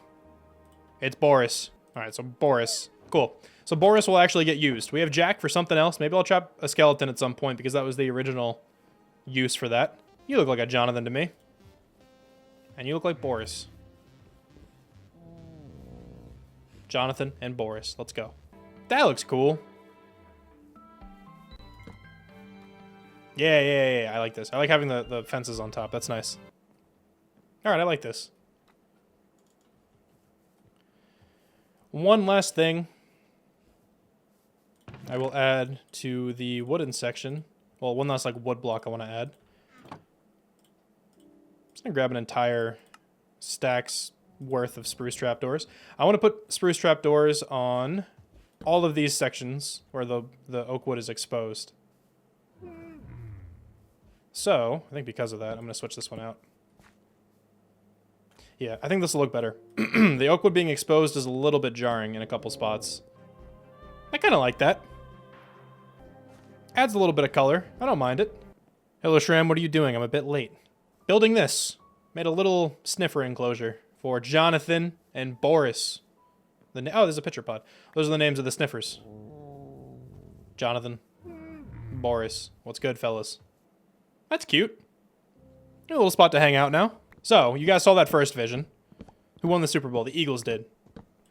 But, you saw that first vision, so I'll need some recommendations here.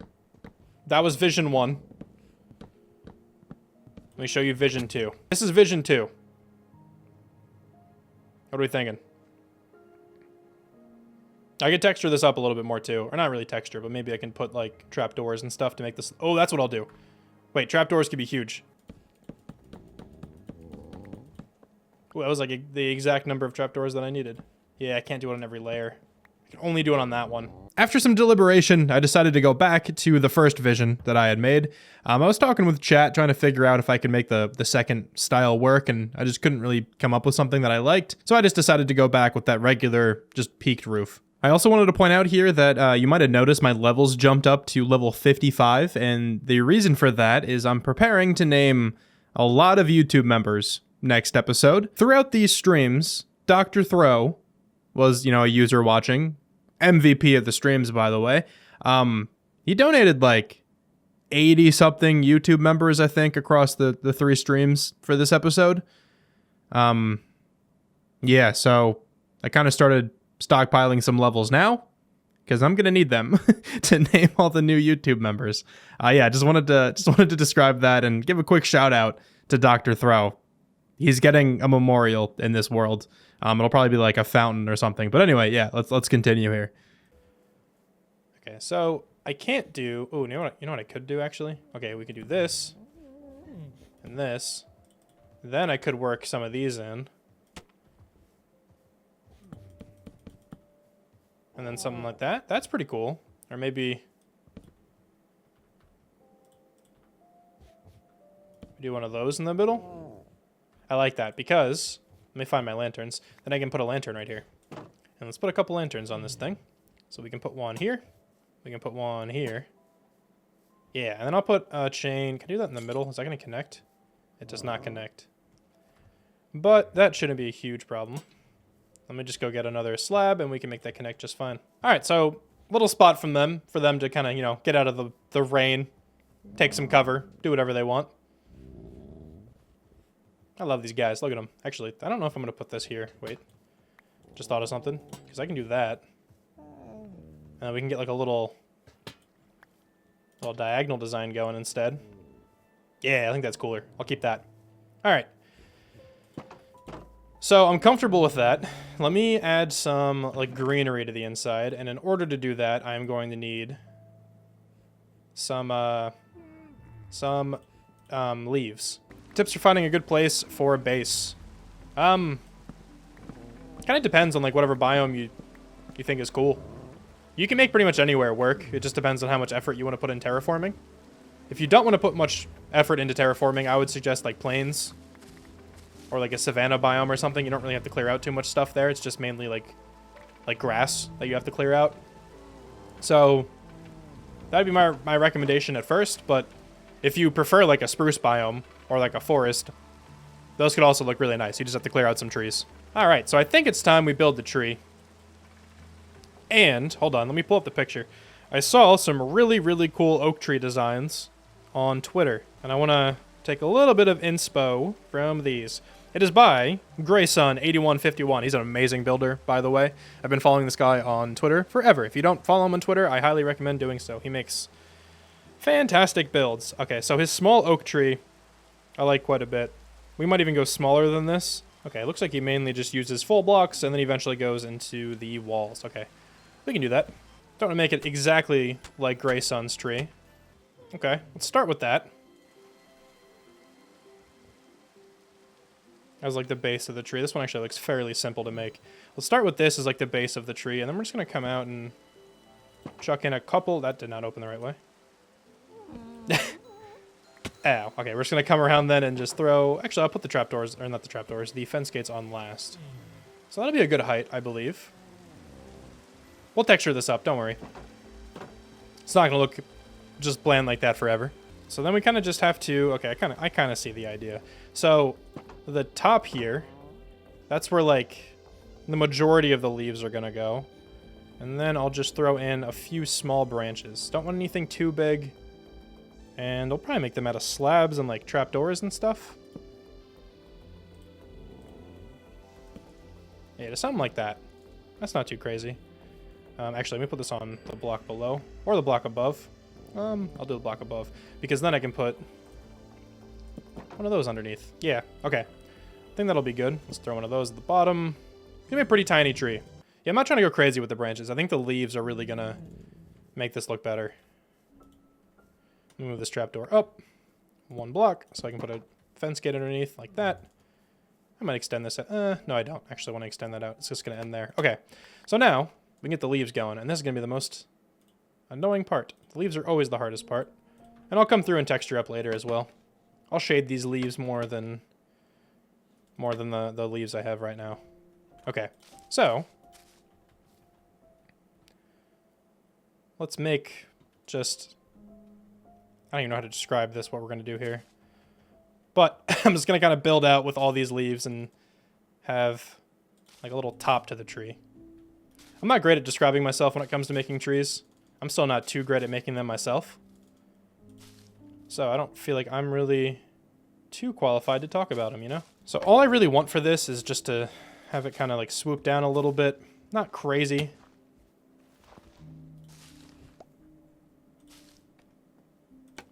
But just a little bit from the top there.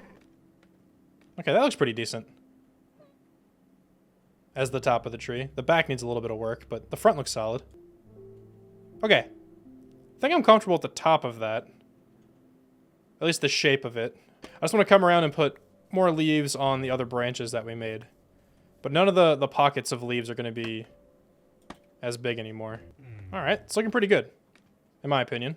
I might have to change the orientation of this. I do. We can make this work. Yeah, I can make that little gap work. That's fine. I want to keep that, no, not like that. I want to keep the fence gate here. Looks decent. A little bit cluttered here in the middle. So, let's... How do I want to fix this? I think we can remove this. For now. Okay. And I think I move this over to this backside here. That might help a little bit more. Also, shading the leaves should help as well. Let's move this over to... actually, let's move it down here. Actually, even one block lower, why not? Because now I can do this, put it right on top of that. I think I made this thing a little bit too small, but I kind of don't want to go back now. Hey, you know what? That looks fine. Let me go back through and let's shade these leaves. So the way that I like to shade stuff is... Let's throw these in the offhand. So all the leaves on the top, I'm going to make those the lightest leaves that I have. And in this case, it's these azalea leaves. So, as I go down the tree, we are going to get a little bit darker. Oh, that's going to be annoying. These ones that are like on a diagonal, it's fine. I'll make it work. But we're going to get a little bit darker as we go down. And these ones that are like really tucked back there, I'm going to use these birch leaves. That might be too dark. No, actually, I think it's pretty good. Down here, the same kind of idea. So this one's like pretty far tucked. I'm not going to use too many of these birch leaves, but this one's pretty far tucked in. I think I can probably get away with using it there. Probably here as well. Why not? Just darken up that area. And then these are going to be the acacia leaves.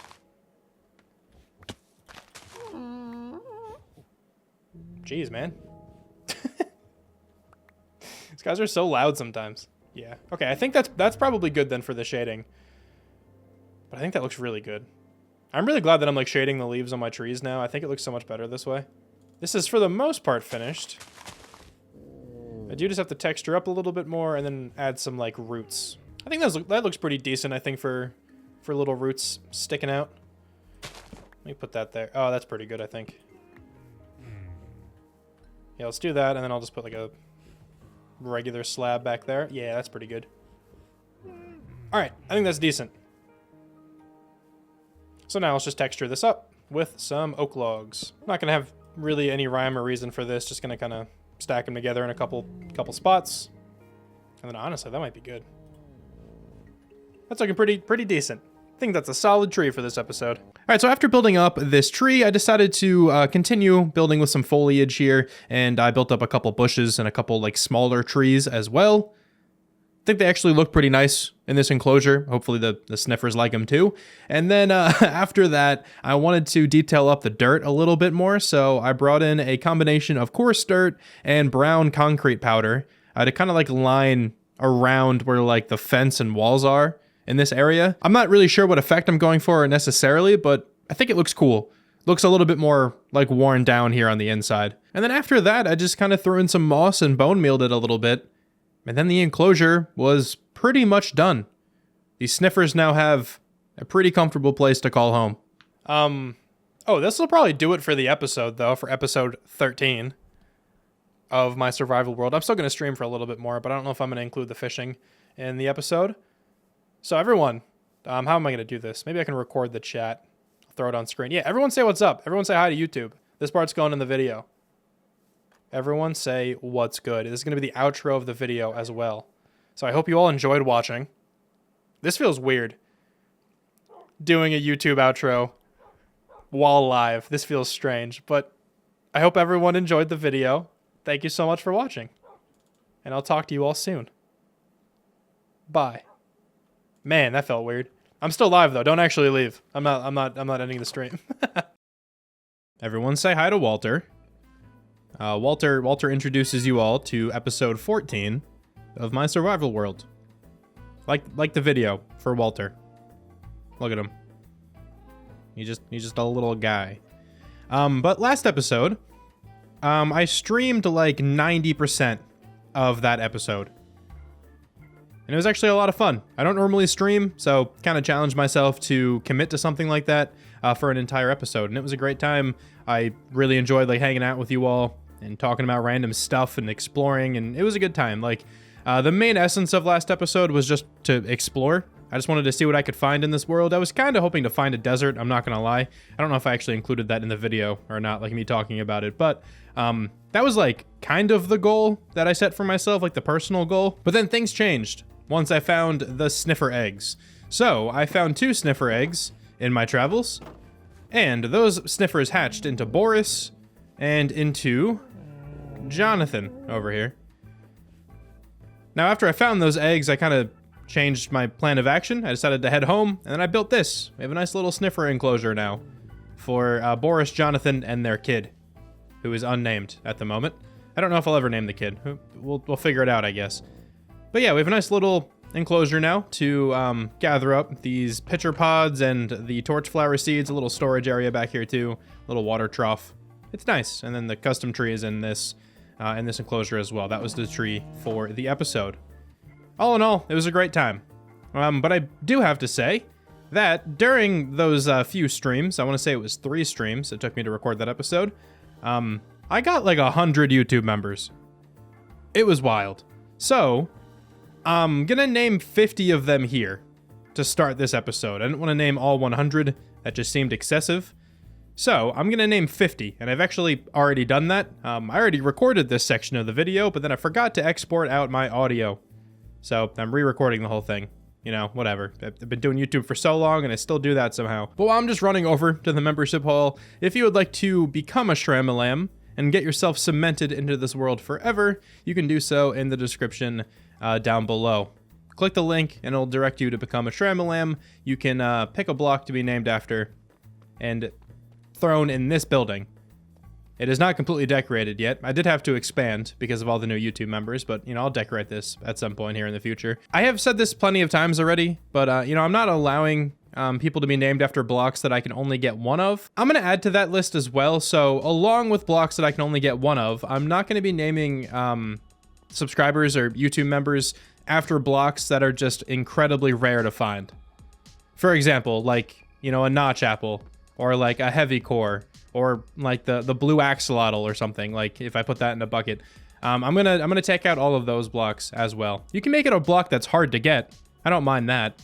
But something that's just really, really rare and completely based on RNG that I might never find, I don't want to make it one of those blocks. So with all of that out of the way, now let me introduce you to 50 of the new YouTube members. Here we go. What are the chances I can do this in one take? Probably not very good. We have JC, Marcel, call me Eloni. I'm already messed up, I think. Eloni. I think it's Eloni. Maybe. They told me how to pronounce it. I forgot. Eloni. Yeah. We also have Alex. We have Carmsy, Tobin Dean, KU Savannah, Flying Tamale, Cody, Triple Quad, Daimi, Gremlin, Jeff, Danny Davis, Sakura-chan, GT, Katie with a smiley face. Also, Katie's supposed to be a blue orchid. I don't have any right now, so I just use this cornflower. Hopefully that's good enough for the time being. I have put Katie up in the starter house. Let me also kill this creeper. I put Katie up in the starter house to remind me to actually get a blue orchid down the line.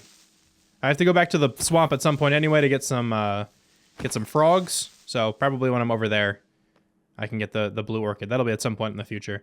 We have Boodle, Dame _ Uriel, Artemis, Hot Ben with Friends, Skylar the Grape, Luis 944, Greed, Revna Sifsin. I'm on a pretty good roll right now. I think it's over here. We got, hold on, all the way up here.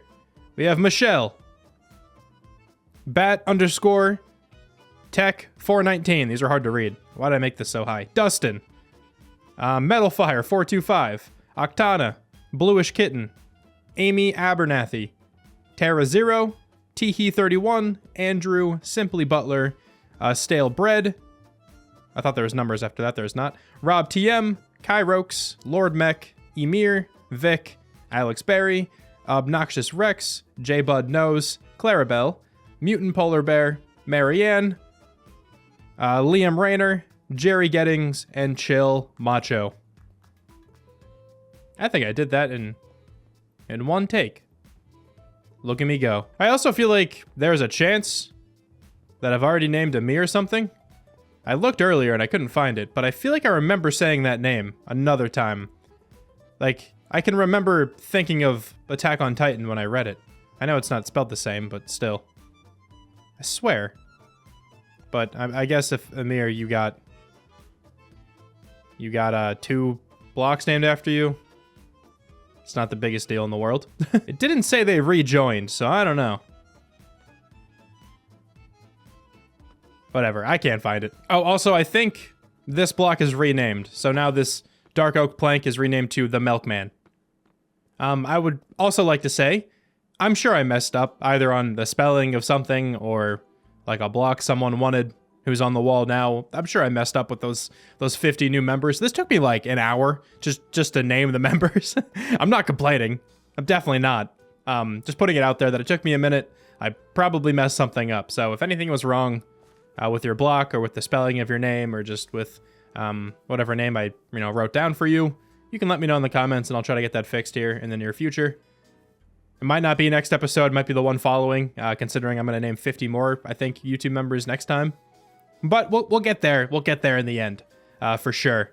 The big reason why I got so many YouTube members in those streams was because of Dr. Throw. So Dr. Throw accounted for like 80 of those gifted memberships or something like that. It was pretty ridiculous. They also want to be named a block, and it's this sign right here. I'll read it when I wake up. I'm going to make them a netherite block. That's what they ask. I was kind of going back and forth on if I wanted to actually make the netherite block a block that you guys could pick, considering I was kind of vetoing some of the other ones there. But I think I'll make this like a special exception to my rule a little bit, just because Dr. Throw, donated so many of those memberships. I'm also going to be building them a fountain. We kind of decided this in the stream, but I'm going to put a fountain in the middle of the YouTube member hall over there, and maybe I'll have like a sign on it or something that is like it's there for Dr. Throw. You know how at universities and colleges and stuff, there's like benches or like buildings that like are named after certain people because they donated a certain amount of money? Think of it that way. But now let's get to the actual point of this episode, the build for today. I want to build a forest. I've never built a forest before, so I'm gonna need a little bit of help. That's a That's a bit of foreshadowing. But anyway, yeah, so I want to build a forest, and I want to put it over here. I think a forest in between these mountains in this little valley would look really cool. And once I eventually like expand this way, I don't really have plans for that yet, but I'm sure it'll happen. Once I do that, I think this forest will break up my starter area, and then whatever I build over here very, very nicely. I'm thinking a nice, dense, like spruce forest with like a path going through it could be sick for this episode. I'm also thinking I'm going to put a cabin in the middle of it. I don't know if there'll be any like functional use to the cabin, but I just think aesthetically it'll look really, really cool. Just one singular cabin in this dense forest. I think that would be a cool little vision. But this area needs a lot of work. Like a lot of work. And that's what I'm going to start doing right now. I'm going to terraform this entire area. I really don't want to do this, I'm not going to lie, because like, dude, this cave opening is huge. I don't know if I'm going to just continue the mountain all the way down or level off the grass and then continue the mountain. I really have no plans at the moment. Oh, that's pretty cool. That goes all the way through. Maybe I'll have to do something with that later. But for now, I'm just going to level off a lot of the land here. We're going to cover up all these little caves, and then I'll have to figure out something to do for this. And I'm going to do that in a time lapse for 2 reasons. The first reason is I feel like me commentating terraforming would be incredibly boring to watch. And also, I think terraforming time lapses look really, really satisfying. So let me turn up the music a little bit, and let's cut it to a terraforming time lapse.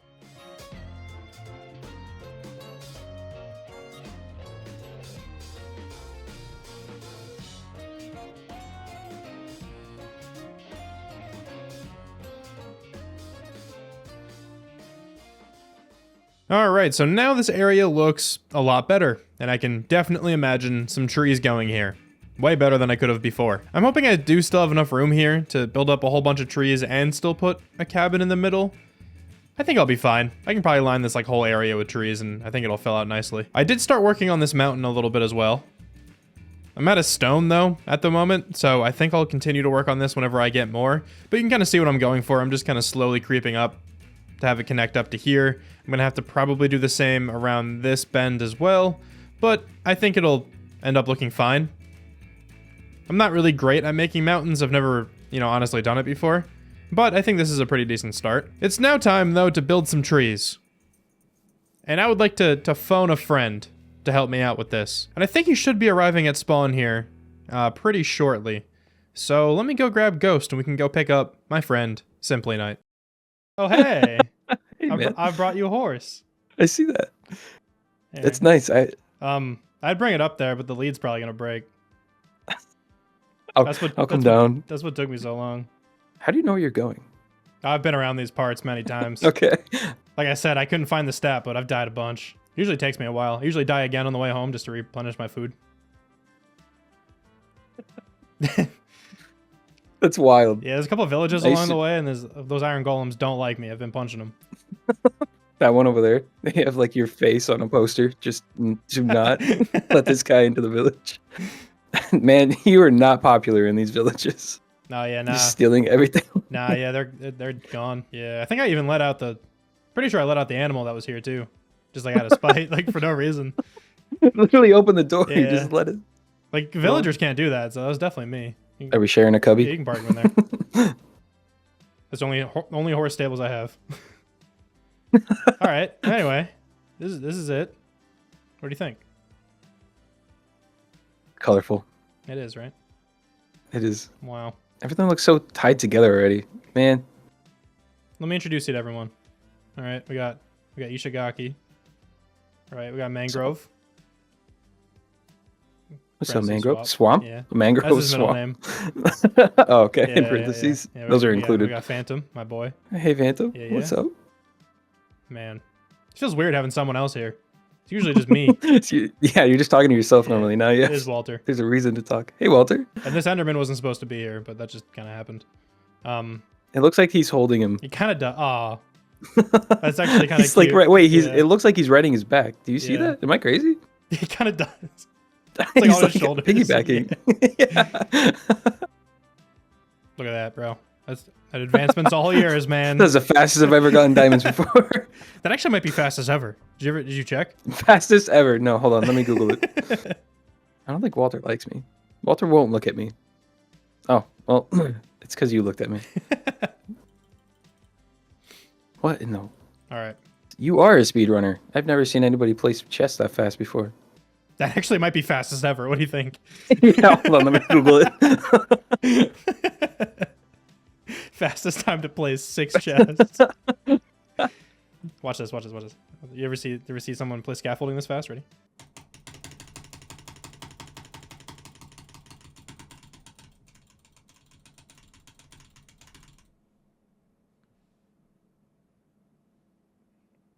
I think I've seen better. wait. Oops, I just took a screenshot. One sec. Wow, delete that, man. You doing. can't believe you took a screenshot of my world. I'm sorry. You can't be leaking my stuff. Get that dude. out of here. Why we even look at each other when we wake up? That's strange. That's actually how me and my fiance wake up every morning. We just get up and we Pop out of stare at bed each and other. stare at each other for like 5 And, seconds. then we break our bed and then we go about our day. What sizes were we doing? Big and tall? Or wait. We could probably have a decently big one. So if this one's like 17 blocks tall, right? Maybe we have one that's like, I think 30 would be too much probably. Maybe like 25 to 30. We can have. I'm gonna be okay. Yeah. So I want to like it depending on how big these trees are and how many leaves you install. If how many leaves you put in. Yeah. It could take up to like 45 minutes per tree. So Okay. take that into account on the size of how you want these. If you want it to be more reasonable, we can slack on some of the details a little bit. Big. Okay. Well, it's your life. Hey, bro, I just need the idea, right? And then you can go off and do your own thing. I'll deal with this. Yeah, no, I'm not suffering here. It's you. Yeah, so yeah. typically, oh, that's not where my normal keybind is. Typically, when I build, I kind of get like a base of start, so I know where I want the tree to kind of have that little bit of lean to it. Sure. I don't like that personally, but I'm going to take your word for a lot of this. So this is your world. I want you to figure out what you like and don't like. So this, typically, if it's a big stump tree kind of thing, I go big on the outside, and then I'll do like little bip, bip kind of things just everywhere. And this is big. This is for the big tree. Okay, That's okay, what okay. this would I was be. going to say this would be a beefy medium. This is the big one. This is the big one. This is the shrub. This is it's just to put a leaf on the top of this. So then I kind of honestly just keep it simple and go up until I find a comfortable height. Okay. And how tall am I right now? Oh, it took another screenshot. I gotta move that button. Down here is 89. This is 103. So man, it's 14. Man, I majored in math. I'm great.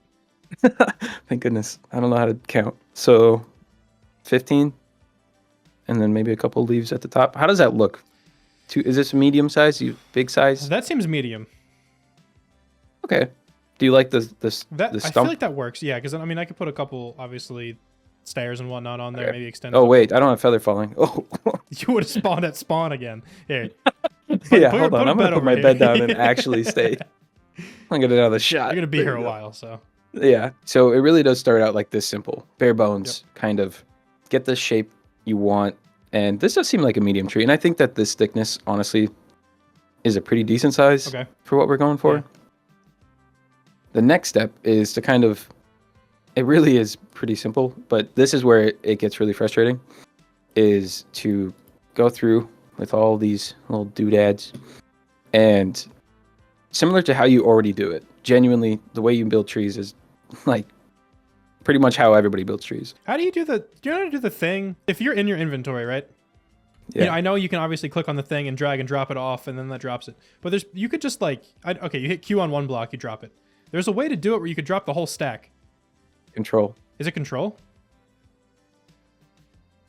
Oh my, dude, I've been trying to figure that out for so long.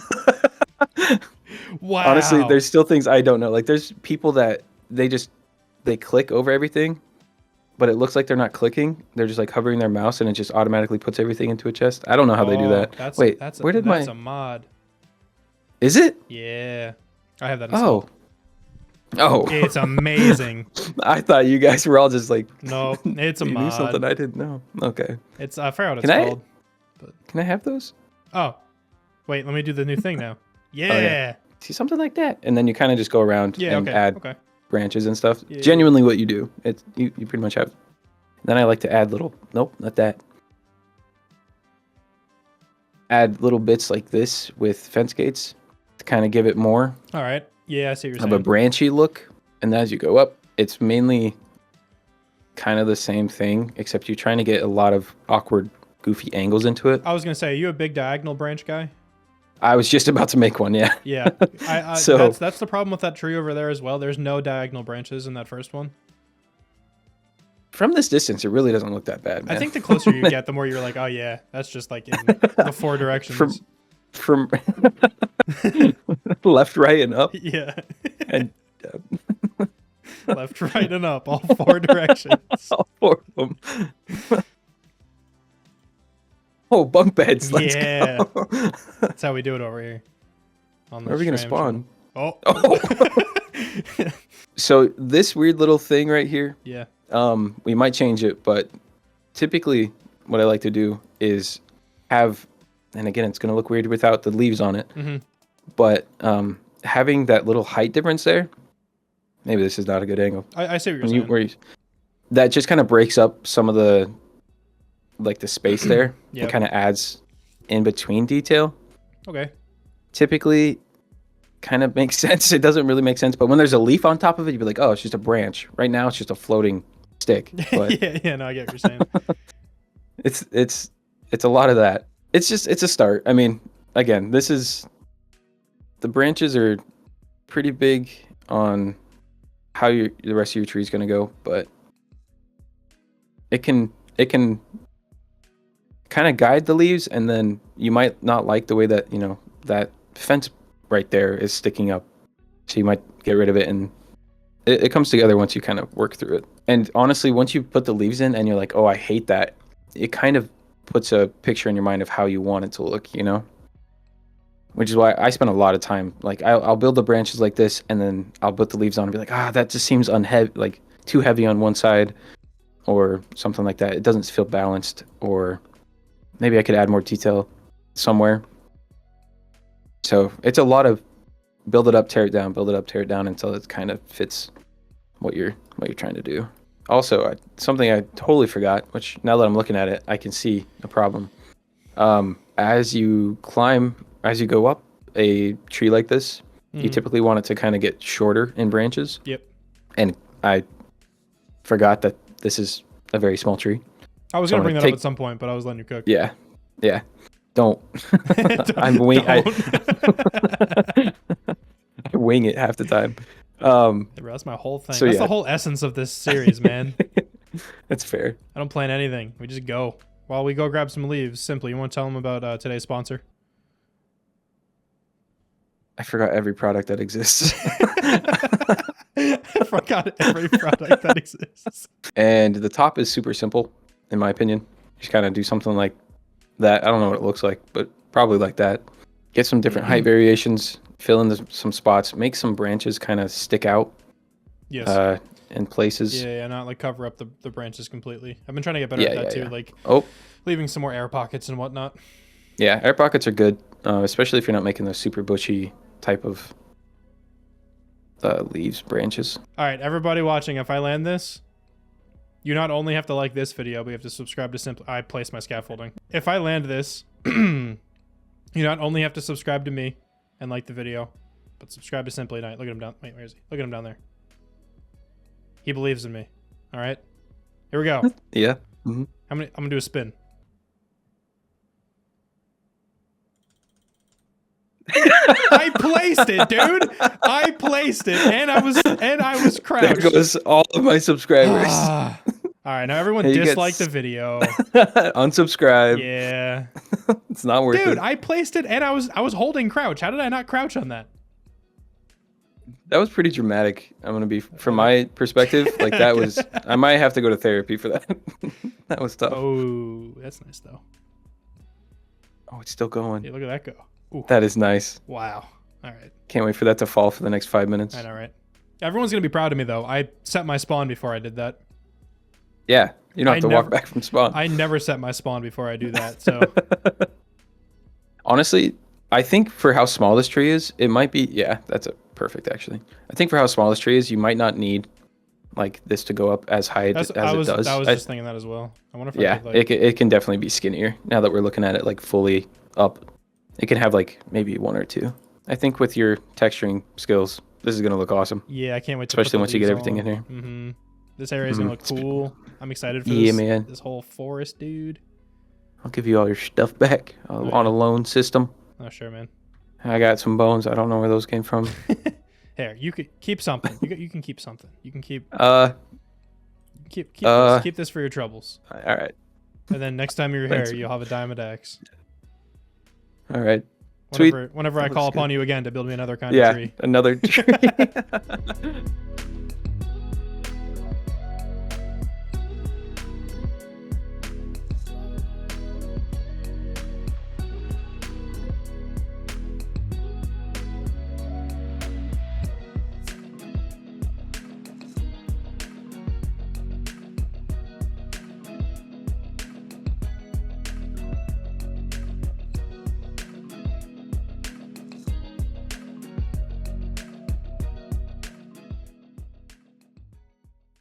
I built a lot of trees. There's a bunch here now. But I think they look pretty cool. And I'm actually pretty proud of them. So, let's take a look. These are all the trees I built since I was last on camera. I don't know exactly how the time lapses are going to work. I think I'll probably throw together a time lapse of a couple of the taller trees, but I don't want to just like overrun the video with time lapse footage, so I'll figure out some balance. But anyway, yeah, we have this little like forest now. I don't know if this is technically a forest. I don't know if it's dense enough to be considered that, but it's a forest to me, okay? And you can still see I have this outline of where the cabin is going to go, and I think this is going to be really, really cool. So, along with a couple of these really tall trees, I have a few other smaller ones. Of course, this is the one that Simply Knight helped me build. Huge shout out to him. Thank you so much for joining this world. Everybody give him some love over on his channel. So yeah, this is the one that he helped me build. I still think this is probably the best one here. I don't know. He just has a way with placing leaves, I guess. I built a couple other like tiny ones trying to mimic that style. I don't really think I captured it completely, but still, I think I did a decent job. I do really like the big ones. I think the tall trees turned out pretty well. And I think like, especially from a little bit deeper, like it looks really cool. It kind of does look like a forest to me. And once we get this little cabin built up, it's going to be even better. That's what I'm going to start working on now. I kind of want to put up the cabin, figure out some design for that. I'll build that here on camera. And then I kind of just want to go through and add like the finishing details to this forest. And then we're pretty much done. Let me go over like a couple details that I would like to add. Also, these guys do not leave me alone. I've encountered them like 6 times building up these trees. So, okay, anyway, there's this waterfall here. I think I want to eventually have it cascading down the entire mountain. But just for this video, I think I might extend this into like a really small like creek that kind of runs through the path and then maybe settles into like a little pond over here or something. Then I'm thinking maybe like a little bridge going over that could be cute. And also, don't mind the mobs. This area is not lit up under here.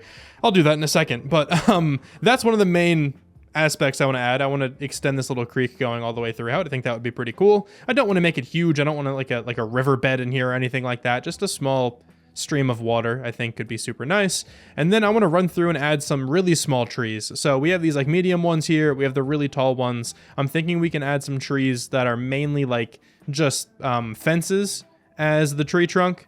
And then just a couple leaves scattered across, maybe some bushes as well that are even smaller than those, and just a couple other pieces of like foliage to really finish off this look. Then of course the main pathway going throughout this area is not going to look like this forever. I will widen this out and make it look a lot better. I don't know if I'm going to keep just the path block or if I will like work in some other blocks as well just to kind of switch it up. Haven't really decided just yet. I do want to throw some like coarse dirt in this area for sure. Think around like the base of the trees could look pretty cool. I don't have any rooted dirt or else I would add that too, but maybe that's something we can add later. And I think we should probably have a villager living back here. I don't know what kind of profession they'll have, but I think this is just a good spot for one. So that's the basic idea here for the rest of this video. For now, let me go grab some materials to start working on this cabin. And I've been going back and forth for a while on the color palette for this. It's not going to be like anything huge. It's not going to be a massive build. It shouldn't take me all that long, but man, I cannot figure out the color palette. I think I'm just going to start with like some tuff and maybe some mossy cobblestone and moss blocks and stuff like that and kind of go from there. I kind of wanted to make it like a wooden cabin, but I'm afraid that the spruce wood will just blend in too much with all the trees I just built. I think like the tough and stony feel will work a little bit better. Maybe I can use spruce for the roof, but even then that might even blend in too much. So this is definitely going to be some trial and error, but let me grab a whole bunch of stuff. All right, I got my fiance here with me. Quick intermission, okay? Before we get into the builds, quick intermission. Let's say hi. Hello. All right, she's gonna answer one question from one of the previous videos. Most of these are pertaining to me, but it's all right. She's gonna answer that one anyway. Question at Liv SC4US says, do you deal with negative comments? If so, how do you deal with it? You can answer that in any way you want. I'm not a YouTuber, so I don't really get negative comments. And there you have it. It's cabin time. All right, so here we go. This is the part of the video where I just start cabining everywhere. Anyway, let's start building here. I got a whole bunch of like stone stuff, got a little bit of moss on me as well. I wanted to grab some more like regular stone, but I only have 20. I don't know if I'll use it, but we'll see. I have a little bit of deep slate here because the top texture of deep slate looks really nice next to some tough. It's like a shade darker, and I really like how that looks. So just for starters, I'm gonna throw down some tough, and we're gonna kind of outline this whole build and get the whole dimensions down to what I want. So I kind of put like a basic outline here before, but I don't know if I want to follow that exactly. So that's 7 blocks across. That's probably wide enough. I just don't know if this is like far enough over. It might be. This isn't going to be a big build at all. I want to get better at building in a smaller scale. And I feel like that's probably big enough. Yeah, that'll fit nicely in here, I think.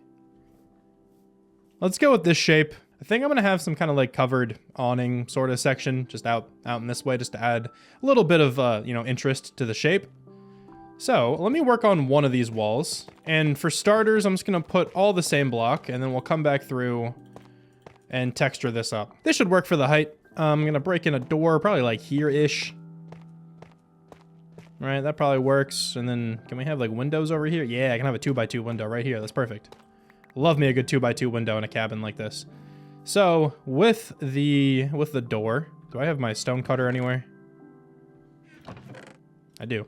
So with the door, I want to use some walls. And for now, I'm just going to use just regular tough walls. Again, we'll come back through and texture this whole thing.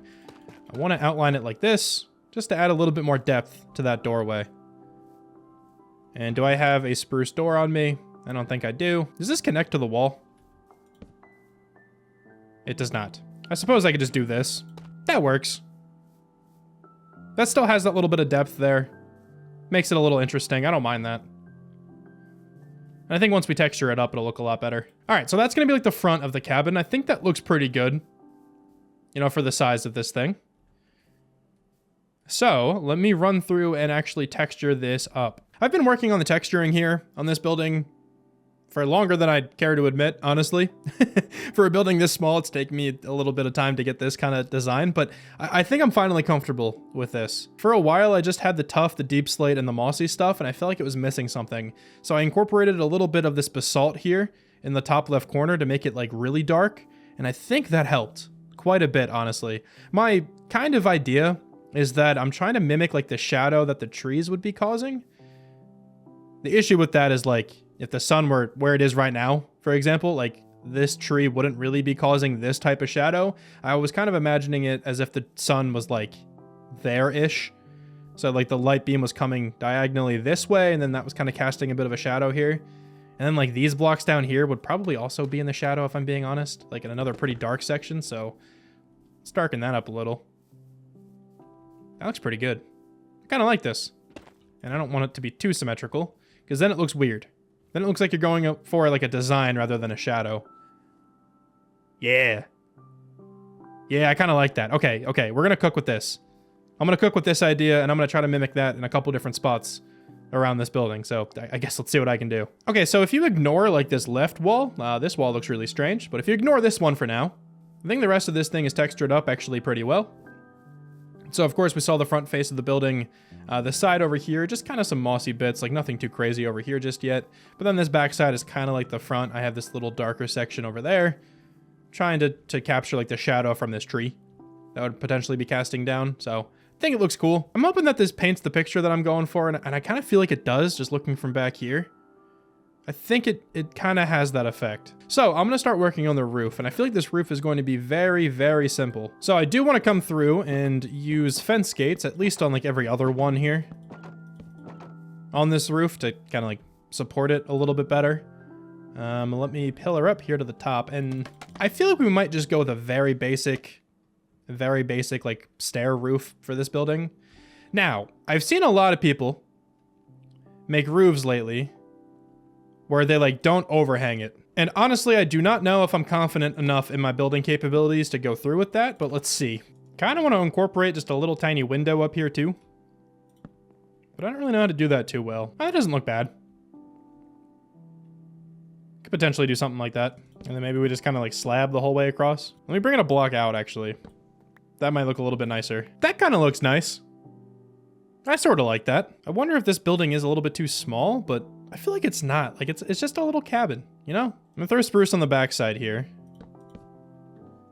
And then we also light this up on the inside. The inside looks atrocious. There's a lot of random blocks that don't need to be here. I'll take care of those in a second.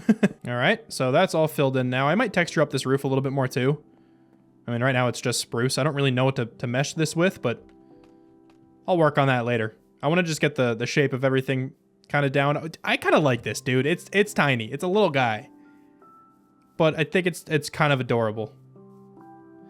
And then, yeah, I didn't overhang it on the side. Do I want to? Let's try it out, man. Like, I don't know. A lot of good builders are not overhanging it on the side. I'm not sure how I feel about the sides there. I'm going to try to do something that good builders do. You know? Even if it doesn't look good. All right? I'm going to commit to it. I think I'm going to go with the not overhang. I'm going to try to get a little weird with it, though. All right, so bear with me. That's way too many signs. I didn't mean to make nearly that much, but oh well. Okay, what if I do this? For a build this size, this could potentially work as like a small amount of depth for the overhang. And then I also wanted to come through here and kind of darken up like at least a section of this roof. And absolutely do not mind the interior here right now. Okay, these are all like temporary blocks. Just don't think about it too much, all right? I'll get rid of these. Okay, so what if we like put some basalt up there and then a little bit of deep slate kind of trickling down like that maybe? Does that look weird? It's hard to tell because there's a tree in my way. Who built this? Like, why? Who put that there? I kind of feel like this works. Ooh, that looks good from there. We're gonna cook with this design, okay? We're doing it. I'm committing to it. I also kind of like the signs down here, so we're gonna do that. Yeah, okay. All right, we're cooking. I don't know if I'm cooking well, but we're doing something. Dude, I'm so unsure about this, but I'm gonna test myself. I'm just gonna put it out there. We're gonna see. We're gonna see how this is received. This could look like complete butt to you guys, but it also might not. I'm gonna start working on a little outside section, and we're gonna have this off to this side of the building, to like the left if you're looking at the front. So how do I want to do this? Ooh. I was going to use these mud brick walls, but I'm worried that might look too similar to like the trees here, you know? So what if we do tough walls instead? Those are going to connect. Let's not do that. Maybe I can just move this. I think out to like here would be nice. I don't want to make this big at all. So let's go like 2 blocks up. Honestly, that might even be enough. And then, oh, I need some trapdoors. I'm probably going to use some trapdoors for this. I wonder if I could do this. Hold on, wait. How do I need to do this? Will this look too weird? It might not. That actually might look pretty good. Maybe I take away... Hold on. I think I'm going to take away these 2. Yeah. And then we trapdoor that, maybe? Not trapdoor. Fence gate? Hold on. I can't really see. Sleep time. You can't really see it because there's a tree in the way. But it works. I think that works. I wonder if I can do something over here on this side. Just something very, very tiny. Even smaller than that. Just to add a little bit more length to this building, you know? Okay, yeah. Dude, we're cooking with this. Man. Huh. Who is this guy? I don't know, dude. He might be the best. I'm thinking I could just kind of fill this up with like barrels and chests on these sides just to kind of have some like outdoor storage for this place. And I think same as the other one. I'm gonna take these two away and just get a little bit of fence gate action. That's the wrong way. Hold on. That works. That works out well. I like the height difference between the left one and the right one. Okay, I think that's cool. I think that's really cool. Let's start working on the rest of the exterior decoration, like the windows and whatnot. And I think, even though this build is pretty tiny, I think I'm gonna make these walls 2 blocks thick. I'll figure out what I want for the interior block here in a second. But the reason I want to do that is because I want to do the same like window design I did. I'm gonna fly all the way over here. I don't know why. I could have just put it down and showed you, but whatever, we're here now, I guess. I want to do this window design with the scaffolding and then the fence behind it. So we're going to put 2 pieces of scaffolding just like that. And then, can I just put a fence here? Oh, I can. Cool. And then something like that. And then like the interior here will come to that fence length. Oh, wow. It looks great in here, man. Look at this. Look at that. So cool. But yeah, I think something like this will look really nice from the outside. And it does. Wow. Okay, I gotta stop gassing myself up so much, dude. I built a really small house. This isn't that crazy. I think this is a really good time for the campfires. For like the window cover. I think that'll fit into this house perfectly. So let me go actually grab some campfires. Let's do that. Bada boom, bada bing. And then let's do some of that. Yeah, it's nice. I think that works. We could probably throw down a few like decoration blocks in front of it. Or just like around it. Got a couple beehives here as well. Love me some beehives. Some decorated pots because why not? Yeah, it's probably good for now. I might throw a little bit of spruce action around here too, but for starters, let's just kind of maybe not next to each other. Let's throw down a couple beehives. A bookshelf. Maybe that goes on the inside. I'll throw down a chest. I don't have any barrels. How could I not have any barrels? You know, the cool thing about these pots is you can put a lantern in there. So that's kind of nice. Could maybe throw in a little bit of foliage. Got a couple more of these azalea leaves. Very nice. Let's actually destroy this sign. I'm going to kind of just throw in a couple.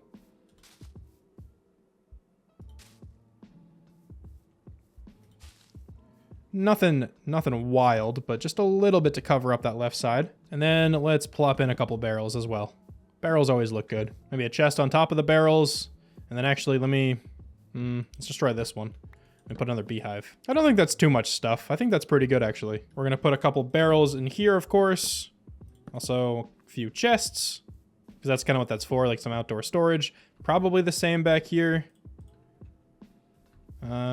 Throw a couple composters down back here as well. Maybe some more of these decorated pots. Yeah, that looks cool, I guess. I don't know. I really don't know what I'm doing anymore. Just kind of going off of vibes here, not gonna lie. I don't think it has to make sense, you know?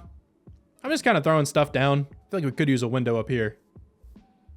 Yeah, I think I could use a window up there. Let me do that. I just keep seeing different things that I want to add. I should probably like cut myself off soon, but not yet. Window. And then let's continue that same design, I suppose. It's a pretty simple design, but it works. Yeah, that's nice. Okay. Let me just throw the window on the little roof thing, whatever this is actually called. I'm pretty sure there's a name for this. I don't know what it is. That's a little cabin. That works. That works for the vibe I was going for. Just a little cabin tucked in these woods. All right, the interior now, though. I think I'm going to do one of the most simple interiors you've probably ever seen. So, here we go. For starters, let me line the bottom here with these tough bricks. On top of that, just going to throw some regular tough. Not going to texture the interior here that much. Probably really at all, if I'm being honest. There's a very good chance I do not make these windows accessible up here.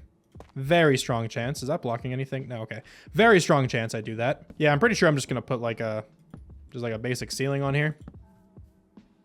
And then the same kind of floor. Oh, I gotta be careful. There's bad guys down here. Because this is not lit up at all. And look at that. It's good.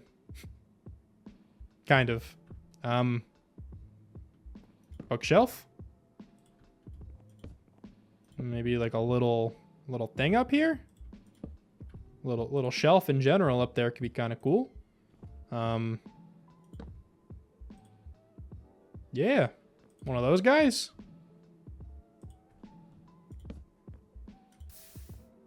Sure.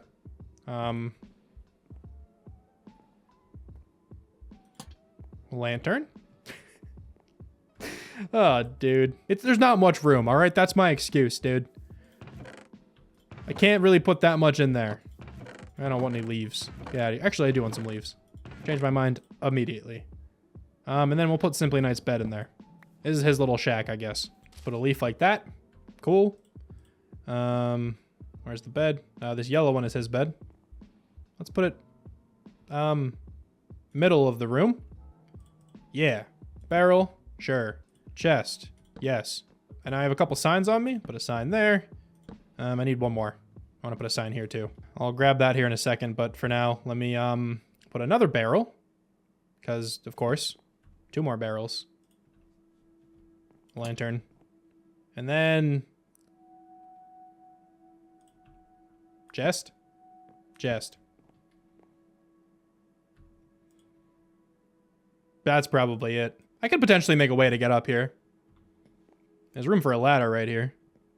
But then that means I have to fill in the top, and I don't want to do that. Let's take a nap in the new cabin. I'm gonna call this done. It's good enough for me, man. I could survive in there for a while. But the video is not quite done yet. All right, there's one last thing I want to do to this area, and that's just add a little bit more to this environment. I think I'm going to be like equally as indecisive when I'm going through this area and decorating the rest, so I think I'm just going to cut away until I'm finished with all the decoration, and then I'll be back to kind of talk about what I did. So I will be right back. I thought it would be kind of fun to do like a little before and after type thing with this build. This is my backup world of my survival world. I back up the survival world after every single episode. So this is the world as of last episode, like the end of last episode. This is where I take all my thumbnails and stuff, if everyone was wondering. Anyway, this is what the area looked like at the start of the video. Man, it does not look good. And now, it looks so much better. I really like how this whole forest turned out. Obviously, huge shout out to Simply Night for helping me like design these trees a little bit. I'm pretty sure I could not have done this without his help, so I definitely appreciate it. But yeah, man, like this is the first like forest type build I've ever done. And I'm really happy with it. Very happy with this. Let me turn on some shaders here really quick. And then we can walk through this area in all of its glory. It's not the best lighting to show this off, but honestly, it might make it pretty cool looking. I don't know. Also, like, ignore the chests and the bed and stuff. I'll clean that up. I'll do that later. But yeah, so I went through and added like a little bit of coarse dirt by these trees and a little bit of podzol. Very small amount of podzol. Have a couple acacia saplings planted just to get a different like pop of green in here. It's like a slightly different like hue of green. I don't know if I'm using the right word there to describe the color, but you know what I mean. It's just a different vibe. I built up a couple smaller like spruce trees. Some of them have spruce leaves and some of them have like acacia and azalea leaves on them instead. I'm not gonna lie, I ran out of spruce leaves and didn't want to go gather more just for those small little trees. We have some even smaller trees, some like little bushes. Also a couple like knocked down trees as well, just a few logs kind of strewn about. Like I said, there's a bunch of coarse dirt, a couple different spots for lampposts. I didn't want to light this area up too much, because I think it kind of gives off a cool vibe when it's mostly dark. Also, there's a little water stream now coming down from that little waterfall. Doesn't look great. Honestly, the water here doesn't look great with these shaders, but whatever. Small little stream, little bridge to go over the stream. Also, there's still mobs under here. I might keep them. Just to make the forest a little bit spooky or something. I don't know. I probably won't keep them. I'm just lazy. But anyway, yeah, then the path kind of ends just over here. And a couple boulders as well. Kind of just threw those in. But I really like how this area turned out. I think the ambiance here is actually really cool. Ooh, this looks cool from over here with the sun peeking through. Also, I did see a creeper behind me at some point in the night. I don't know where it went. But this looks really cool with the sun rays peeking through. Wow. That's cool. I like that quite a bit. Man. What an episode, dude. What a build. I didn't think I'd be able to build something like this. I'm not going to lie. I never really thought I'd be able to make a whole forest. But, dude, look how far I've come, like, making custom trees. Like, from the first few custom trees, they honestly were not very good. They're just, like, slightly upgraded, like, vanilla Minecraft trees. But all the way from there to here, the leaves look weird. Don't mind those. Let me just turn off my bushy leaves here for a second. The trees don't look bad without them on, honestly. They don't look great. I probably could have made these better. Like, I might have been banking on the bushy leaves a little bit too much. But anyway, all I was trying to say is that, like, these trees have come a long way. And I'm very proud of this build for today. I hope you guys like it too. That is going to do it then for this episode. I still think this area could use a small amount of work. And what I mean by that is, like, the mountain over here still isn't finished. This little section, I have no idea what's going to go up there.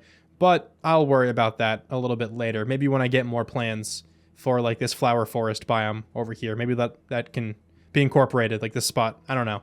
I don't want to plan too far ahead just yet, so I'm comfortable with where the forest is for right now. Thank you all so much for watching this video.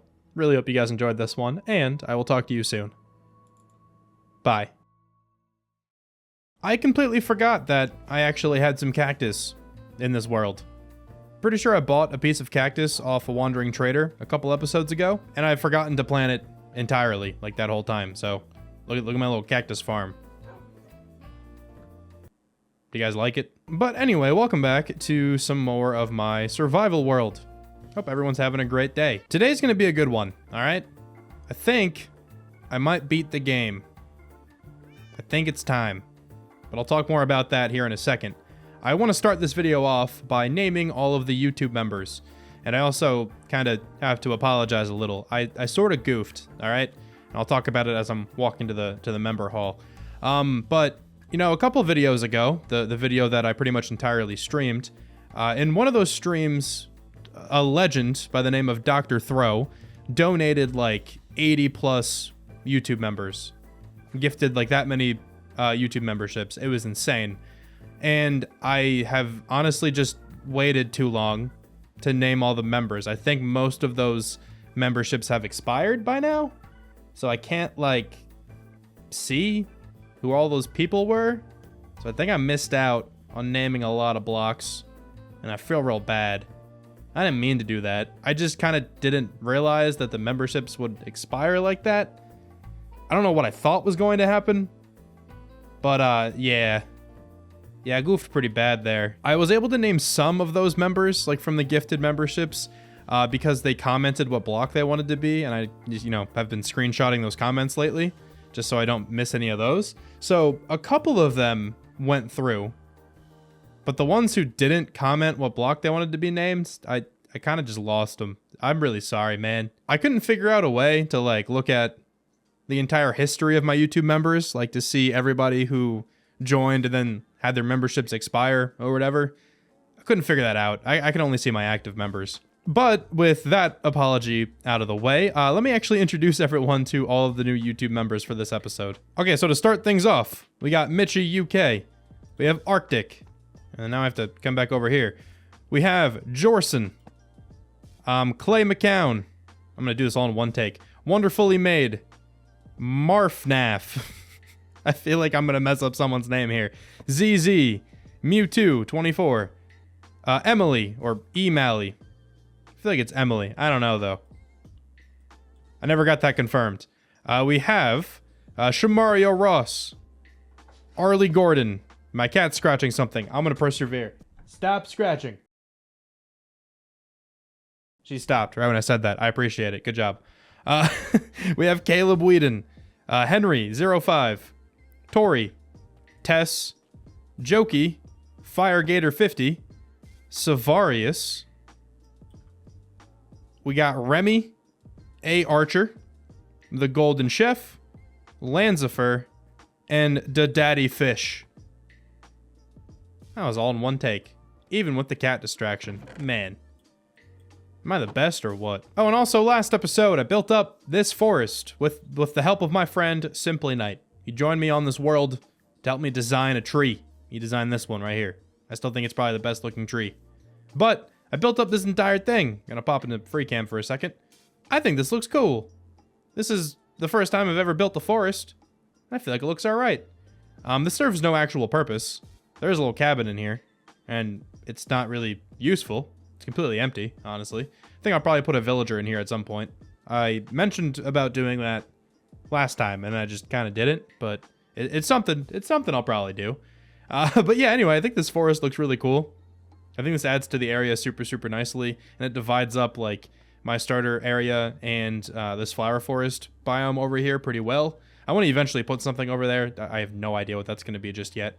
But yeah, dude, I really like this forest. And obviously, a huge shout out to Simply Night for helping me build some trees, because I would have not been able to do that if it wasn't for his help. Today, though, I kind of mentioned this earlier, but today, I think I'm going to beat the game. It feels like a good moment. It feels like a good time to defeat the Ender Dragon, go to the further end islands, see what's cooking out there, get some shulker boxes. You guys know the vibes. Yeah, dude, I'm ready. I think I'm finally ready. I am on day 895 in this world.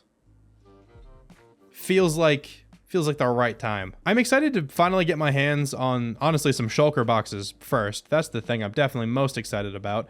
But getting some elytra is going to be awesome, I think. Especially in this large biome world. Like, when I have to go all the way back to the mangrove swamp, elytra is going to make that so much easier. Riding Ghost is fantastic. It really is. It's good times, me and my boy.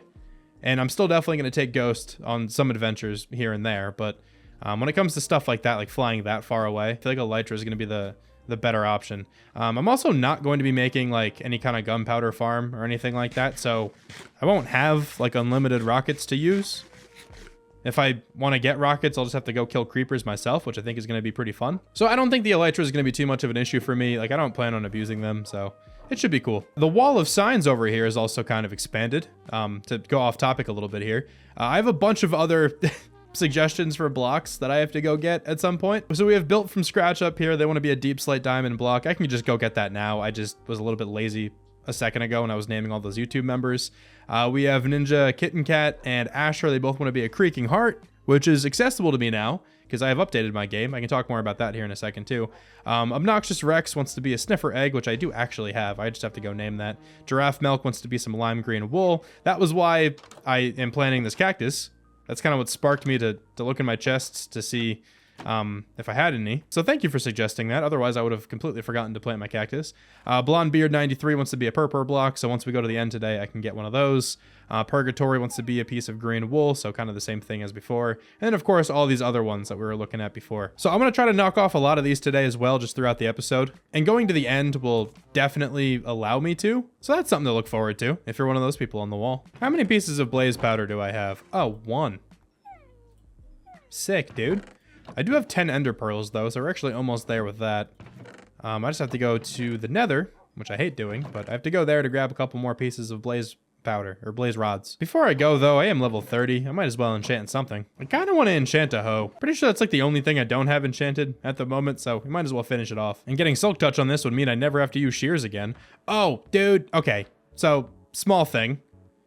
The painting trick that I was doing before doesn't work anymore, man. It also just like completely deleted the paintings. I don't know if it was like the update. You know, I'm on 1.21.4 now. So I don't know if it was that. But yeah, like those framed paintings that I had all over the place, that just doesn't work. And now this one looks horrible because look at that. What is that? Why are you there? So I have to fix that around my base in a couple different spots. I use that painting design a lot. This still works though, so that's nice. Maybe I can just kind of do this. I don't know. Whatever. What are we going to get on this hoe, though? Unbreaking 3, Fortune 2, and Efficiency 4. That's cool, I guess. Do I have a Silk Touch villager? I think I might. So, honestly, this hoe should be fine. How did... What? Alright. Yeah, Silk Touch for 5 emeralds. Cool. Let me go ahead and throw Silk Touch on my new diamond hoe. And then, I guess I'll just hit up the Nether and start killing some blazes. Everyone say what's good to Villager. He's now completely harmless. The crossbow broke, so he's just kind of vibing in this boat. Like, he's just my friend now. Still don't think he likes me too much. I mean, I killed all of his friends and then forced him to break his crossbow. So, Can't imagine he's too happy with me. But I like to think he likes me. Oh, I can't do that? Oh, that's annoying. Thought it would just replace the fortune. Minecraft professional over here. Wonder if anyone was like in the middle of commenting that that wasn't going to work, you know? Had to have been someone out there. Maybe it already was typed and you already commented it by the time I'm saying this now and it's making you want to delete the comment. Sometimes I don't like when I get like super meta in these videos, you know? It makes me think too much. I don't like that. So let's stop thinking and let's just go smack some blazes.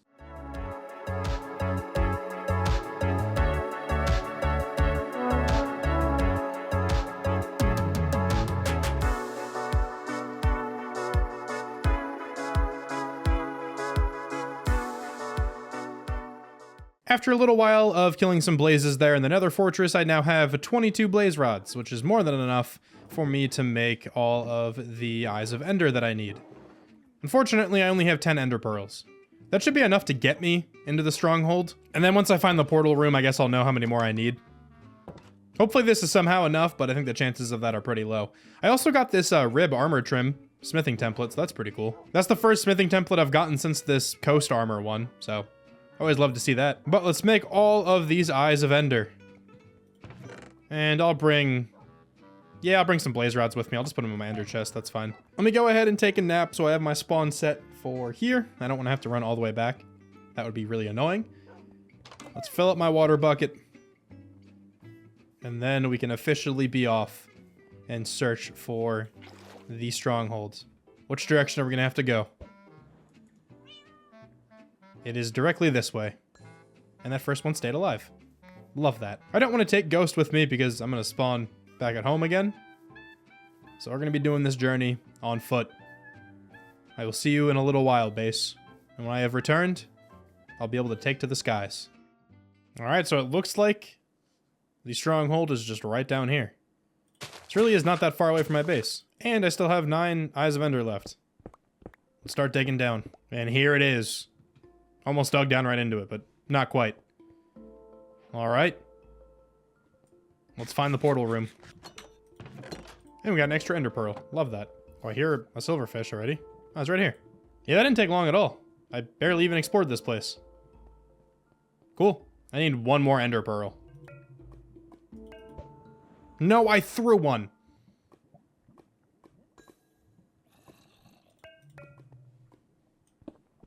Where did that land? I have no idea where that went. Well, okay. I think I need 2 more ender pearls now. How did I do that? How did I accidentally throw one? Still no ender pearls, but I did find 2 libraries really close to each other. So that's pretty dope. Let's see what's in these chests. There's a lot of books in this one. We got the eye armor trim, which is nice. I guess I'll take that. Efficiency 4, lure 3. Looting 2, efficiency 4. And protection 3. And an empty map. I'll always take a map. Efficiency 4, I will always take that. Feather falling 4.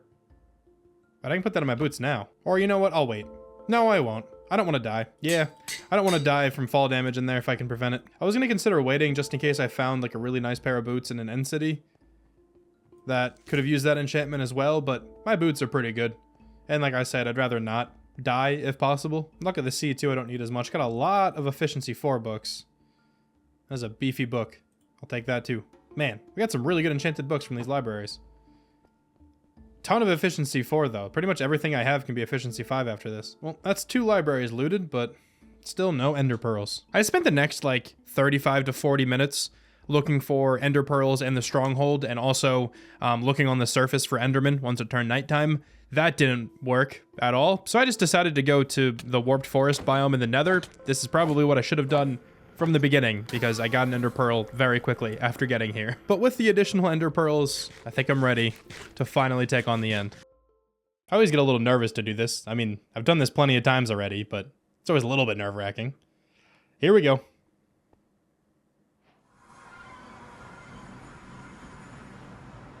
Honestly, not a great spawn. I don't like being this far away from the island, but it's alright. And alright, here we are. Let's take down an ender dragon.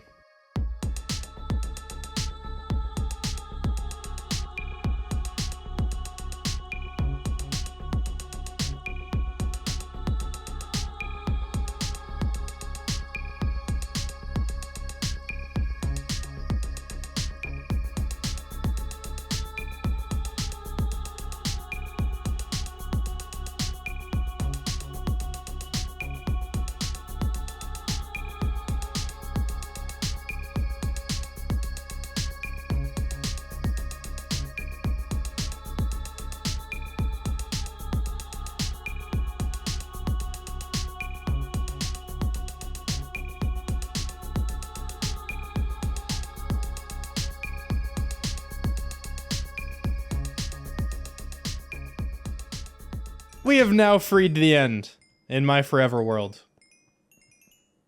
This always feels good, man. Let's grab up the dragon egg. And then I am not quite done yet. Obviously, I want to explore the further ends. And this is actually a pretty safe portal. Let's see if I can pearl into it. Almost got it. Oh, I did it. Wow, that was perfect. Look at that. Cool. And there's an end city with a ship right there. Wow, I can't believe how lucky I just got. I never find end cities this quickly. This is actually insane. And there we go, the city at the end of the game. Let's get our first few shulker boxes here. Well, that didn't work out very well. Let me also make sure I grab at least one block of purple. And I do need to grab the dragon head from that ship up there as well. For some YouTube members. Alright, I got 5 shulker shells right now. Not a bad start. And also, got some diamonds. And an efficiency 4 pickaxe, I'll take that. Oh, no way I didn't bring a crafting table. I can't believe I didn't bring a crafting table. I can't even make any shulker boxes right now. Well, that's super frustrating. I should probably just loot this one city then, and then just come back when I have a crafting table.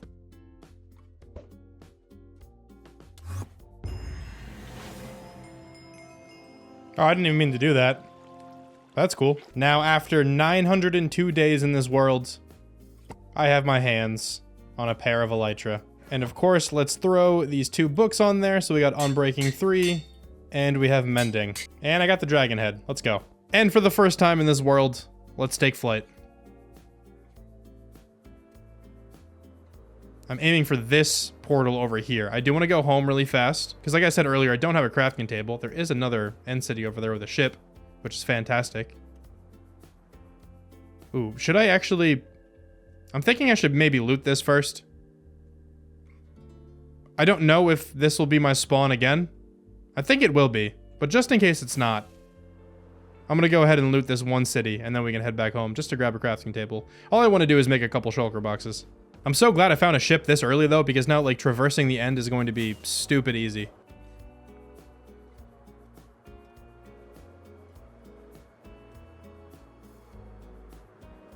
All right, I see the portal. Let's see if we can do this first try. Ready? Oh, this is perfect. I cooked it. I cooked it. Look at me go. Now let's roll these credits. Or not. Okay, credits didn't roll.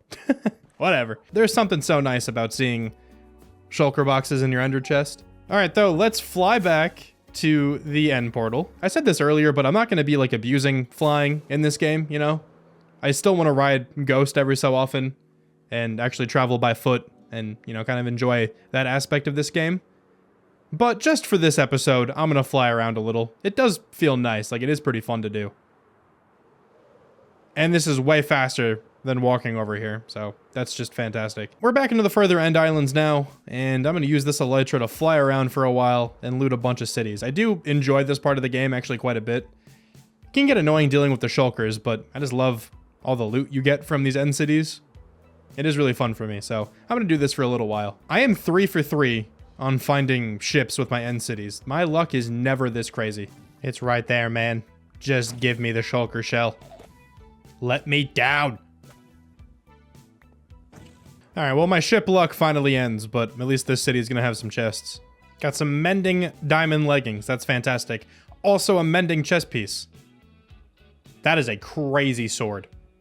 If that was a diamond sword, that would be ridiculous. Wow. Okay, that might be one of the best iron swords I've ever seen in one of these chests. This is a monumental end city. Man, look at this. Hey, we got one of the smithing templates. That's cool, too. And now I'm floating again. Okay, dude. Just let me be. All right, man, that one end city got me a ton of stuff. Almost all of the stuff in this pink shulker box right here was from that one end city. I really wanted to find, like, full mending armor here. I think that would be pretty cool. I have half of it. Okay, there's 2 more end cities right here in my view. I'm going to loot both of these, and then we can probably head home. But I'm pretty sure, like, 5 of, like, the 7 end cities that I found have had a ship. There's also one behind it, but that one looks really tiny. But that's ridiculous, dude. The odds are never this good for me. Bane of Arthropods 5. And a Fortune 3 diamond pickaxe. Dude, that's the first time I've gotten Fortune 3 on a pickaxe in this world. That's actually kind of insane to say. But Bane of Arthropods 5 is crazy. It may not be a good enchantment, but I just feel like getting a level 5 enchantment on something is just kind of crazy in general. It's a great pickaxe, but Curse of Vanishing is a little annoying. Man, Bane of Arthropods 5 again. Knockback 2, looting 3, unbreaking 3. What a crazy sword. If I ever need to farm spiders, I know what to use. This is going to be the last end city I loot. It's just this little tower. But that top room will have a couple chests in it, so let's see what it has to offer. All right, last chest for right now. Nothing great. But, I mean, all in all, got a lot of good stuff. I do now just need to try to find an exit gateway. And there's one right there. Dude, this is incredible luck. Wait, that was insane. That looked so weird. I just kept flying. Huh. That was cool. I've organized all the stuff that I just got, so we have all this armor now. Sadly, I didn't get any helmets, but we have a lot of different pieces of diamond armor. I mean, this Protection 2 diamond chestplate isn't going to be very useful, but whatever. I have it. I have a bunch of diamond leggings as well. I have a couple pairs of diamond boots and some diamond horse armor. Can't forget that. Got a bunch of tools and a bunch of swords, and also 3 extra pairs of elytra. I'm pretty sure I missed like 2.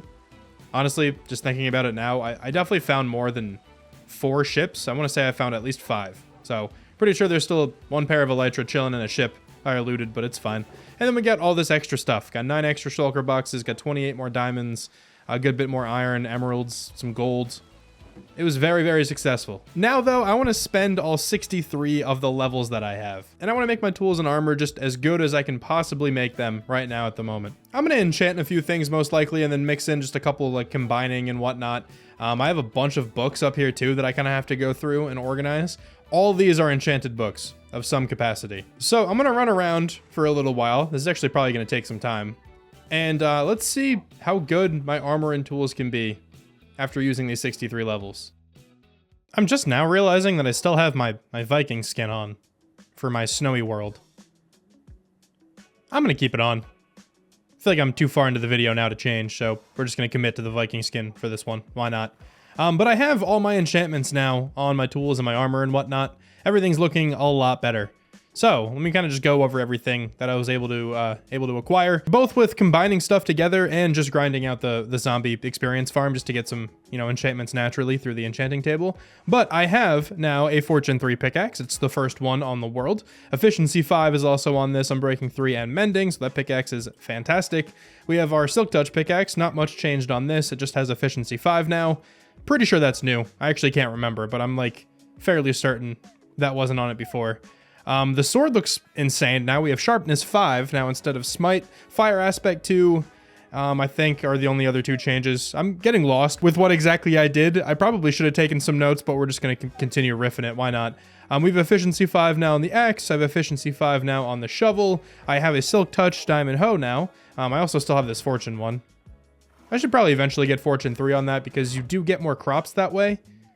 But I don't know. I'm not sure if it's completely worth it. I could just use this pickaxe. If you guys didn't know that, that's how it works. I've said this a couple times now across a few videos, but I'm pretty sure it still works this way, that a Fortune 3 pickaxe will give you more crops. It'll act the same way as a Fortune 3 hoe.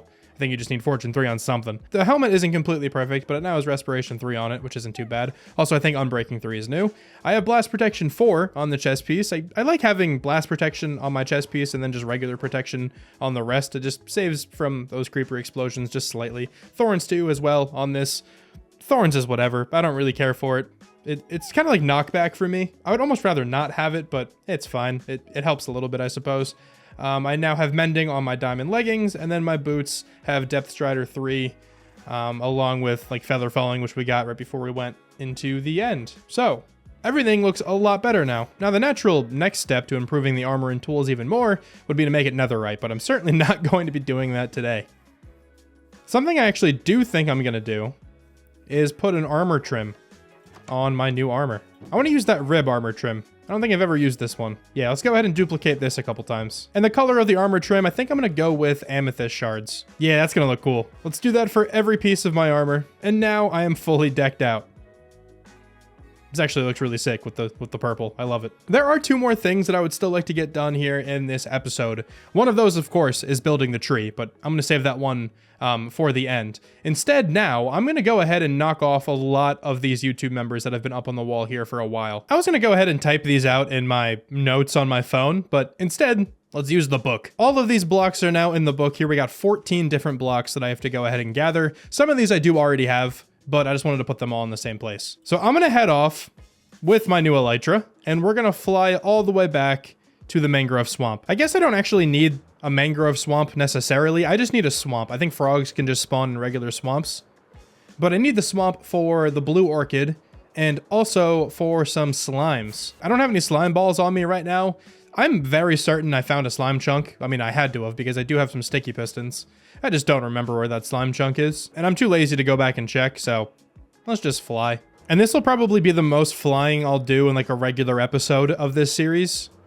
So if you think this is too much flying and you want to see me ride Ghost more and just take regular journeys, don't worry, okay? Like it'll be back to normal pretty soon. Just since I have my elytra, I want to actually use them. This is new, and this also means I'm probably going in the wrong direction. But I've never found a desert before in this world, nor have I found a Badlands biome. This calls for an entry in the book. This book is also going to be named now the Book of Everywhere. Shout out to DragonDoodle78 for the name suggestion. I do still have to like actually physically go and name the book in Minecraft, but consider this me officially naming it the Book of Everywhere. All right, we have these coordinates logged now. I did also see a pillager outpost and a desert temple. Let's go steal this goat horn. Ponder. That's my favorite one, probably. And let's go get a golden apple. No golden apple, unfortunately. I do see a warm ocean over there, and that's exactly what I need. We need one of those pink coral blocks. Oh, okay. Yeah, that's right. That's right. This is where my golden apple is. I can't believe I was mistaken. 2 regular golden apple. A Bane of Arthropods 4 axe? That's weird. Brain coral. We got one.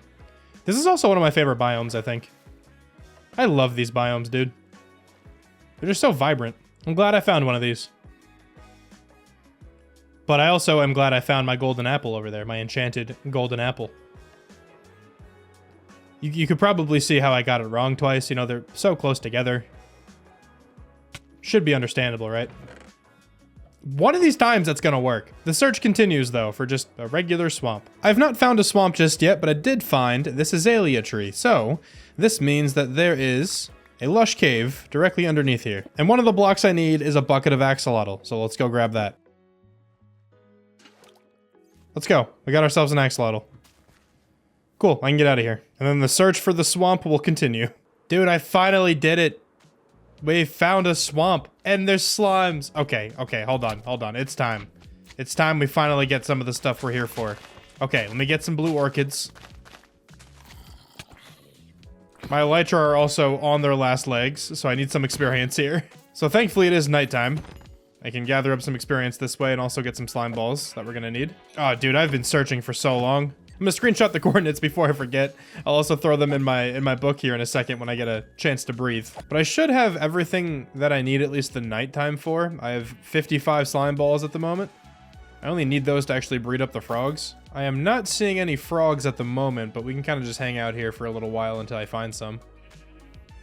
Also got a ton of these blue orchids. These are my favorite flower, by the way, if anyone didn't know that. I used a ton of rockets to get here.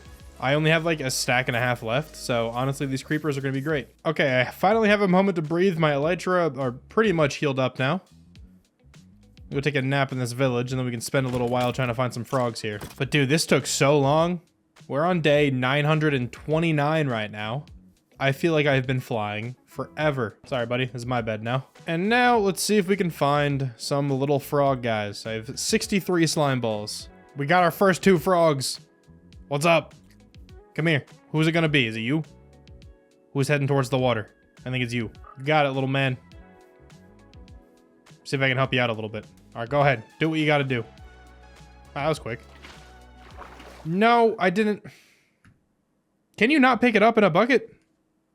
Am I wrong? I have to pick up the tadpoles.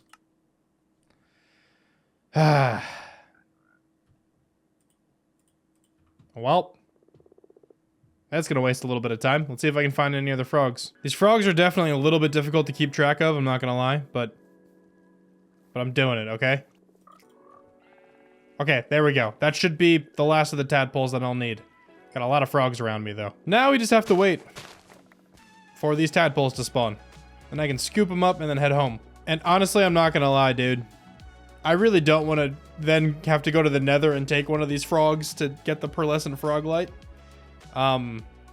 There's a very real chance I put this one off until next episode, but at least I'll have everything that I'm gonna need to get that pearlescent frog light, you know? So honestly, I'll call that a success. If you guys haven't realized it yet, I have no idea how frogs work in this game.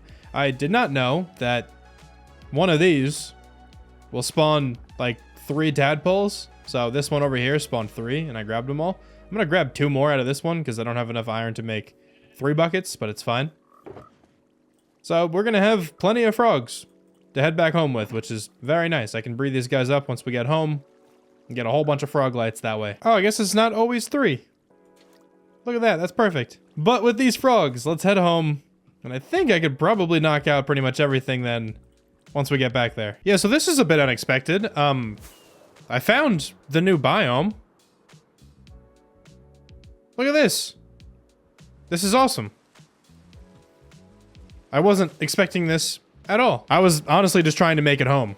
But here we are. So this should mean that I can get the creaking hearts that I need. I think I need 2. Yeah, I need 2 creaking hearts. Okay, so let's just hang out here, I guess, until nighttime. I'll gather up some of this wood and get some of these saplings as well. And when a creaking spawns, I should hopefully be able to grab a couple creaking hearts. I think you just need silk touch for that. And I'm fairly certain you can craft them. I mean, I could be wrong. I've never really dealt with this biome before. This is the first time I've ever been here. But I feel like you can craft them. I do really like this new moss, though. This pale moss block. This is going to be great to use. Okay, there's a creaking right here. And it looks like he is associated with this tree. Right? That's definitely correct. Alright. Got myself some resin. And now I think his heart should be in here somewhere, right? What's up, little man? How you doing? Can you get out of my way? Dude, his heart is right above me. Did that give me it? It did give me it. Cool. I got a creaking heart. That's sick. So for now, I'm just going to go ahead and add this to my book. And then I can head home. If I have to come back here, it shouldn't take that long to make the journey. I'm so glad I found one of those biomes, though, because honestly, I thought I was going to have to wait for a wandering trader to sell me one of those pale oak saplings. I did not think I was going to find one of these biomes so soon. I honestly cannot believe I forgot to do this. So if you guys have been watching my stuff for a while, you would probably know that once I defeat the Ender Dragon, the first thing I enchant is my first pickaxe. I'll usually use just a level 30 enchantment on my first ever wooden pickaxe, and I've entirely forgotten to do that here in this world. So before I do anything else in this video, let me go ahead and actually enchant my first ever pickaxe with a level 30 enchantment. Let's see what we get. Moment of truth. Here we go. Efficiency 4, unbreaking 3. That's a respectable pickaxe right there. And also, I'm going to put this... Let's put it in the starter house, actually, so I can see it more often. Yeah, I'm going to put it right there. I think that looks pretty cool, actually, just tucked away in the corner. Now that I am back home, though, let me actually start naming all of these blocks. I'm not going to be able to name all of them right now, but we can get at least a good chunk of those taken care of. Also, you are able to, like, reignite the creaking hearts, and I'm pretty sure once it turns nighttime, another creaking will spawn around here, and I should be able to farm it just to get 2 more of these guys. So while I wait for it to turn to night, I'm gonna start naming some stuff. It's nighttime now. Is a creaking going to spawn? He did spawn. What's up, man? Can you just farm this, like, infinitely? I feel like there's gotta be some kind of limit on this, right? Doesn't really seem like it. I think I could get, like, infinite resin out of this guy. Let me see what is actually needed, though, to make a creaking heart. Can you stop following me? Okay, so making a creaking heart actually is not that difficult. Nice. And I think I can get him to despawn just like that. Yep, cool. Okay, the mechanics of those guys is pretty simple. With both of those creaking hearts now named, it is time to update the wall. Where is Obnoxious Rex? That's who I'm looking for first. There you are. Okay, you are now a sniffer egg. And now Katie is switched over to a blue orchid. And now I'm fairly certain everybody remaining is new. There's definitely a chance that one of these YouTube members I'm about to say is already on the wall, It's difficult to keep track of all of you. I'm not going to lie. But here we go. We now have Elizabeth Ann, Wolfie. Not the Ender Chest. Hold on. We have Built from Scratch. We have a Ninja Kitten Cat. We got Purgatory. We got Carolina. We got Blonde Beard 93. No, we don't. I hate when I do that. Hold on. Here we go. Blonde Beard 93 now on the wall. And now to save a little bit of space, I put some invisible item frames on the pillars here. I think I'm probably going to do that all the way down too. I think that could actually look pretty sweet. So we got Asher. We have Giraffe Milk. We got Alpha 531, the Dragon Head, and Terra Zero. And I believe that's everybody for right now. There are still 2 more blocks I have to go get. I'm not going to do that today, but I'm going to have to get another right block eventually for Dr. Throw, and then a Pearlescent Froglight for Reese Denton. We have made great progress towards that Pearlescent Froglight, but that'll probably be like a next episode type of thing. To close out this one though, I'm going to go ahead and build the tree for the episode. I'm thinking the tree for the episode is going to go somewhere over here. I kind of want to have it like overhanging into the pond a little bit. I feel like that could look cool. So let me see what I can come up with.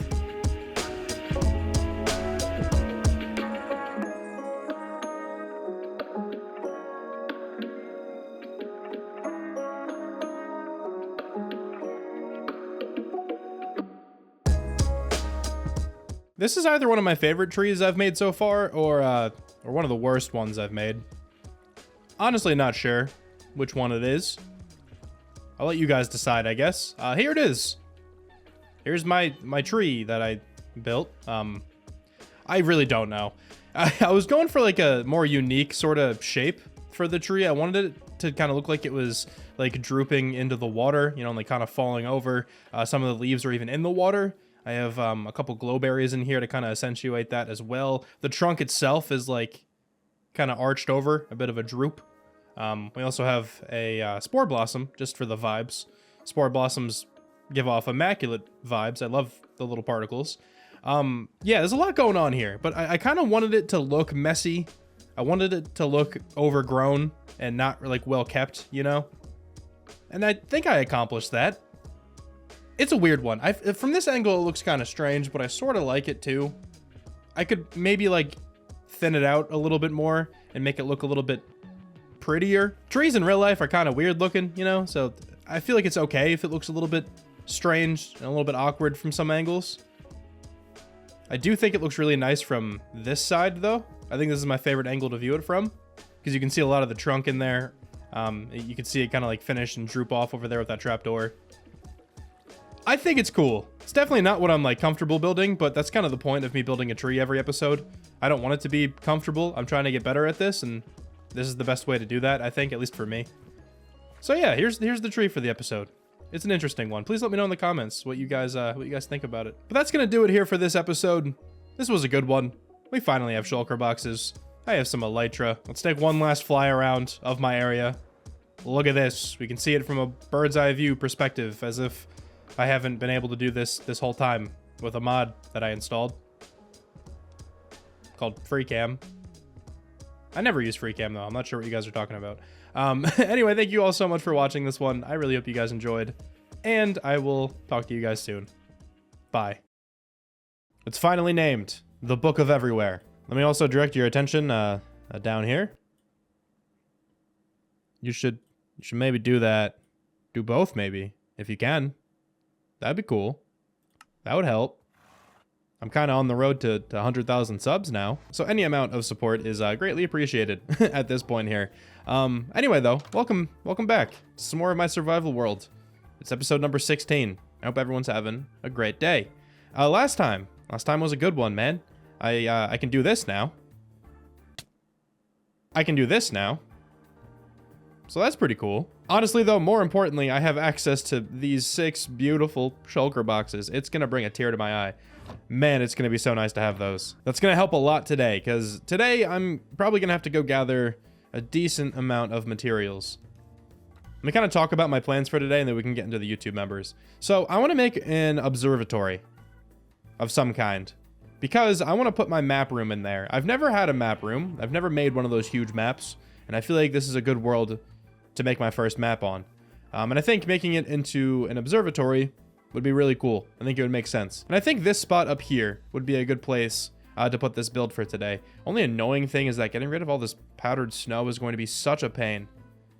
Oh, I'm just thinking about that now. How badly do I want to put it up here? Pretty badly, honestly. I just think that that's like a perfect little like perch for it, you know? I can just imagine the thumbnail, right here. Always thinking about the thumbnail. That's what you do when you make these videos. But yeah, I think this is a really good spot for it. I was potentially considering up here as well, but it's just a little bit tight back there with like, you know, having to go so vertical. The pathway would have to be a little bit funky. I mean, I guess I can kind of wind it back this way, but I don't know how well that'll blend into the area. I'm just kind of feeling over here is the better spot. And I think for this build, I'm going to need to get a bunch of random materials because I'm not going to be using much of the same stuff that we have been using all over the place. So I'm going to have to venture out and actually go grab some new blocks. Not necessarily new, but blocks I don't really use that often. And these shulker boxes are going to be very, very handy for doing all that. So yeah, that's the plan for today. Should be a good episode. I'm hoping to make a pretty cool build. I do have an inspiration picture that I'm kind of looking at, but I'll get to that more when we actually start building the thing. But yeah, dude, I'm excited for this one. Hopefully this turns out well. I'm just excited to have a whole map of the area. I think it's going to look really nice. Now, though, like always, let me introduce you all to the new YouTube members for this episode. All right, first things first, I'm going to switch out Firegator 50's block to a piece of crying obsidian. That's what they wanted. And now I can introduce the 3 new members for this episode. We got Jokey, we have Louie Boy, and we have Aaron M8086. So everyone say welcome. Welcome to the Shramley. Hope you guys enjoy your stay. But I have to start expanding further down that way, I think, at some point. I'm going to line all these pillars with item frames as well to save a little bit of space, but yeah, we're probably going to have to move. That's all right, though. I'm not even kind of complaining. Also, speaking of the YouTube members, I want to see something. How many times have I broken an anvil? I'm beginning to think that it doesn't track anvil uses when you're renaming blocks because it only says I've used an anvil 20 times. I'm assuming that's only the number of times I've used an anvil to like combine weapons or tools or books or whatever. Oh well, I was hoping I could check because I feel like I've gone through probably like 25 plus anvils at this point. Like I mentioned earlier, the color palette for this building is going to be different than most of what's around here. And I think this can be a good moment to kind of show how I go about choosing the color of like the walls and stuff for my builds. So I usually just pick like a base color or like a base block, for example, and I kind of go from there. I want this to be smooth sandstone, honestly, but let's just use regular sandstone for now. So I want to use smooth sandstone. So that kind of looks like the top of this all the way around, you know? So I want this to be the main color. Let me make all this into sandstone. Yeah, that's fine. So I want this to be the main color, right? Once I choose the main color, then I like to figure out a gradient getting darker and a gradient getting lighter from the main color that I'm choosing. So, for example, with this block palette here, I could use a gradient like that to go a little bit darker, right? Actually, it gets pretty dark here with the spruce. But the birch wood and the oak wood look really, really nice with sandstone, and it looks even better if it's smooth sandstone. If I was a better YouTuber, I would have got the correct block, but I don't want to run all the way back up there, dude. Look how far that is. I'm not doing that. So we have this gradient now going all the way down the spruce wood. I could also even switch this out. If I don't want to get that dark, I could do this instead, which I kind of like more, I think. I feel like the spruce wood might be a little bit too jarring. I'll mess with it on the actual build. Maybe at a bigger scale, it'll be fine. But I'll figure out a darker gradient, just like that. Then I'll also figure out a lighter gradient, and I'll put this one up at the top. Now, the lighter gradient here, I'm not super happy about. I think it looks fine. Again, maybe if I extrapolate this into a bigger build, it'll look a lot better. But I think there's something there, you know? That might need some tuning. But in general, right, I'll pick a lighter gradient and a darker gradient, and then I decide if I want to incorporate both of these into the walls or just one. And I think I'm going to make the decision now for this build. I'm going to incorporate both of these gradients. I don't normally do that, honestly. That's usually the one I choose the least often. As you can kind of see in my area, usually it's just like a shade darker or a shade lighter in some aspects, but I kind of want to challenge myself with this build. And I want to have a highlight and also a shadow. Now, normally when I go over my block palettes, I talk about the roof at the same time, but I have no idea what I'm going to use for the roof for this build. I can't even lie. I don't know. I have a couple options in my head. I was thinking copper. I think just making like a copper gradient would be pretty cool. I think like deep slate or like black stone could also look really nice, or even just like a simple spruce wood. Honestly, I have no idea what kind of roof I'm going to make for this, but it's going to be something. I can guarantee there's going to be a roof on it. This is going to be a very annoying amount of snow to clear out. Well, the powdered snow will be. Because if you didn't know, you can't insta-mine this or anything. I could use a water bucket. That gets rid of it pretty quick. That's probably going to be the best course of action for me. But I don't really feel like clearing this out right now, so instead I'm gonna go gather some materials. This is a thing now? What? Is this in the new update? There's like sandstorms? This is actually awesome. Have I not heard of this before? This is really cool. I like the occasional dead bush that just flies away. Back to the material grind. I just wanted to pop in to mention this new sandstorm. This is cool. I like the vibes. I now have a whole bunch of materials. Got a bunch of random stuff in these chests. Some of these blocks I haven't talked about. Like I didn't mention them when I was going over the color palette, but it's fine. I'll get to them, all right? And I also cleared out an area for this build. I'm starting to get a little bit concerned with this spot because like, it's gonna snow here, and it'll cover the ground in snow. I don't know if that's gonna be a problem. I feel like it'll probably still look alright. So I'm probably good just to kind of roll with it. And I think, what are you doing here, man? Are you guys here for your lost comrade over there? You can't see him, but of course I'm talking about Villager. I'm sorry that I kidnapped your friend, alright? But he tried to kill me. He tried to take over my land, and it wasn't cool, alright, man? Kind of did exactly what you're doing right now. I'm sorry to have to do this. I'm actually not sorry at all. That's what you guys deserve. Man, look at that. Shot me perfectly in the head. Right in the forehead. Also exactly where my helmet was not protecting me from. Honestly, that's some pretty good aim. Not gonna lie. So I'm a little bit worried here about the snow, but I think I'm just gonna kind of rock with it and then see what we get. I feel like it probably won't look bad. So that's good at least. I'm also now realizing I never got a roof block, but I guess we'll figure that out when we get there. To begin though, I want to take some of this tuff and make a little foundation. This is also probably a good time to kind of plop the reference image on the screen. I'll put a link in the description to where I got this image from. I kind of just looked up like medieval observatory on Google, and then I think it took me to like a Pinterest or like Tumblr page or something like that. I don't know. But I'll put a link down below somewhere. I just really like this bottom right one. Specifically, I like the color palette used, like in the walls. Like I like the darker patches and stuff. That's kind of where I got the idea to use like the spruce or the mushroom stem I think we're using, or the mushroom block, sorry, to get those like dark brown patches. So that's mainly what I'm taking inspiration from here. Not as much the shape. I mean, I'm still going to make my build round. I don't know if I'm going to have that upper balcony on it, but I guess we'll figure that out too, kind of as we're building. And one difference I'm going to make is I'm going to attach a house to this. So it's not just going to be like the cylindrical building. There's going to be like a nice like fantasy style house attached to it, probably in like a similar style to what I've been building in this whole area. I'm thinking we probably have the observatory over here, and then the rest of the house can just extend this way. I feel like that makes the most sense.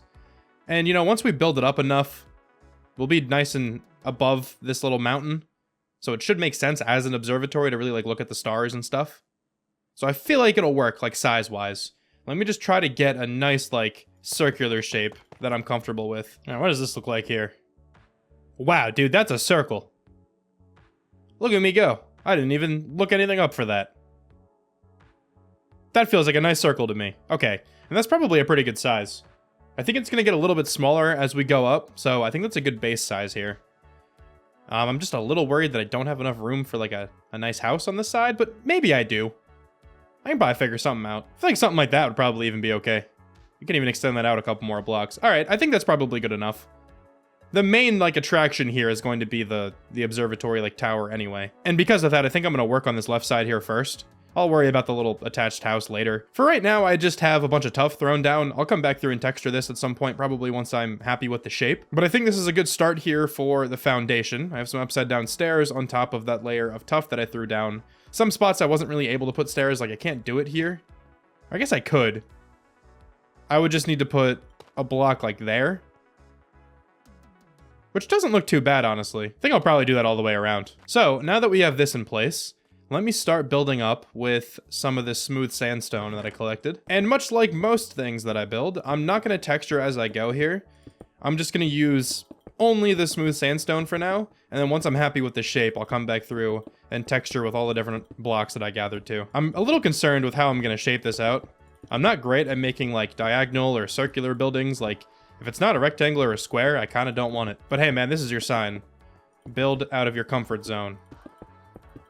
Coming from the guy who literally only builds in a medieval style because he's scared to do anything else. Okay, I think I'm comfortable with that being like the first section. I'm only gonna have one more section here, but it's gonna be a little bit skinnier.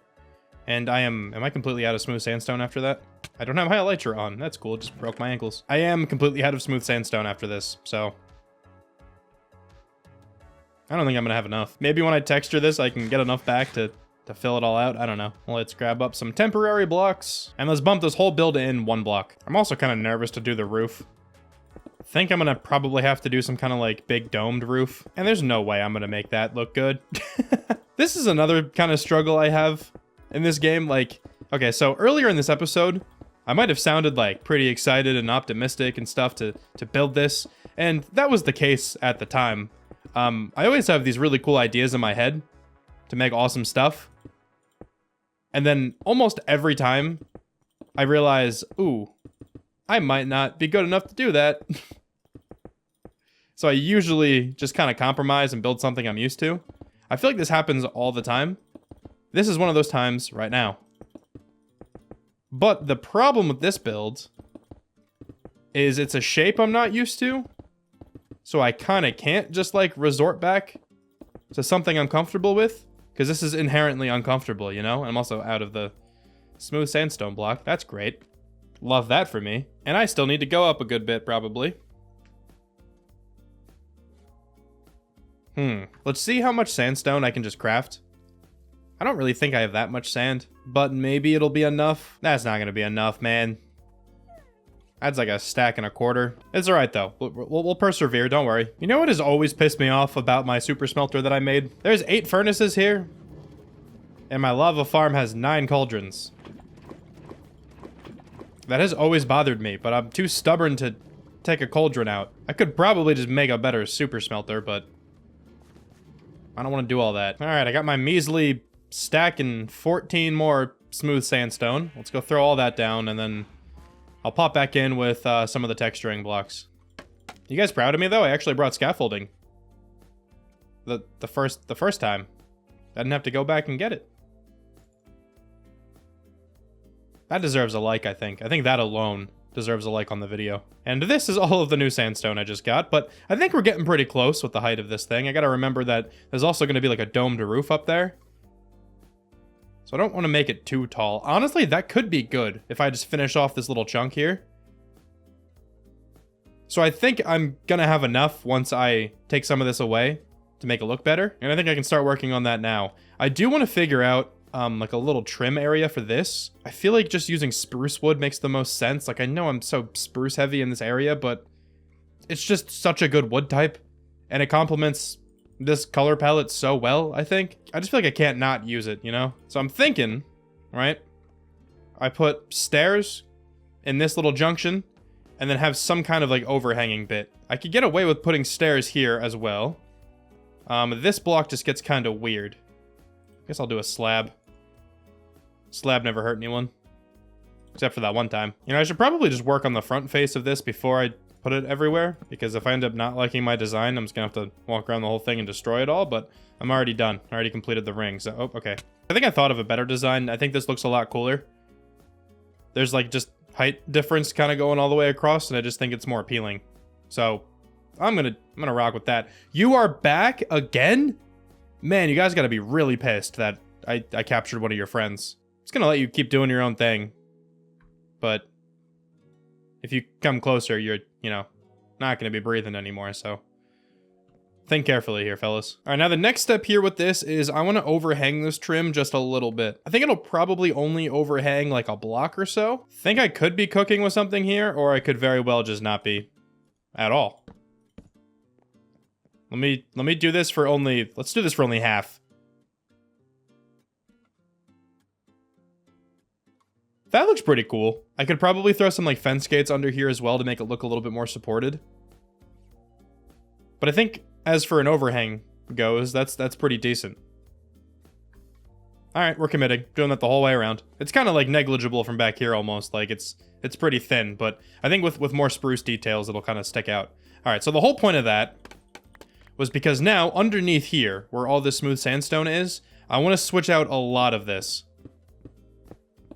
to work in some of those darker patches that we were talking about. So let me carve away just like a nice big chunk up here, and let's start throwing on this gradient. Okay, so from the sandstone, gonna start first with the birch planks. Everything touching those birch planks will be a stripped birch log. I'm hoping I have enough blocks for this. I think I will. Everything touching the stripped birch logs will be a stripped oak log. And then everything touching those oak logs will be a piece of brown mushroom block. And let's peel back a little bit and see how that looks. It's pretty good. I think that's decent. I think there's too much brown mushroom though.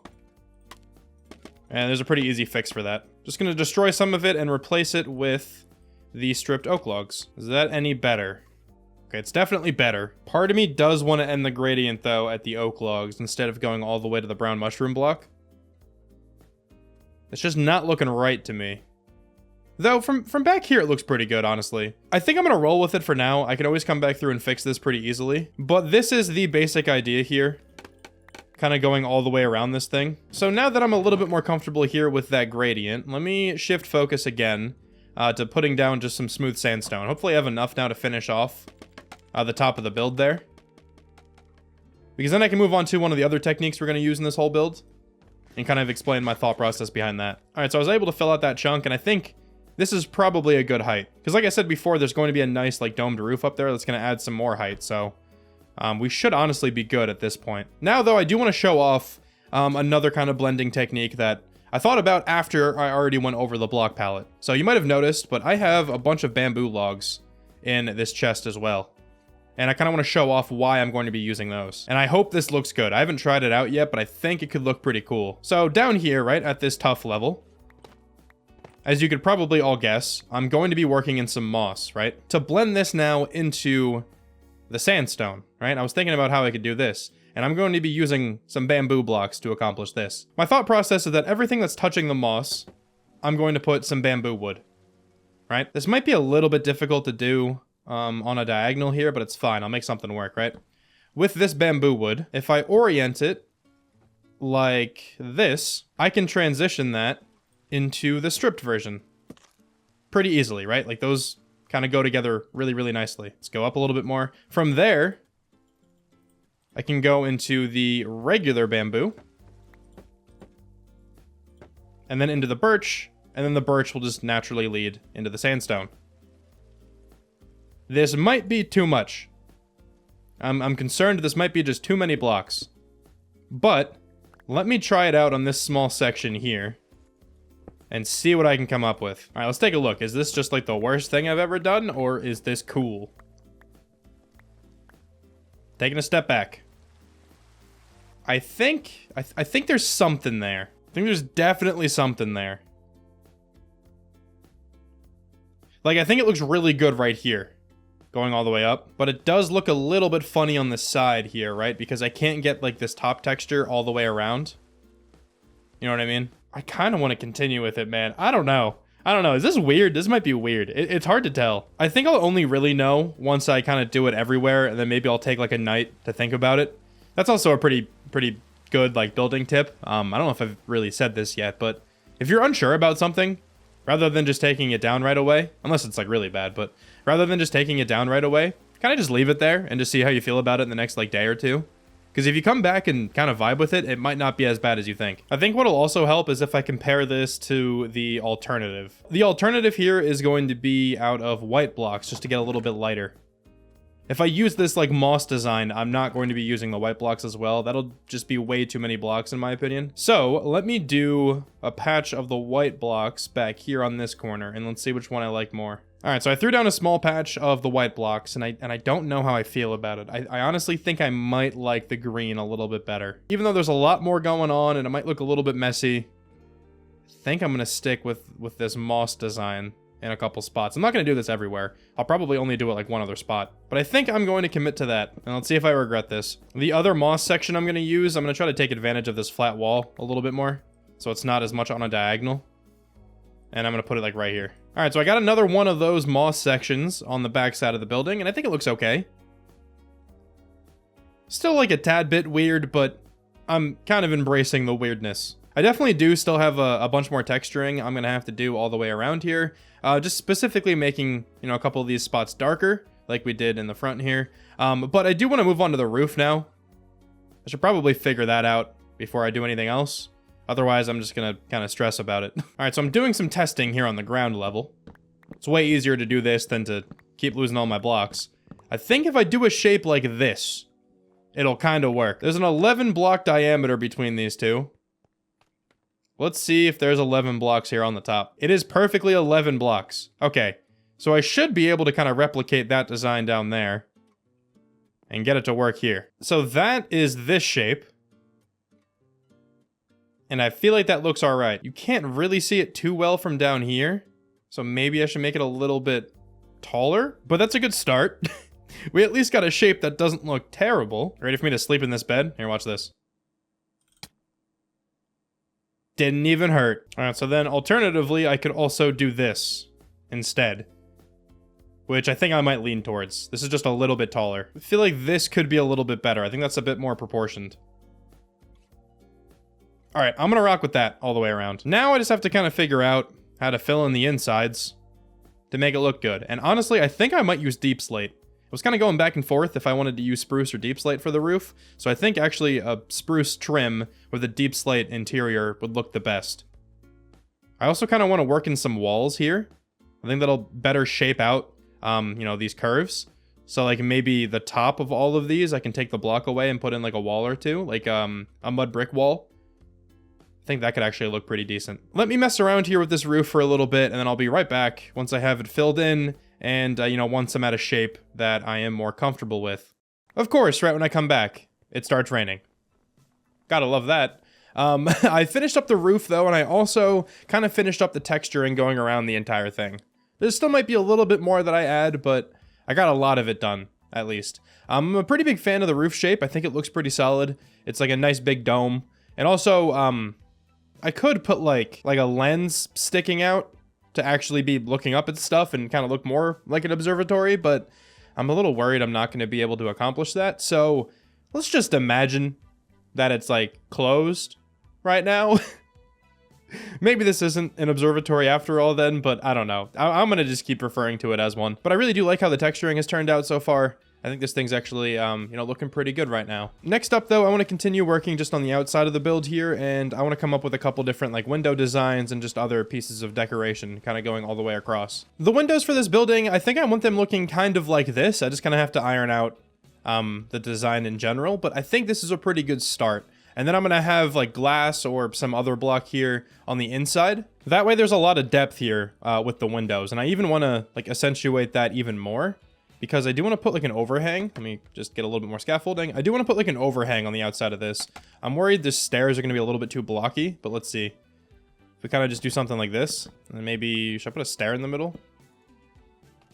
A stair could work there in the middle. And then even just like something like that would look kind of cool on the outside, I think. Is this going to be too much?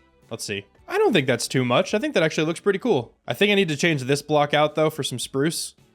But that's all right. And then I can hang 2 lanterns off to the side like that too, to add even more detail. I do also want to go through and put a bunch of fence gates, like lining this like first section up here. Like I put one right here and one right here. I think that looks really nice. I'm considering also like extending some fences down. Oh, that won't connect though. Maybe I can't do that. Never mind. There's a lot of like small details with this build that I'm probably going to miss something. But I do want to throw another one of those windows up here. I don't know if it's going to be the same size. It might be a little smaller, but it'll pretty much be the same idea. All right, yeah, and then that's what the front of the building is going to look like pretty much. Again, I still have to figure out the actual window block back there. There's a really good chance I just default to glass. I'm not like brave enough to use another block. Like the first person that comes to mind, I mean, I've talked about him before, but Mr. Matt Ranger, he like hardly uses glass for windows like ever. I've seen him use like looms. I've seen him use shroom lights and all these different interesting blocks, and they all work. So I don't know if I'm brave enough to kind of tackle that now. We'll see. We'll definitely see. But this is turning out pretty well, I think. I'm just going to do this same exact thing here with these two windows. I'm going to do that on this side here, even though this bottom window is not going to really look out too much. But it's fine. There's still room for it. And I'll also do it on the back. This side over here, I think I'll probably just add the top window, because I'm still unsure if I'm going to have a building attached to this on the side, so I don't want to put this lower one just yet. But this thing is really taking shape, dude. I'm proud of this right now. I was a little worried when I started building this. I didn't think I was going to be able to get the kind of image that I had in my head, but I think I'm getting there. I definitely think I'm getting there. Cool. All right, let me put the rest of these windows on, and I'll be right back. This, like, observatory thing, whatever we're calling it now, it has windows around the entire thing. Next up, I do want to start trying to work on a building over here, an extension. And I think I want to make this mainly out of, like, tuff and, like, stones and stuff like that. So we're just going to kind of use the same blocks as the base here. I think that'll look pretty cool. Unfortunately, I don't have too much tuff on me. I might actually have to go gather some. For starters, though, like everything else, let me just kind of like outline this building. Let's see how big I want to make it. I don't really think it's going to be too large. I'm imagining this is just going to be where, like, a cartographer villager could live or something, you know? Now, in order to save as much tuff as I possibly can, I'm going to use a decent amount of moss here and a decent amount of mossy cobble as well. Also, considering I have this, like, mossy section over here, I feel like it makes sense to kind of extend it that way. I think it'll make these two sections blend in a little bit better. And I do also want to break in some of this tough brick as well. And then I also have some basalt and deep slate that I'm going to work in as some darker patches. I do also have some just regular stone as well. So I could kind of just throw this in the front here. Just as a little bit of texture variety, just to save on some tuff. And maybe like a small section over here on the back. I mean, that kind of worked. I'm completely out of tuff now. But we kind of have a box. I am going to have to go gather a little bit more, though, unfortunately. But I think that looks pretty good for the colors here. All right, let me head down to the mines really, really fast. Which also reminds me, I don't think I actually pointed this out last episode, but between last episode and the one before that, I actually did a little bit of work around the area. I don't know why I didn't point this out. I think I was just so focused on beating the Ender Dragon. But that little bit of work was detailing the mine here on the inside. So now it looks a little bit better than it did before. There still is no minecart rail system. I kind of still want to set that up. I figured I could probably have it just go down from here. But at least now, like, when you're looking into the mines, it looks a lot better. It looks more like an actual, like, kind of mine shaft. I do need to replace these torches still, though. Dude, I'm so lazy when it comes to some things. And also we have, like, just a small amount of storage down here. There's nothing actually in here, but I'm imagining, like, the people who are mining down there can come up, drop some stuff off, go back down. I don't know. It's nice to add a little bit of, like, reason to your world, you know? All right, I feel like this is probably an appropriate height here for the little house that's going to be attached. I think I'm going to use the same, like, roof kind of palette. So we're going to use the deep slate for the interior of the roof, and then we'll have some kind of spruce trim. Really not sure what kind of roof I'm going to have. I don't think I'm going to have one of these, like, swoopy ones that I've kind of been doing everywhere, like one of these. I think just, like, a typical, like, stair roof or something could be good. Yeah, let's see, is that going to be too small? Honestly, I don't think so. I feel like that works out pretty well. It's going to be pretty basic, but it's fine. Decided to make the roof a little bit interesting here on the top. I think that looks pretty cool. The only part of this that's kind of annoying me is this left side, like right here, with this wall. But there's not really too much I could do about it. It just looks a little asymmetrical from, like, this point of view. So, yeah, I don't think I'm going to worry about it all that much. Let me fill in the other side of the roof here with our deep slate blocks. Gonna go ahead and throw a door on this building. I think I'll do one over here. Today is one of those rough recording days that I always talk about, where I feel like it takes me forever to get my words out. Because I've been trying to commentate myself making this door design for like 10 minutes. And I just can't get the words out. This is the door design that I came up with. Let me kind of talk about it here a little bit. We got some bamboo doors. I never really used these. I don't think I honestly ever have. So this is cool. A new door. It's not spruce again. Look at me go, man. I'm making moves. Also, I have a double door. I also never do that. So that's a little bit different. But I think it fits this build pretty well. And I really like the pop of bamboo. I'm going to put some scaffolding windows into this build as well. And I feel like the bamboo door is going to help that a lot. It'll help like mesh it together, you know? Because I'm probably gonna have a window like right here. And that looks really nice together, in my opinion. And then the rest of the window decoration is just super basic. I just have these like oak trapdoors hanging off, spruce trapdoors above. I think it looks pretty good. I do want to put something underneath these stairs. I just have to figure out the exact blocks I want to use. I definitely want to use some fence gates, but I don't really know how I want to orient them. I think they look pretty cool like that. Kind of like holding the whole thing up. I think putting the fence gates like this makes the most sense. I just have one block in between, and it does actually work out pretty well. Then I can put a lantern on either side.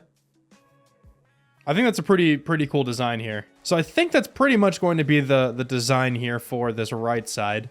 I don't know if I'm going to do anything to this wall. Honestly, I might just keep it blank. Maybe I'll put some like leaves here or something. But I think it's fine the way it is. I'm not going to really be looking at this build from this direction, I feel like, all that much. So I'm not entirely worried about that side being a little bit boring. But the whole build itself is looking pretty cool. So then next up, I should definitely tackle the interior. But that scares me, man. I don't like doing interiors.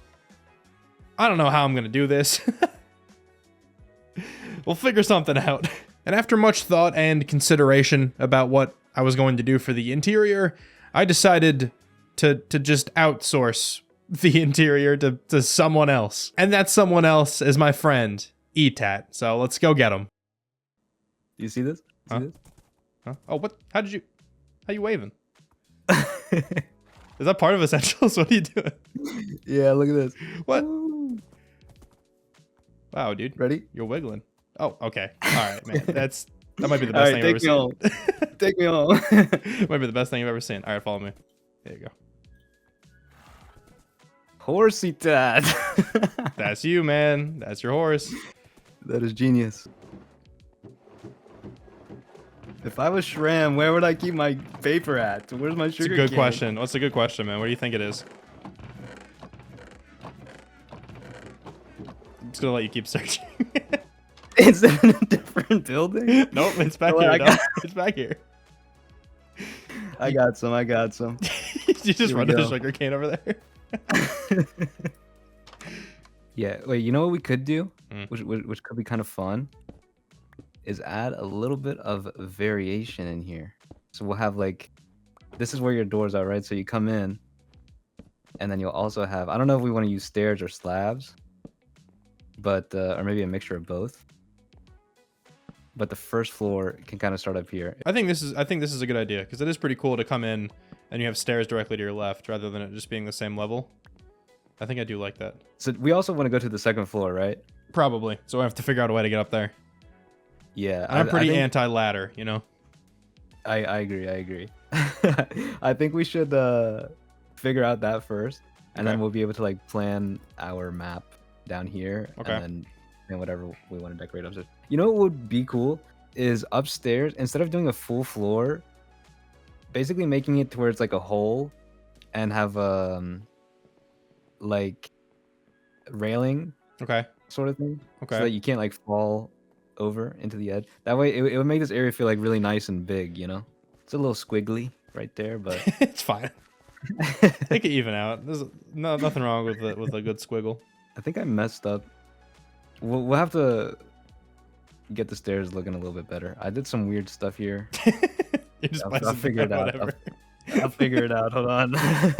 Okay, hold on. My brain is having trouble here. So if this, what I need to do is I need to, take that and rotate it 90 degrees, right? 2, up 1, yeah. 1, 2, 3. Okay, and then it just goes all the way across to the next. Is that right? Wait, where was I? Wait, 1, 2. Where was I? I'm lost. 1, 2, 3, 4.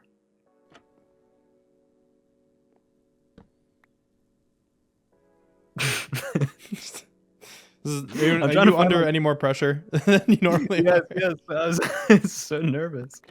I'm trying to find like the best orientations for this so that it doesn't look weird. And I just see a guy staring at me on a Sorry, piece of man. dirt. I don't know what you want me to do. And it has that weird pop of color. But, you know, I've seen this. People use, like, weird blocks like this all the time, and it always looks good. I'm always too scared. Yeah, me too. This is not my world, so... You can do whatever you want. I'll deal with the consequences. I'll come on your world and just build the most ugly thing you've ever seen. But then you can't take it down because I built it, you know? You're never coming on my world just because of that? No, you're never. Don't worry, man. If you ever need help building anything, I'm your guy, and I definitely won't mess it up. Yeah. Well, I mean, we could do like. Let's see. Do you have any more chains? Dude, your character just blinked, and I don't like it. You don't like that? Dude, it scares me, man. No, I don't have any more chains. I have to go grab some. But dude, I don't know, man. Like, I don't use fresh animations. It kind of scares me. Dude, I love fresh animations. I feel it's not right. Like, I feel like when I see a villager and it blinks at me, I feel bad when I like exploit it until it sticks. You know what I mean? Have you ever gotten any comments or anything of people like accusing you of cheating? Yeah. People accuse me on my old hardcore world for building a log cabin out of oak wood. And some guy said, "How did you get that much oak wood?" I chopped the whole forest down. How did you get that much oak wood? It's not hard. It's not a hard block to get. It's like, man, what is that? Like 5 stacks of oak wood? How? That's not possible. Can you give me 1 second? I'll be right back. This is what we're gonna do. You can take over this section of the video, okay? I'll be right back. You talk to the viewers. Here, stand right here. Yeah. And yeah. I'll be right here. You can say whatever you want to say, and then do what you got to do. But yeah, I'll be right back. All right, chat. Hello. My name is Etat Dab. So today we're gonna be placing down some. Wait, you can't place item frames. Okay, cut that part out the video. Hold on. Let me. You just cut that part out, and I'm gonna put some. Actually, wait. Hold on. My name's Ita. Okay, today we're gonna be placing a map down on here, and now we gotta build the puzzle. Here we go. That is not where that goes. Great.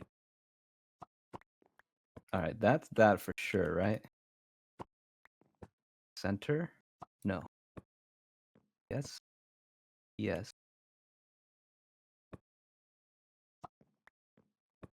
Okay. Yeah, we're making progress, guys. We're making progress. Okay, I'm back now. Were you entertaining? Oh, not at all. That was so much harder than I thought it was gonna be. Look at that. Wow. There we go. There we go. I was thinking, actually, see, we don't have lanterns because somebody doesn't have iron. But okay, we don't need a light source there. What are you trying to say, man? Well, I was like, what are you looking at? You're looking at me. I forgot I was here. What are you trying to say? My roofs look really weird from up here. Like, you can't see the gradient. It just looks like there's just orange and then just yellow. Or just like yellow and then just green. Like, you can't see like the gradient I used. It kind of looks weird. The dirt roof looks so weird to me too. Yeah, and this tree over here looks like a cactus. Which one? The fallen tree I made in this pond. I see it. There's no way that's what it looks like, man. Oh wait, no, that was my family. You should have kept that one. You like the villager one? Yeah, I kind of do. Every time I put it down, I'm like, oh, those are my parents. Let's see. I kind of hate it. Where is it? There it is. Yeah. Mom and dad, man, they made it. Okay, so one thing that I did do, like when I was shopping at your house, I grabbed some loot here. Okay. Hard to see a bunch of these things. So I figured since it's kind of like a map, it's almost like adventure guild sort of thing. So these are almost like little relics of the world, you know? I like it. I was never going to use these otherwise, so. Yeah. Just like little artifacts or something. These are the things that, like, the meticulous details that I just never have the time to figure out. I just detailed like the basic stuff, like leaves, composters, like a little shelf or two. I'll kind of just call it there. But I feel like this is the stuff I'm missing, you know? I want to find a use case for this, okay? Okay, so like you put a painting like here, right? So come out here. Oh, the color's different. That color's like a different type of wood. You know, it's like not natural in the game. And that looks pretty cool, but I wonder how you could use that for a wall. Yeah. Like that works, you know? Okay, so I think you can mess with like lighting back here with this, right? So like, let's say I put this torch down. Hold on. Like here. Yeah, it's brighter in the bottom right. Isn't that kind of cool? Like I feel like there's something there.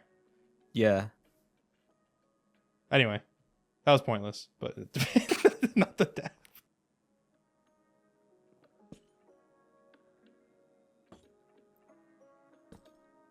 Oh, a little streamer thing. That's kind of cool. Oh, that's really cool. A little color, you know, a little pop of color. Is that a wooden pickaxe you're using?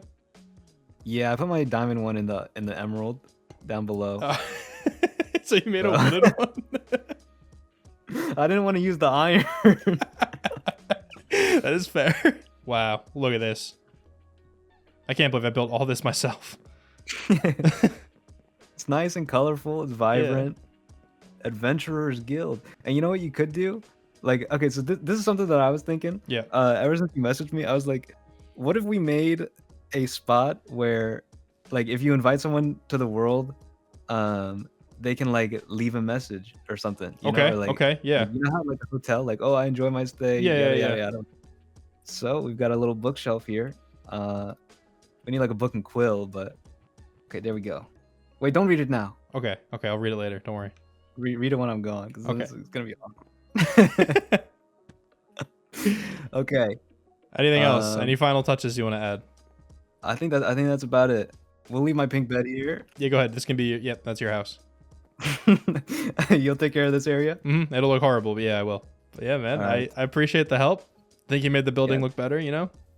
Thanks for having me on. It was fun. It was fun. Of course. Everybody, go subscribe to this man. All right. Tell him why. Thank you.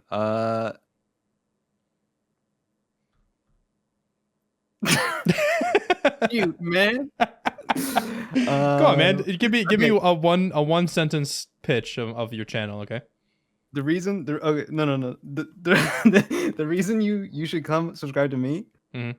That sounds weird. Why do I say come subscribe to me? I don't want to. Listen, I'm a man of the people. Okay, there's one message that I want to leave with here, and it's a message to you, Shrammy. Mm-hmm. We need more cat pics. All right. Thank you. Okay. Yeah, dude, that's fair. That's a good way to leave. Episode 16, ETAT. Such a beautiful world. Thanks for letting me be a part of it. I hope I was able to bring a little bit of joy to your building. With love, ETAT. Huge shout out to ETAT for joining the world and for also coming up with this awesome idea to have like a guest book of sorts. The Visitors of the World. I'll probably end up naming this book just that. I'll do that here in a second probably. Also, Simply Night, there's a spot for him to write something, so I'll have to bring him back on for that. But yeah, dude, huge shout out to ETAT. Thank you so much for joining. Obviously, his link will be in the description. Everybody go show him some love. But he absolutely crushed this interior. This is so much better than what I could have done. I love all the pops of color with these little like hanging sign things that he just kind of came up with at the end. I love the use of acacia in here. I would have never done this. A little bit of moss carpet, a little bit of armor stands, a bunch of paintings. Like, it looks so vibrant in here. Also, like the different artifacts kind of hanging up on the wall, kind of showing some like past explorations. I think it made this build come alive so much more than, you know, what I could have done. And then here's a look at the upstairs a little bit more. I really like this spot. This is a really cool area now. And most importantly, here's the map. The map of the area. It looks so sweet, honestly. Like, I mentioned this before. I've never had a map of any of my areas. So this looks really cool. I'm glad I was able to have this like little map table. I like this building a lot. This ended up way better than I was expecting, honestly. Mostly because the interior looks fantastic. I also just kind of very, very lightly decorated this side. All I did was put in a floor, put in a ceiling, and then like fill in the walls a little bit more. I don't know if I'm going to even do more than this, honestly. It'll probably just kind of chill. This is going to be the main part of this building, like always. So just don't worry about over there. But this episode is not quite done yet. There's two more things I need to do. One of those is I need to attach a pathway. There's a creeper right here too. That's not great. He can't get in, right? No, he's good. Okay, so I need to attach a pathway to this door, obviously connecting to this existing pathway. And then we have to make the tree for the episode. Thing is, though, I want to finish this episode before day 1000. We are on day 993, so I kind of have to get moving. But as for this pathway, I think I'm just going to make it really simple and use just mainly path block.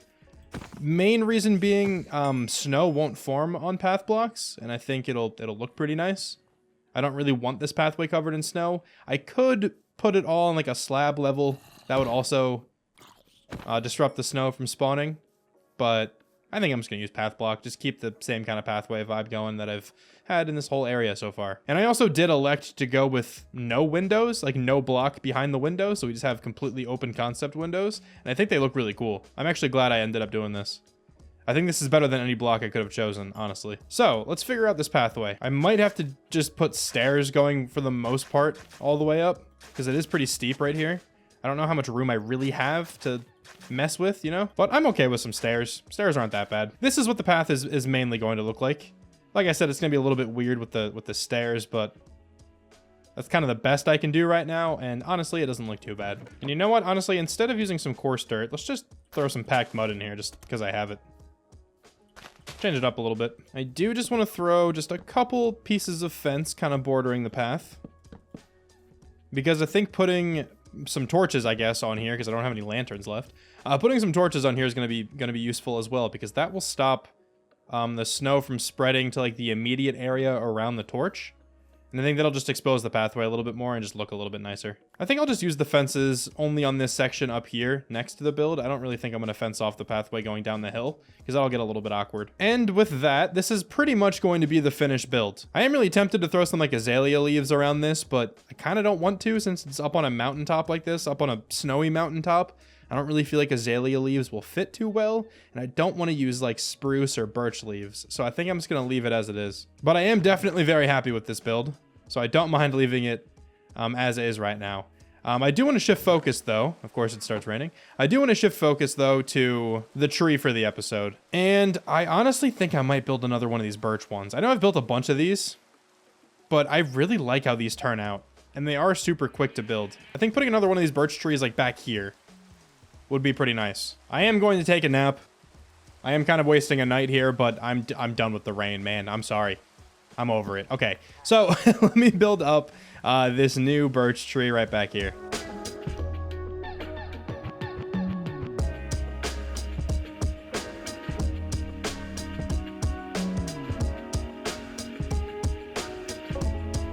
All the trees should now be completely named and up to date. I haven't done it in the last couple episodes, but just caught up right now. Yeah, so here's the tree for the episode. Just another pretty basic birch tree, but I like this little, like, birch tree collection we have going on over here by the mining building. And I also like looking through the trees to see the Enchanting Tower. I think it looks a little bit better this way. With the new tree built, though, let me throw in some shaders and we can take a look at the new build today. All right, so the shaders are now on. So let's take this pathway around the corner and take a look at the brand new observatory-ish building. I think I'm going to commit to the observatory. Even though there's no, like, scope sticking out of the top, I still think it's okay. I am super glad that I finally have a map room in this world. Just in general, honestly. I'm just glad that I have a map room. I just can't stop looking at the map. Let me peel back, though, with some free cam so we can kind of take a full look at the new build. I feel like every episode I end up thinking whatever I just built is, like, the best thing I've ever made. I feel like that has tracked for a while in my Minecraft videos, and yeah, this is no exception. This might be like my favorite building that I've ever made up until this point. I'm sure after a couple of weeks or like a month or whatever goes by, I'll probably think it's just pretty good, and then whatever I'm building at the time is going to be my new favorite. That's just kind of who I am. Right now, though, this is one of my favorite things I've definitely built here in this world. But yeah, pretty much 1,000 days down in my survival world, in my forever world. I will have like the big 1,000 day movie coming out here in a little while, much like how I did the 500 day movie in this world. It'll be pretty much the same exact style of video. And I'll also have a world tour where I'm going to have the world download link in the description. So if you've ever wanted to explore this world for yourself and take a look at my builds, you know, in more depth, definitely be on the lookout for my next couple of videos. But thank you all so much for watching. I really hope you guys enjoyed. Another huge shout out to ETAT for joining me on this world. But I will talk to you guys soon. Bye.